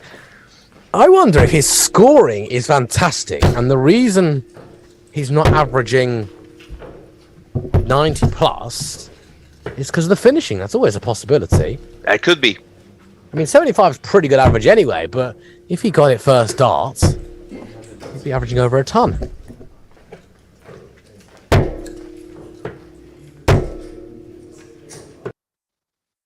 I can confirm all 8 games are now in action. Rocco is 2-0 up against Sven Hoffman. Both mid-60s averages over there. It's over on board number 4. I believe the winner of this plays the winner of Valpen and Hachler. I might be wrong because there's 4 boards in action. Board 1, board 2, board 4 and board 8. So not entirely sure, but that might be the case. Hard to figure out.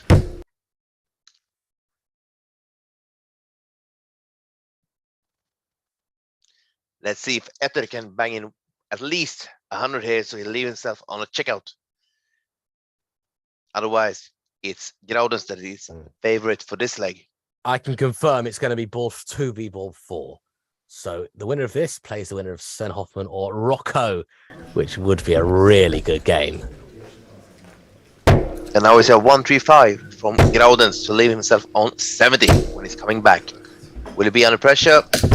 140. 140. Tiny bit. Yeah. Double Nice 10 from double 10s 20. for tops. Double 10. I think it was slightly outside. So let's see. Etter have a chat. No, it was in. Sorry. It wasn't. No, I'm glad you said that. No, I didn't. Just to clarify, we've got a bit of a lag, and we saw the dart look like it was about to enter the board because of the camera angle. It was just before the wire. Then it cut off, and it thought, okay, he must have missed. Yep. But no, it was a well-thrown dart. I need to polish my glasses. No, it's fine. I saw the same thing. Okay, bro. 10 points in the averages, 2-0 in favor of Raudens.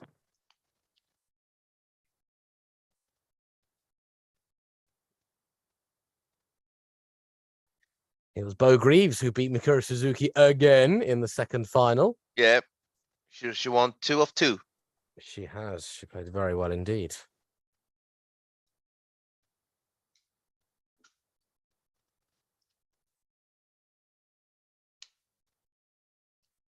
Yeah, we talked about her before. She's so talented. I think she will dominate the ladies circuit for next 10 years or something like that.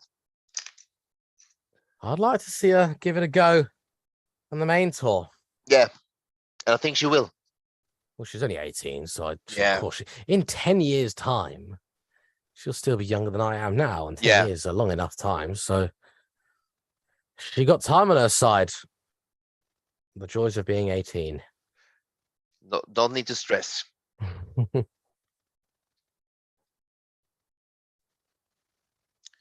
That's a good treble. last one. Good last one. Leave him on 130. It's a big difference of 130 and 170.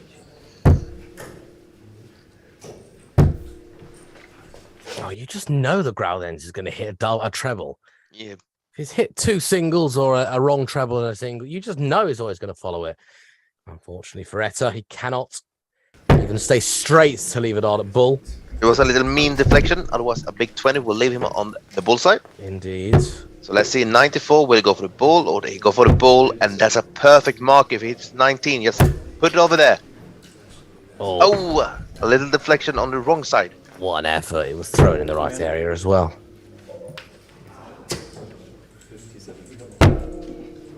20. Okay, 12 for tops.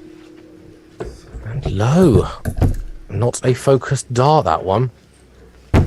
So Jochen, you would assume is going to have a go. Double 8. Double 4. Switchy, switchy. Oh! He busts his skull. He has busted his score. So if he is back, it's only going to be 2 darts, but he may not be back. That looks like quite a reasonable guy as well. Now double 7. He's low. Let's see. Groudens for single line, double 8. Now we go for 17, double 4. Double 2. And a 3-0 lead. For a second, I thought his attempt at double 2 was that one in the 17. But no, that was his previous dart. 3-0 up.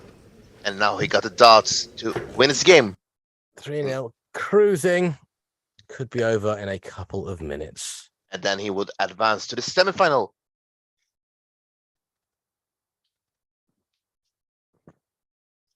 I think it's like the 3rd leg in a row he started with a 140. Rocco has been pinned back to 2 apiece by Sven Hoffman. Oh! Remember, the winner of this plays the winner of that.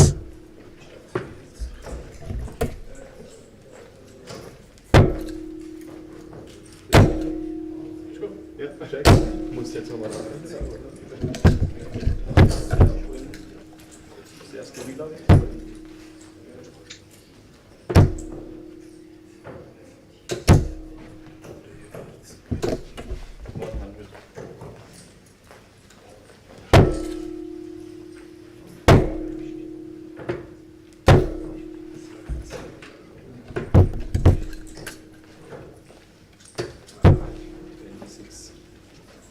So Groudens is almost 80 points ahead and have the darts. So now Ether needs at least 100 to be still in the leg.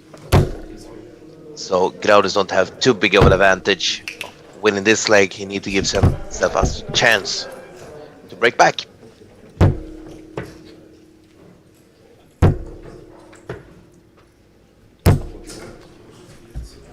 It's another 140. Yeah, I'd like to see how many time 40s he's hit, because he's hit a bunch.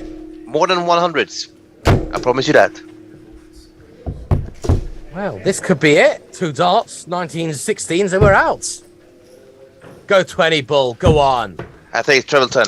Yeah, I agree with you. And now tops for the match. Oh, Perfect. Who needs 20, Bull? You go treble 10, double top.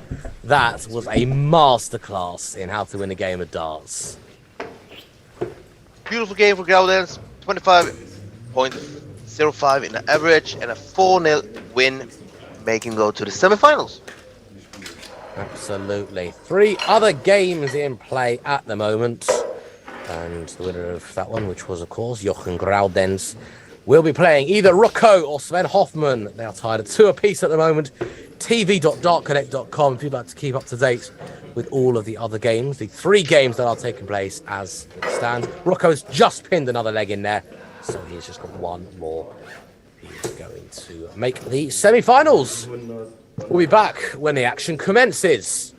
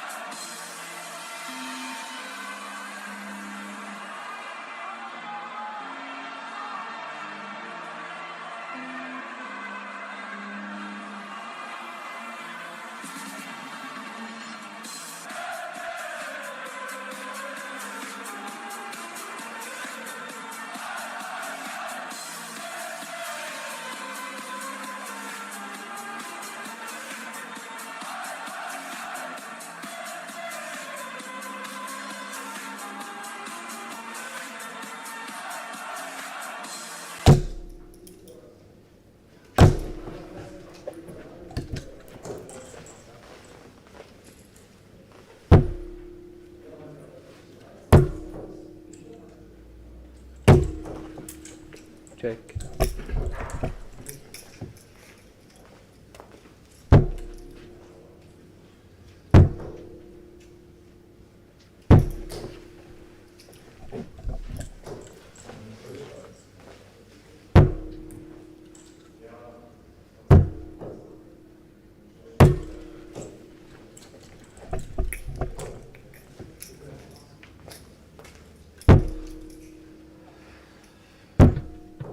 Hello and welcome back to live commentary, semi-final time. We've just seen Graduens with a rather delicious job over Etta, winning 4-0 with a nice average and playing very well. Is, I'd say, one of the favourites, if not the favourites, to take the title today. Meanwhile, we're about to see Valpen again playing Ray. Patrick Ray, who's playing in the shirt that says Patrick on it, ironically. Rocco and Graduens are over on the other stream. I think it's being live streamed on YouTube with native commentary, German commentary. Quick spin.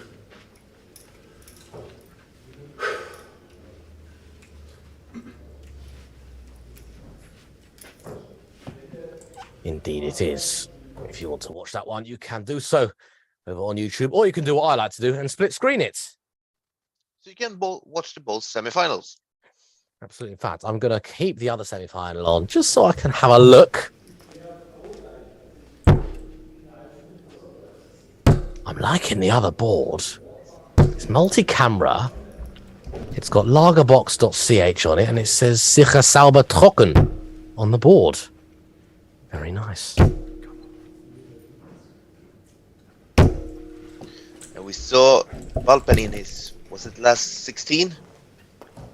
Indeed. We won 4-0 and a very good game from his part. And it's very often we talk about consistency in darts. Ray started up with an 11 and he coming back with a 180. Absolutely. Rod Harrington always says if you score 180, then you score a rubbish score. It cuts it in half. Yep. What happens if it's the other way around? If you're a rubbish score, then a 180? So he went from 11 in average to 95.5. That must be the best increase of a dart average we've ever seen.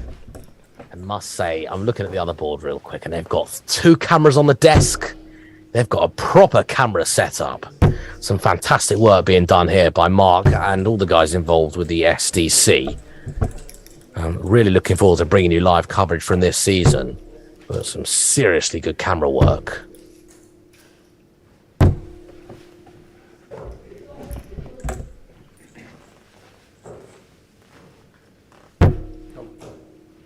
And Graduens is 1-0 up over Rocco.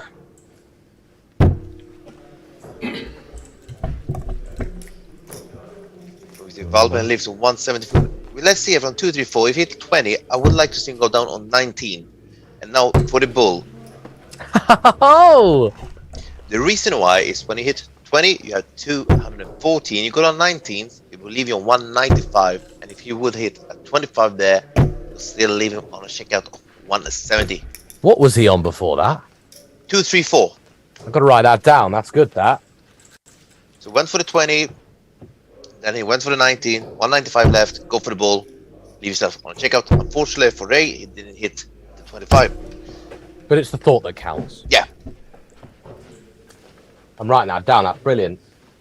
You can do it on 131, 132, 133, 231, 232, 34, 33 of course, and 35. You can use the ball. And there we see a beautiful 112 checkout from Valpen in the first leg. There you go. In the semi-finals, we play best of 9. So first 2, 5 legs.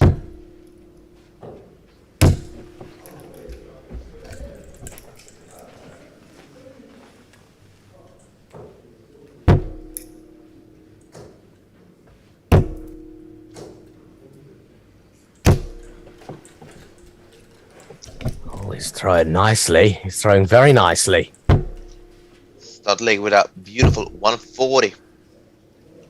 And because he have the serve, Ray need to find a break to win this game. And if Valpen then break here, for an example, because now we have the advantage of the darts, then will be even harder for Ray when now Valpen banks in another 140.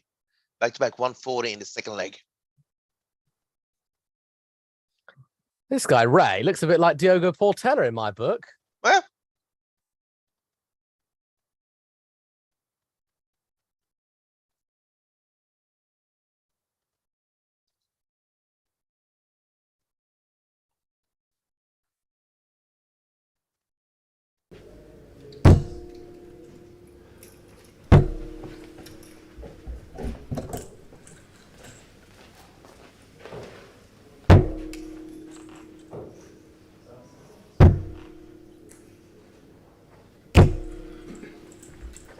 Adrian leaving on 78. Let's see if Ray can hit a big treble, so he would pressure Valpo when he comes back to 78.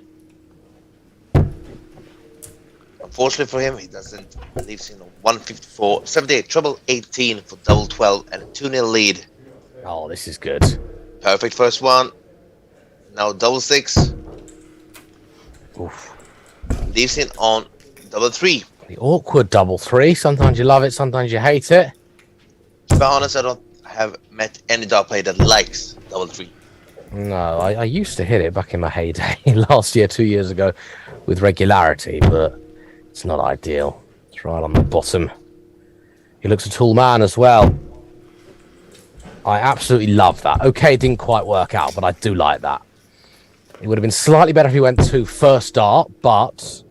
He splits it, and maybe Ray went for double 20 there to give himself double 18. So let's see if Valpen can bang this double 2. Double 1.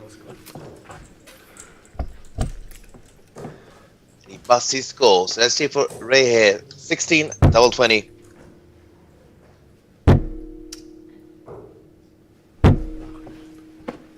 They're both a little wayward. Come on.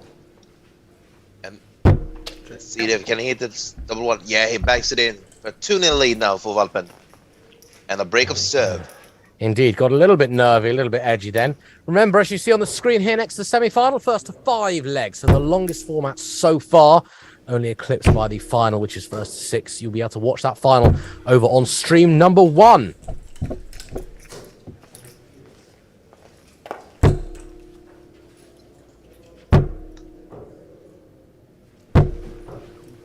Yeah, Ray's not having the best of opening gambits at the moment. He wasn't far away. He did have darts at it, but in terms of that average, you're going to need to average in excess of 60 if you're going to have a game against Valpen. Yeah, he needs to find his trebles. We can figure out to play some good darts because he's in the semi-final. But now he really needs to find his darts to get back in this game and maybe get a chance for this leg because 3-0 up. Need to break Valpen twice. It's getting harder and harder.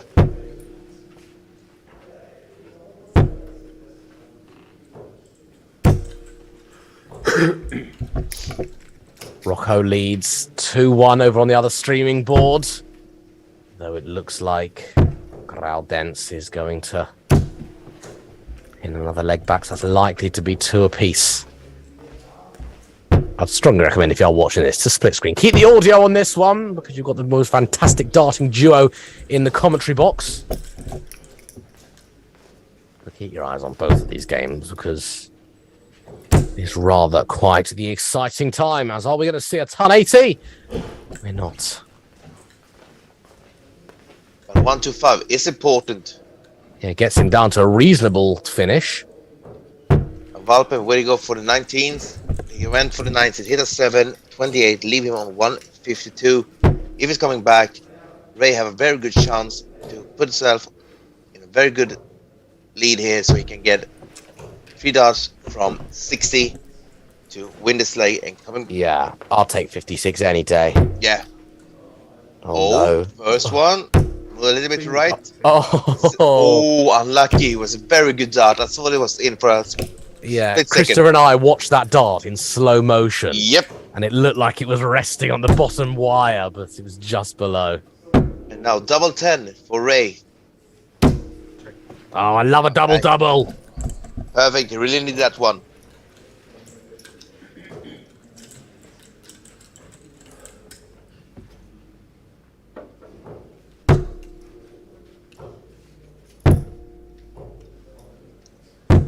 to reduce his score to 2 wet legs against 1.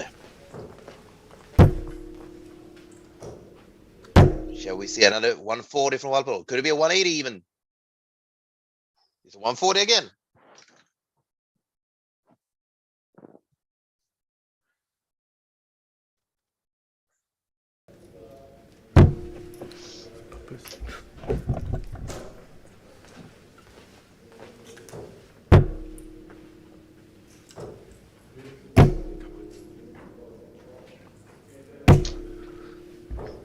Valpen had really found his range now on that treble 20.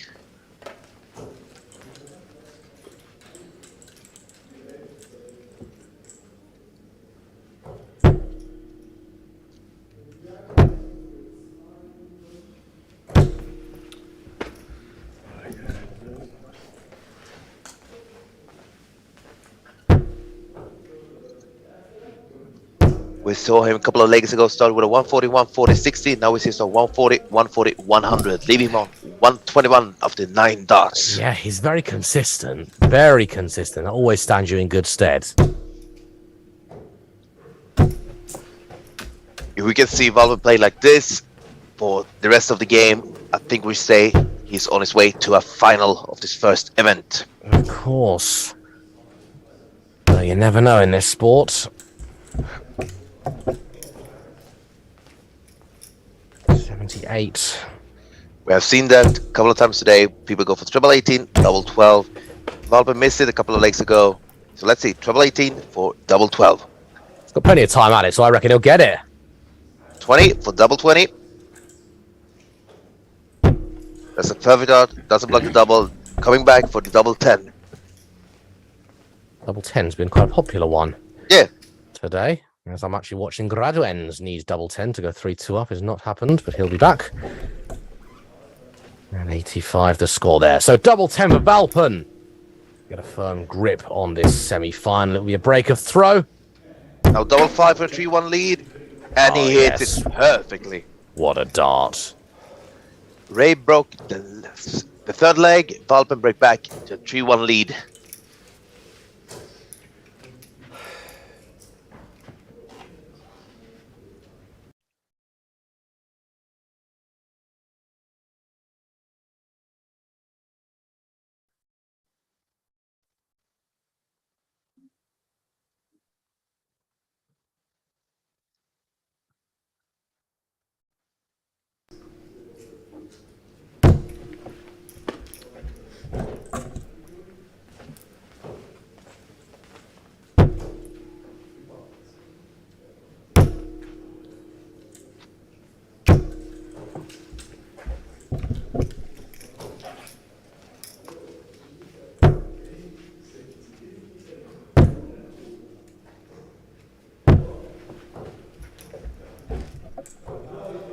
Let's see if Valpe can get back and find his range on a treble that we see in his start.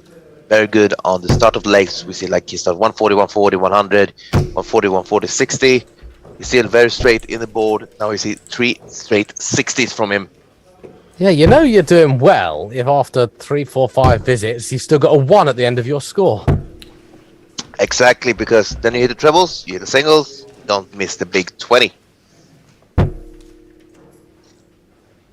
And that's something Valpen doesn't do. He doesn't miss the big 20. Again. But Ray, with 2 trebles here, could apply some pressure. There's one of them. Can't quite find it. Might not be enough with Valpen and the serve, but he's 50 points ahead, and Valpen doesn't hit a treble right now. Not a big treble, I would say. Well, there you go. That's what pressure does to you. So now back to even. Yeah, Ray's 5 points after, but this is a perfect dart for him to capitalize on the scoring. 96, leaving us 115 when he's coming back. So it's a ton minimum, really, a ton 40. Anything under the 100 is what Valpen wants to be on. So he's not. I would put Ray in favourite for this leg. Let's see if we can find a treble. Oh, there That's it is. one. Can he find another one? Straight. Yeah, he does. 1-4 leaves him on 66. Very, very good last start. Really good. Ray had applied pressure. Let's see. 59 leaves him on 56. Let's see if Valpe can shake out 66. Treble 10. Oh, Double yes. 18. I've been good at this treble 10 today. And he shakes it out. We couldn't see the dart, but when he walks to the board after 2 darts, pretty easy to figure out that he banged in that double 18. Yeah, that was really, really good there, the latter stages of that leg by Valpen, because Ray was putting pressure. That was a very good leg by Ray against the throw as well. But it was Valpen. So let's see what he can do here with a 4-1 lead. Yeah, the ton 40. Followed by the 66. Really put Valpen in the driving seat there. He just finds himself one leg away. And again, he started with 3 straight darts. On the other board, it is 3 apiece. 3 all. Who'd you fancy? Like I said, I already picked my winner for this tournament, so I have to stick with him.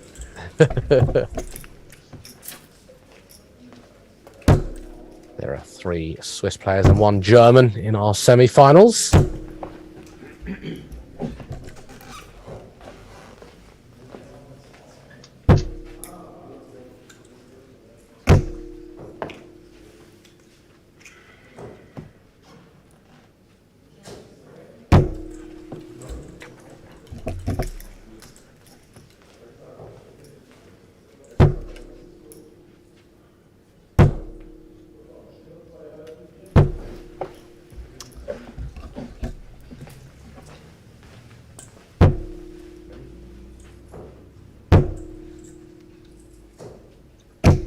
Valpen hit another 1 for leaving 1-2-1. Fantastic. That treble 20. And Ray really needed a big score to even be in contact for this leg. Unfortunately for him, he don't hit a big treble. So Valpen had at least 6 starts from 121. Let's see what he go for the second start. He went for the 25. Now he's still on 51. So let's see. 11, 15, 19, 11.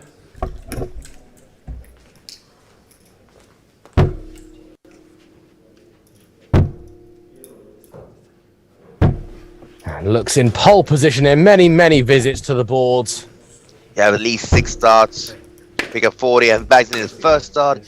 So the first person makes the final.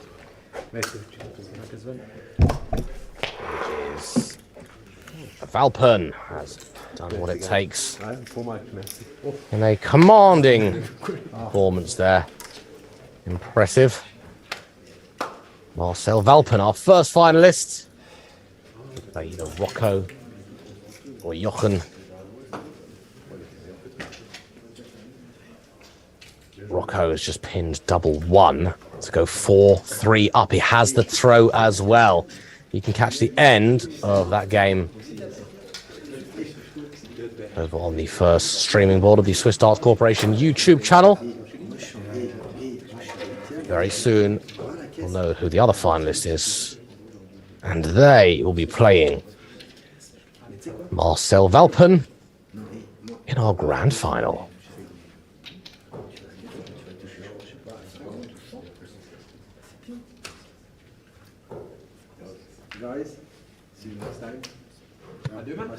Well, I see exactly what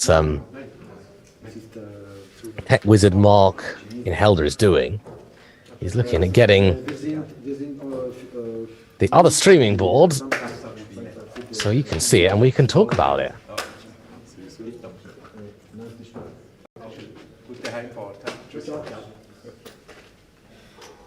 Spielt wie die beiden Herren. Ja, aber eben, die And there we have it. Also, Ja, man Right sieht then, so I can actually do a bit of talking musst du dieses about the other board. das stimmt.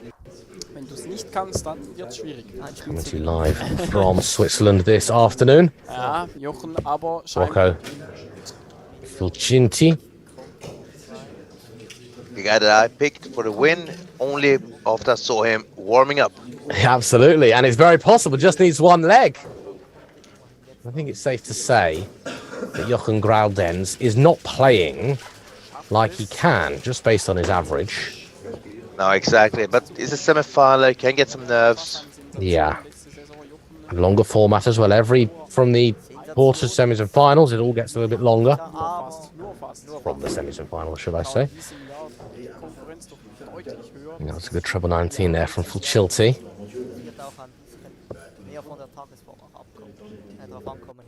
Needs a treble, really does. Doesn't find a treble, so could Fulchilti get down to a finish with this visit? Maybe it's not a finish, which it now won't be. He's close. Oh, yes, there you go then. There's the treble 20. And now Graudenz really needs the same equation. Needs to find the treble. Can't do so. So, Christopher, your prediction may well come true. I think actually, Robbie, the thing you come down, what we can see, it's after, because if you look at the live stream.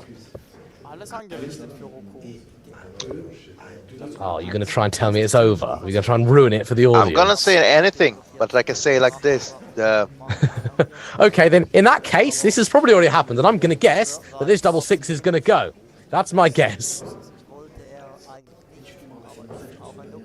Because it is a slight delay here on this streaming board, which means there might already be a result. Oh, double one! And hasn't come in. That was due to the tops that he hit, inadvertent tops. Wasn't an ideal situation. Treble 19 leaves double 11. Double 11 makes it 4 legs apiece. Christopher, close your live stream. We want to take this as live as we can. Of course, I'm not going to say anything. I'm going to cut what I'm watching at, so we can just follow this final leg of this game. Graudenz then has got the advantage. The averages have closed in. But Graudenz with the serve doesn't do much with his opening visit. Over to you, Rocco.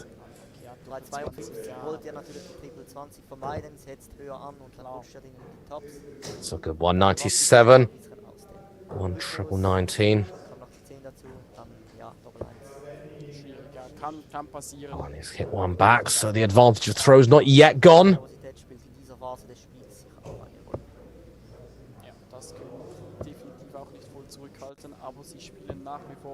It's looking very smooth. Backs up the 97 with a ton 40.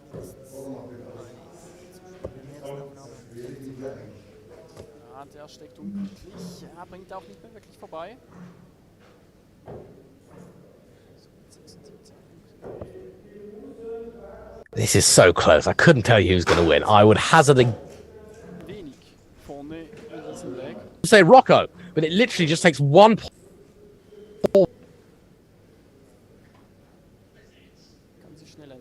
potentially to change the outcome of this game.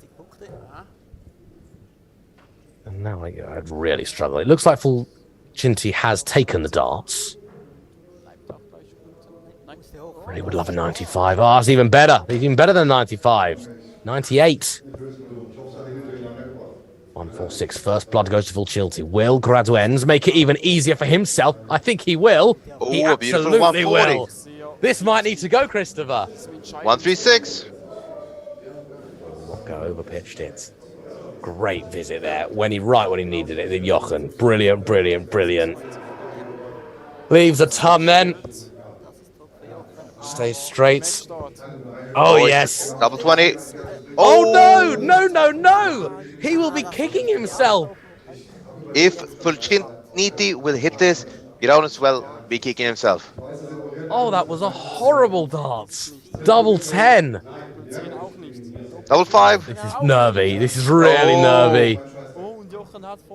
And Graudenz, did he just throw that last dart away? Yeah, I think so. That was a mistake as well, because in darts you miss. Every game you miss. Yep. Unless you're Johnny Clayton. Yeah. Double 12.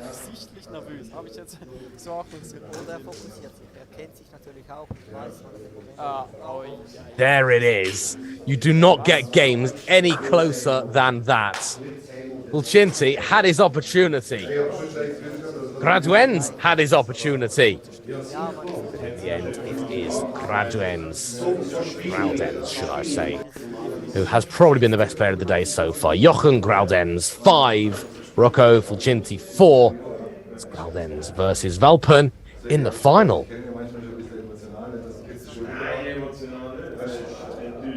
Unfortunately for me, my pick of the win didn't win this game.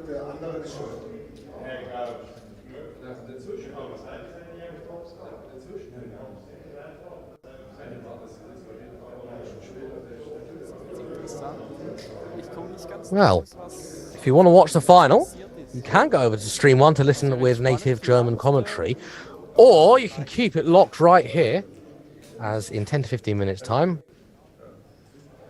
we'll be bringing you some live darts. From the final, we've decided I'm going to stay on. Christopher, you joining me? Of course I am. There we go then. 10 or 15 minutes, and we will have a final. It's going to be Jochen Graudens versus Marcel Valpen. It's going to be live. Stream 1 in German, Stream 2 in English. Who is going to be victorious? If you base it on semi-final performances, you might think it's Marcel Valpen, but I've got to stick with my original guess. I said Jochen when I saw him absolutely fantastically in the group stages. He had a seriously good game. 4 games, 4 wins, good averages. I'm staying with the German. Who are you going for? See you in 15. See you soon. Es ist enorm schwierig im Dart, zum Beispiel, wie soll ich das sagen, wenn ich jetzt nach hinten laufe, mir fällt der Pfeil runter, dann sage ich, oh, sorry.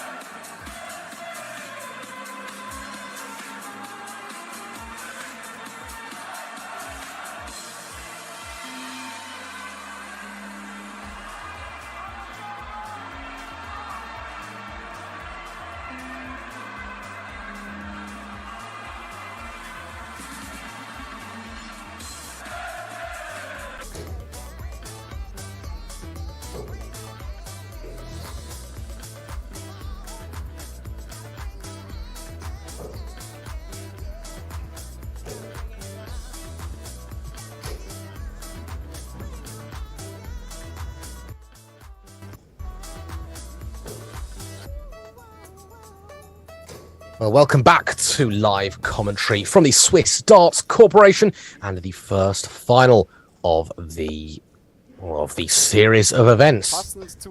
Real thrill that in just like a few moments we're going to be showing you the final between Graudenz and, of course, Valpen. The two guys you see on the screen now, there are German commentators commentating in German language. When I say German, I mean German language commentators, excuse me. If you'd like to see this match with German commentary, then you can do so over on stream number 1. It's on YouTube as part of the Swiss Darts Corporation. Meanwhile, if you'd like English commentary with yours truly and Christopher Vikstrand, I'm Robbie Dove, by the way, nice to meet you, then you can stay right here. We'll talk you through this game where Graudenz has already started with a 140. That'll probably stand him in rather good stead, that's for sure. Jochen Graudenz takes on Marcel Valpen. We've commentated on both of these players. Marcel a couple of times, Jochen just the once. And Jochen was in a real tight final. He edged out Rocco in the last leg decider in the most dramatic of circumstances. It really was. He thought he wasn't getting another chance. He did get another chance. Christopher guessed that Rocco was going to be victorious in the event. Guess wasn't correct. It wasn't correct, but it was a pretty good guess, though, to make a semi and just be edged out. It's not bad, is it? No. We had 61 players, so well done, and thank you to everyone who joined today. The same format will be taking place tomorrow as well, so definitely tune in tomorrow from 10 o'clock UK, 11 o'clock local, 11 o'clock Swiss time and Swedish time and European time. Christopher will start the stream on his own for a couple of hours. I've got a couple of things to be doing, but don't you worry, I'll take you through the afternoon alongside Christopher. It should be a rather fascinating day. And I'm sure these two are probably going to give us a bit of entertainment, as they have been doing over the course of the last few hours. Yeah, like we see, Valpen have done. We saw in the semi-finals, started very good in leg, and now we have 118 after 12 darts, treble 8, treble 24, double 19. Now it's a treble 18, leave himself on 24. If he's coming back, now at Graudenz, he's on 144. Treble 20, first one. Can we see another one? Oh, double go on, 12. On the top wire. You don't get any closer than that. If you're going to put the dart in the board and say, make it close, that's where it would go. Exactly. Same perfect marker, should be. And he's banged the first. Double 12 for the first leg. There it is. 83 average to start the first leg. Not bad at all. Now the winner of this receives a nice little prize of 500 Swiss francs.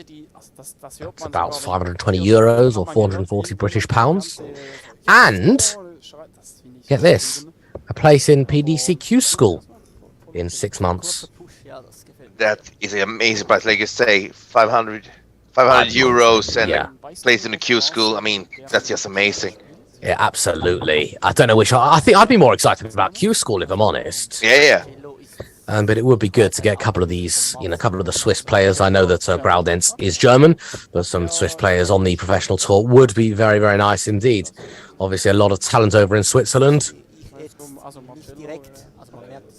I'm just waiting for France to boom. Yeah. Same with Italy, I would say. Yeah. Petri, who was the Yeah, Petri we've seen a couple of times. And Daniel? Yeah, no, his name is Daniel Petri. Oh, that's him. Yeah. Oh, I see. I thought it was two different people. Yeah, we've seen him a couple of times. Yeah, I'd imagine. There's a few decent players. I'm sure we've had Italians at Q school. Yeah. We had a guy in Swedish Open now. I think he went to the quarterfinal or something like that in Swedish Open. Very good indeed.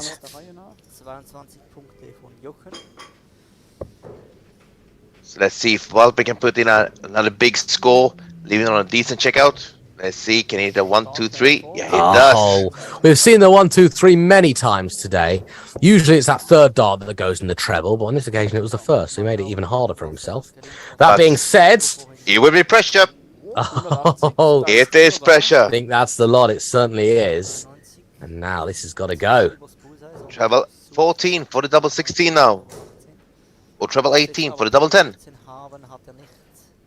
Kein Finish für Marcel. Leaves him on 40. If he's coming back, Graudens on 49. If I'm going to have a guess that he doesn't come back. Single line for double 20. Der sitzt, ja. Oh, that's two Perfect breaker executed. throws. Genau, das wollte ich vorhin sagen. Mal schauen, ob es gelingt. And we're all back to where we started. First to 6 in this final, the longest format of the day. It goes up for the Ja, das stimmt. Er ist nicht so. semis, up for the quarters, up for the semis, and up for the Das finals. Problem, wenn der Gegner immer noch Genau. da ist, Du hast dann einfach keinen Spielraum mehr. Sowieso, wenn du weißt, der macht dir Druck oder der kann es, dann ist das extrem schwierig. Mal sehen, ob Marcel jetzt gleich weiterspielt oder ob das einen kleinen Effekt hat auf ihn. ja, scheinbar, aber Jochen hat den Fokus gefunden, ist in diesem Finale auch angekommen. Genau.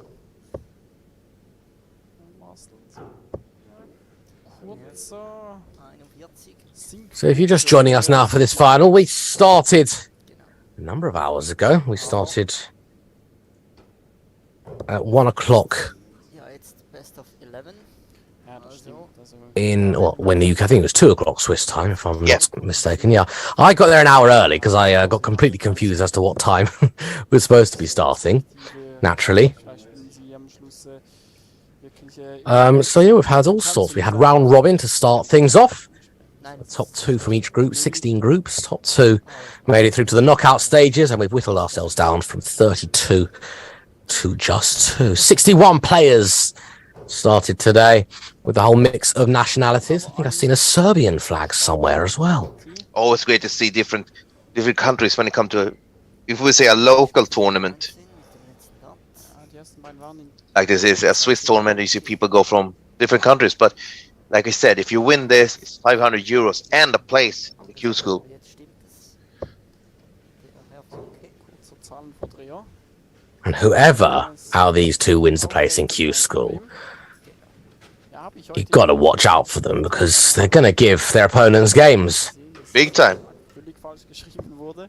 Ach echt? Aber wurde nicht gemerkt von den Spielern. Hat niemand etwas gesagt und dann geht es ja einfach weiter. Also fällt ja niemandem auf. Ja. wenn Yeah, we niemand etwas see, sagt. I was talking about Aber, before, ja, man 20 Punkte oder so. he were on Dann muss ich 182 and went for the bull. He could go for the 18s, leave himself on 164, but he preferred go for the bull, leaving on 157. So treble 20, treble 19 for the double 20. Ja, Und dann schauen wir schnell auf die 157. Treble 19, oh, so treble 18 now. ist gut Now gestellt. he went for Wow. treble 20 again, leaves him on 58. 124 zu löschen hier. Hat noch die Chance mit Triple 18. Would have had double 9. Strangely enough, if he would have Mit dem Vorfall habe ich mitgerechnet. Ich dachte noch, was spielt der? could have stayed in there, but not to worry. Double, well, single 18, should I say? Und denkt Now, About. double 20, double 10, Doppel 10, das ist jetzt aber effektiv gecheckt. 2-1. and he's banging Ja, auch das 2-1 lead Das gibt es. Spieler verrechnet. to Es war dann- Falkman, we see there. Es war dann so ein kurzer Lacher unter allen Beteiligten. So. Ja, ja, das ist schon bitter. Wenn du denkst, okay. And this game is best of 11, so it's first to 6. Rechnest du selbst mal nach. Yeah, so Ja, we should really start to see the truer averages eher nicht. with the longer format. But with that in mind, with the final might come a little bit more pressure. Maybe a bit of fatigue. They've been playing for a number of hours now. Stimmt, bisher nur Breaks. Bisher nur Breaks, ja. Exactly, so we say it's a long game. I've seen this, like I said, they started to play 2 o'clock. And if they play in a group of 4, they play 3 games there, then it was top 32, top 16, quarter semi. So this is the 8th game of the day. Dort spielt es schon noch eine Rolle, weil Dann hast du einen Vorteil, ja. Definitiv. Genau. Also sei jetzt bei den beiden, dem Niveau, definitiv ein Vorteil. Ich denke so 50er Average, nicht wirklich, oder? Also da ist meistens so nahe Nein. beieinander, das nicht wirklich. also ich habe zum Beispiel, also du hörst da auch alles, zum Beispiel Felix, der Caller, der ist geil aufs Ausbullen, weil er wenn er es gewinnt, dann pusht ihn das. Oder für ihn ist das wichtig. Für mich sozusagen, für mich ist das Bowling noch wie ein Gefühlswurf, so ein Test. Das ist immer auch ein bisschen abhängig vom Spieler, aber umso höher das Niveau ist es sicher dann auch extrem wichtig. Oder extrem wichtig, ja. Ja, schon wichtiger, definitiv. Well, I had the song 99 Luftballons or 99 red balloons stuck in my head. As Valpen scores 99. I've had that in my head because in the little break, I had a practice on my ukulele and I found the chords for 99 red balloons. Do you play the ukulele? Not very well, but occasionally. That's awesome. Bit of fun. Maybe if one of the Swiss players gets a tour card from Q School, I might play a celebration song. So, und jetzt bin ich gespannt. Ich gehe jetzt mal davon aus, Marcel wird die 6. Valpen then, 36 to go, 3 up. Or 3-1 up, should I say. Oh, there it is. Brilliant there from the Swiss man. It's pretty evenly poised, but Graudens was a little far back there. 125 he had there, so definitely Valpen with the better leg, but that one was with throw. So I think Graudens is going to need to close the gap sooner rather than later. He's going to need to break. He's going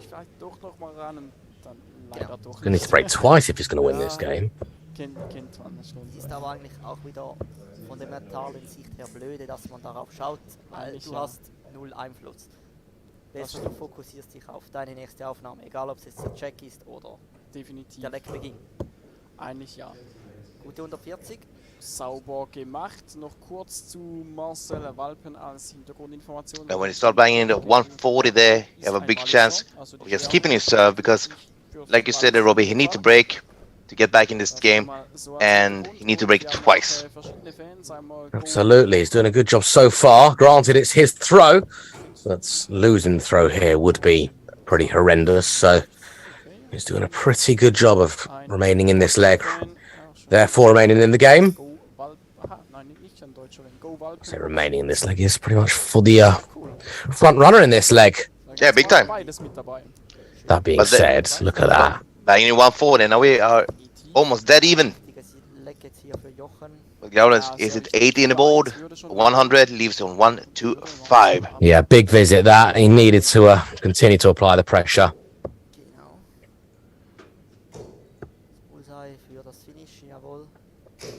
When he gets rid of that 5, I don't mind that. Also leaves, look what it does leave. 170. The big fish, that's exactly the reason he went for it. Well, this would be the checkout of the day without a shadow of a doubt.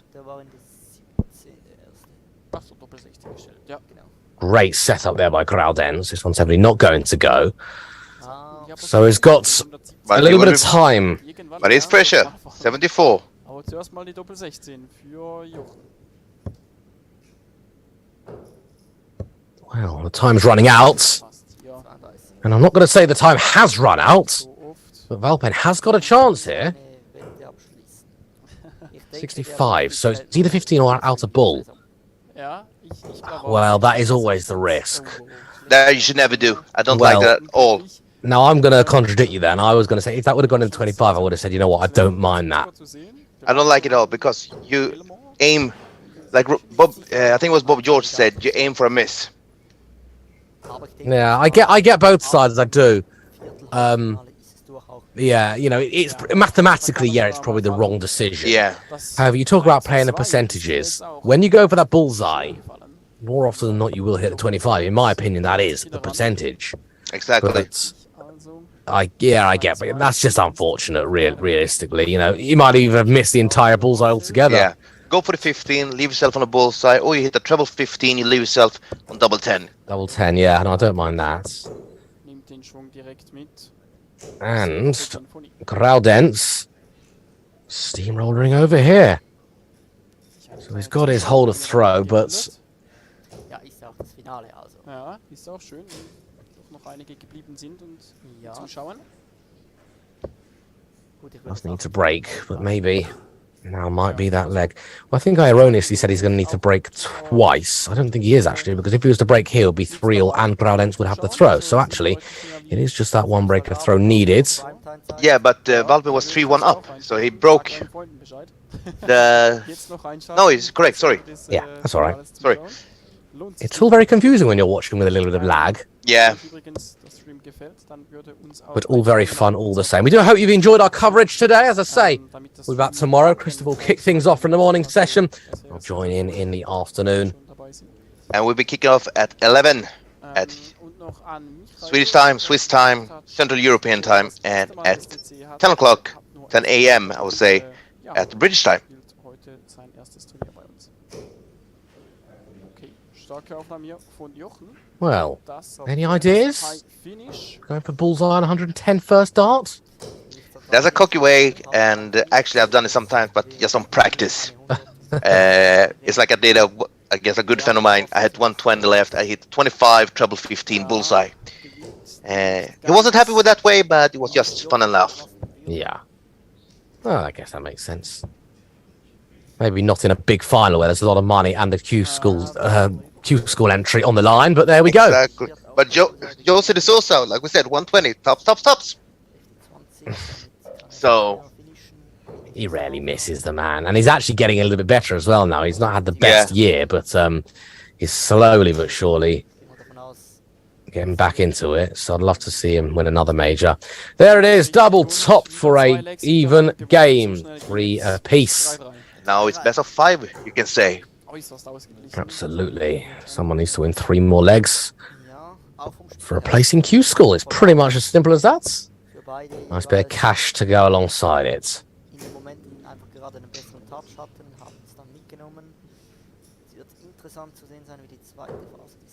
So let's see if Valme can capitalize on that start of 45 for Groudens, and the answer is yes, because it's a treble on the first one. Can he bang in a 140 that he have done so many times? He's a 100. Really close game this. A last leg decider would be the deserved big time result, I'd say, and I think it probably will get to 5-all because it's all very, very close. It's a coin flip. I'm going to go with Groudens just because I have said that since I saw him in the group stages, but wouldn't it be great to see Valpen, who has progressively got better, I think, as the day has continued. Yeah, been a tight game. Valpen played really good. I've seen him banging one, like we've seen him many times, especially in the beginning of the leg. We see him leaving 161, 121 of the 9 darts. Also, es kommt drauf an. Eben diese, die Stil-Darts spielen, aber eigentlich nur E-Dart-Spieler, die spielen meistens von unten nach oben, würde ich jetzt schätzen oder behaupten. I think that's 2 in the treble. Look like it's 122. Well played from Groudens. He went for the bullseye to leave himself on 170. Unfortunately for him, hit a single 2, leaves on 193, and banging 140. Yeah, and it's good counting, and that was a very good visit there from Valpen. That's the reason he went for the 25. So at least he would at least be on a finish, because you're a lot more likely, in fact, you're a million times more likely, you're infinitely more likely to check out 170 than 171. Yeah. There's a treble 20. Let's see if it's a single 9, single 1 for double 20 for Valpen. Oh yeah, look at that! And there he had his break that was necessary. Oh, what a game this is. What a game. 4-3. Marcel Valpen. If he sees it and he don't have a nickname, Marcel, in Sweden, your last name means puppy. So if you need a nickname, puppy. Prestige, welches mitspielt, aber 250 Franken Unterschied macht es dann halt doch auch noch. Ja, und also schön. Also als Spieler, du willst es einfach jetzt gewinnen. He hasn't got a nickname on our system. Ich glaube, über das Preis, da freust du dich danach, aber jetzt So maybe, just maybe. So a suggestion, if you need one, puppy. And if somebody asks, says it's mean, a tiny dog in Sweden. Is that a ton 80? No, it wasn't, but it was a ton 40, and he'll take that. And we have seen that many times from Valpen today. Was vielleicht passieren kann, wenn mal ein Überraschungsspieler ins Finale kämpfte, der sich das nicht so gewohnt ist und noch nie großen Erfolg hatte, der hat dann vielleicht But never count out Groudens. Never rule him out. He can go on a rampage. Oh wow, is it another ton 40? Another ton 40. He's 6 darts, 4 treble 20s. Very, very good. He's on a finish after 9. Now, he's just hit a 101 out. Can he add 20 points to that in and out? He might, but even if he doesn't, it won't really matter. He's just going to have at least 6 darts. I'm going to guess 9. Yeah, and I actually would like to see he go for a bullseye on 120 here, but he goes for the 20, and he leaves himself on the preferred double, and for him, it's double 20. Yeah, he's done well there. Textbook, couldn't have really done it any better myself. But it will be pressure, 134, I think it is. No, it's 96, 170 left. Let's see, Valpen on 40, banged it in, and he bangs it in again. So now Groudons have to take 3 legs on the spin to win this game. Otherwise, it's a first win, first SDC here for Marcel Valpen. And indeed, it is. 500 Swiss francs and plays to Q School. One step closer to a Swiss tour card holder. Which will happen one day, of course it will. Yeah. I believe there'll be an Icelandic tour card holder one day, and I don't know when. It might not be for 40 years, but I think it'll happen. Yeah, I hope so. And we have seen how good Matti can play. Matthias Fridriksson, if he just can develop his game 1 or 2 notches, he will absolutely be up there. What about female tour card holders? Fallon will, because she's just too young not to at the moment. Bo Greaves. Oh yeah, of Bo course. Greaves, without shadow of a doubt. I would say Bo Greaves have a bigger chance than Lisa Ashton had when she won her tour card. At least they did the hard way. Yeah. Relied on other results. I was in Luxembourg at the time, refreshing my phone every 2 minutes. That was the year Aaron Beanie got. That was the year Aaron Beanie got his tour card. He averaged in the 60s on like the first 3 days, and then he won outright on the last day, or something like that. That's great. So let's see here now. Valpen hit banging another 100, leaving him on 206.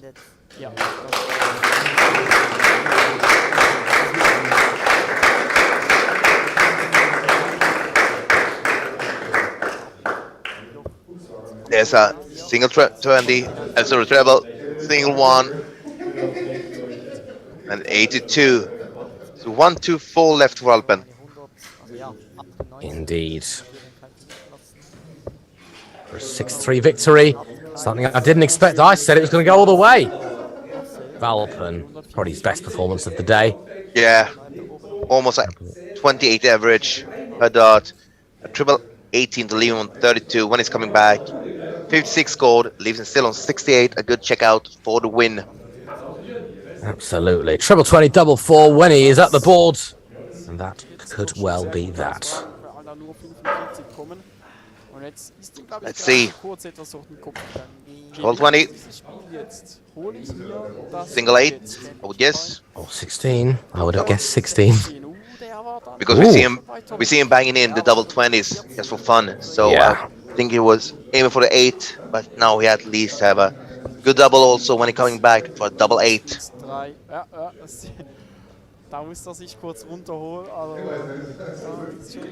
Here we go then. 3 clear darts for 500 Swiss francs.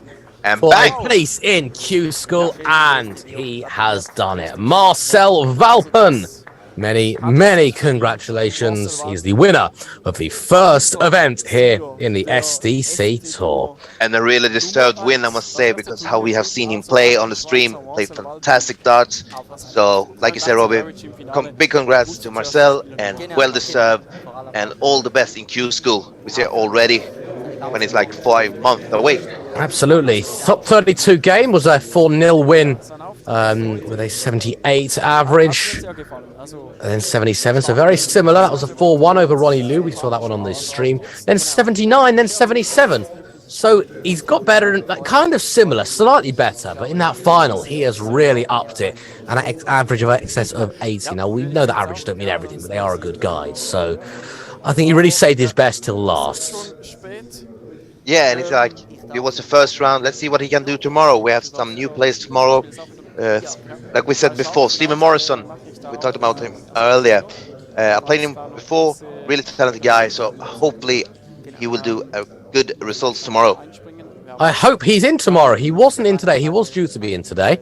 Let's see, but we'll have the full lists as and when tomorrow. The magical time then is 10 o'clock UK, 11 o'clock European time. Christopher will be... This is not me and Christopher, by the way. No. I'm the guy in the hoodie. I almost had a similar haircut as the guy in the hoodie, so... Okay, that one's Christopher. Tag. Auch danke dir. He looks a little bit like, who's the Lithuanian guy? Ja. Not Darius Labanauskas. No, Mingus Brauskas, yeah. A little bit, yeah, A little same bit, yeah. similarity. Absolutely. Christopher will join you for the first couple of hours, and then I will continue. Is Marcel going to make it 2 for 2 like Bo Greaves did today? Or will anyone stop him? Thank you for joining today, and thanks for putting in the shift with me, Christopher. I really enjoyed today. I hope you did as well. Same here. Always a pleasure. Lovely stuff. We're going to leave it there then for this evening. Enjoy your evening, whatever it is you're up to. Congratulations, Marcel. See you at Q School, and we will see you tomorrow. Have a good evening, everybody, and thank you for watching. Das stimmt, ob er sogar noch mehr kann. Jochen auf jeden Fall wieder mit dabei. Der will wahrscheinlich Revanche. Gehe ich mal davon aus. Ja, ich gehe mal davon aus, Jochen wird. Stefan mit dabei. Stefan wird etwas müde sein. Wahrscheinlich, ja, stimmt. Ist jetzt noch einmal an ein Turnier gefahren. Man kennt es von ihm nicht anders. Aber wir erwarten auf jeden Fall noch einen spannenden Turniertag. Ich sage nochmal Dankeschön und auf Wiedersehen. Dankeschön.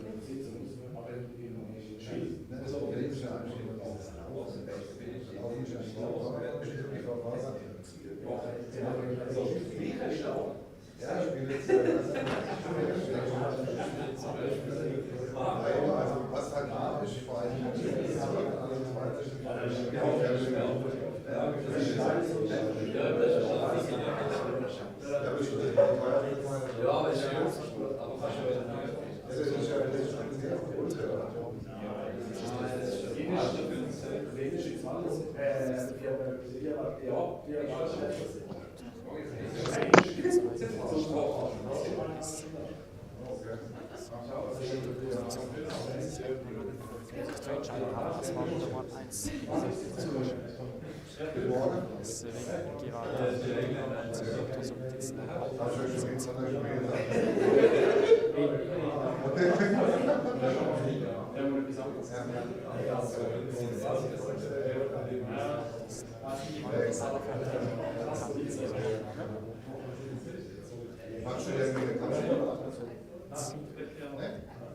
Ja, gefunden, starkes Finish hier.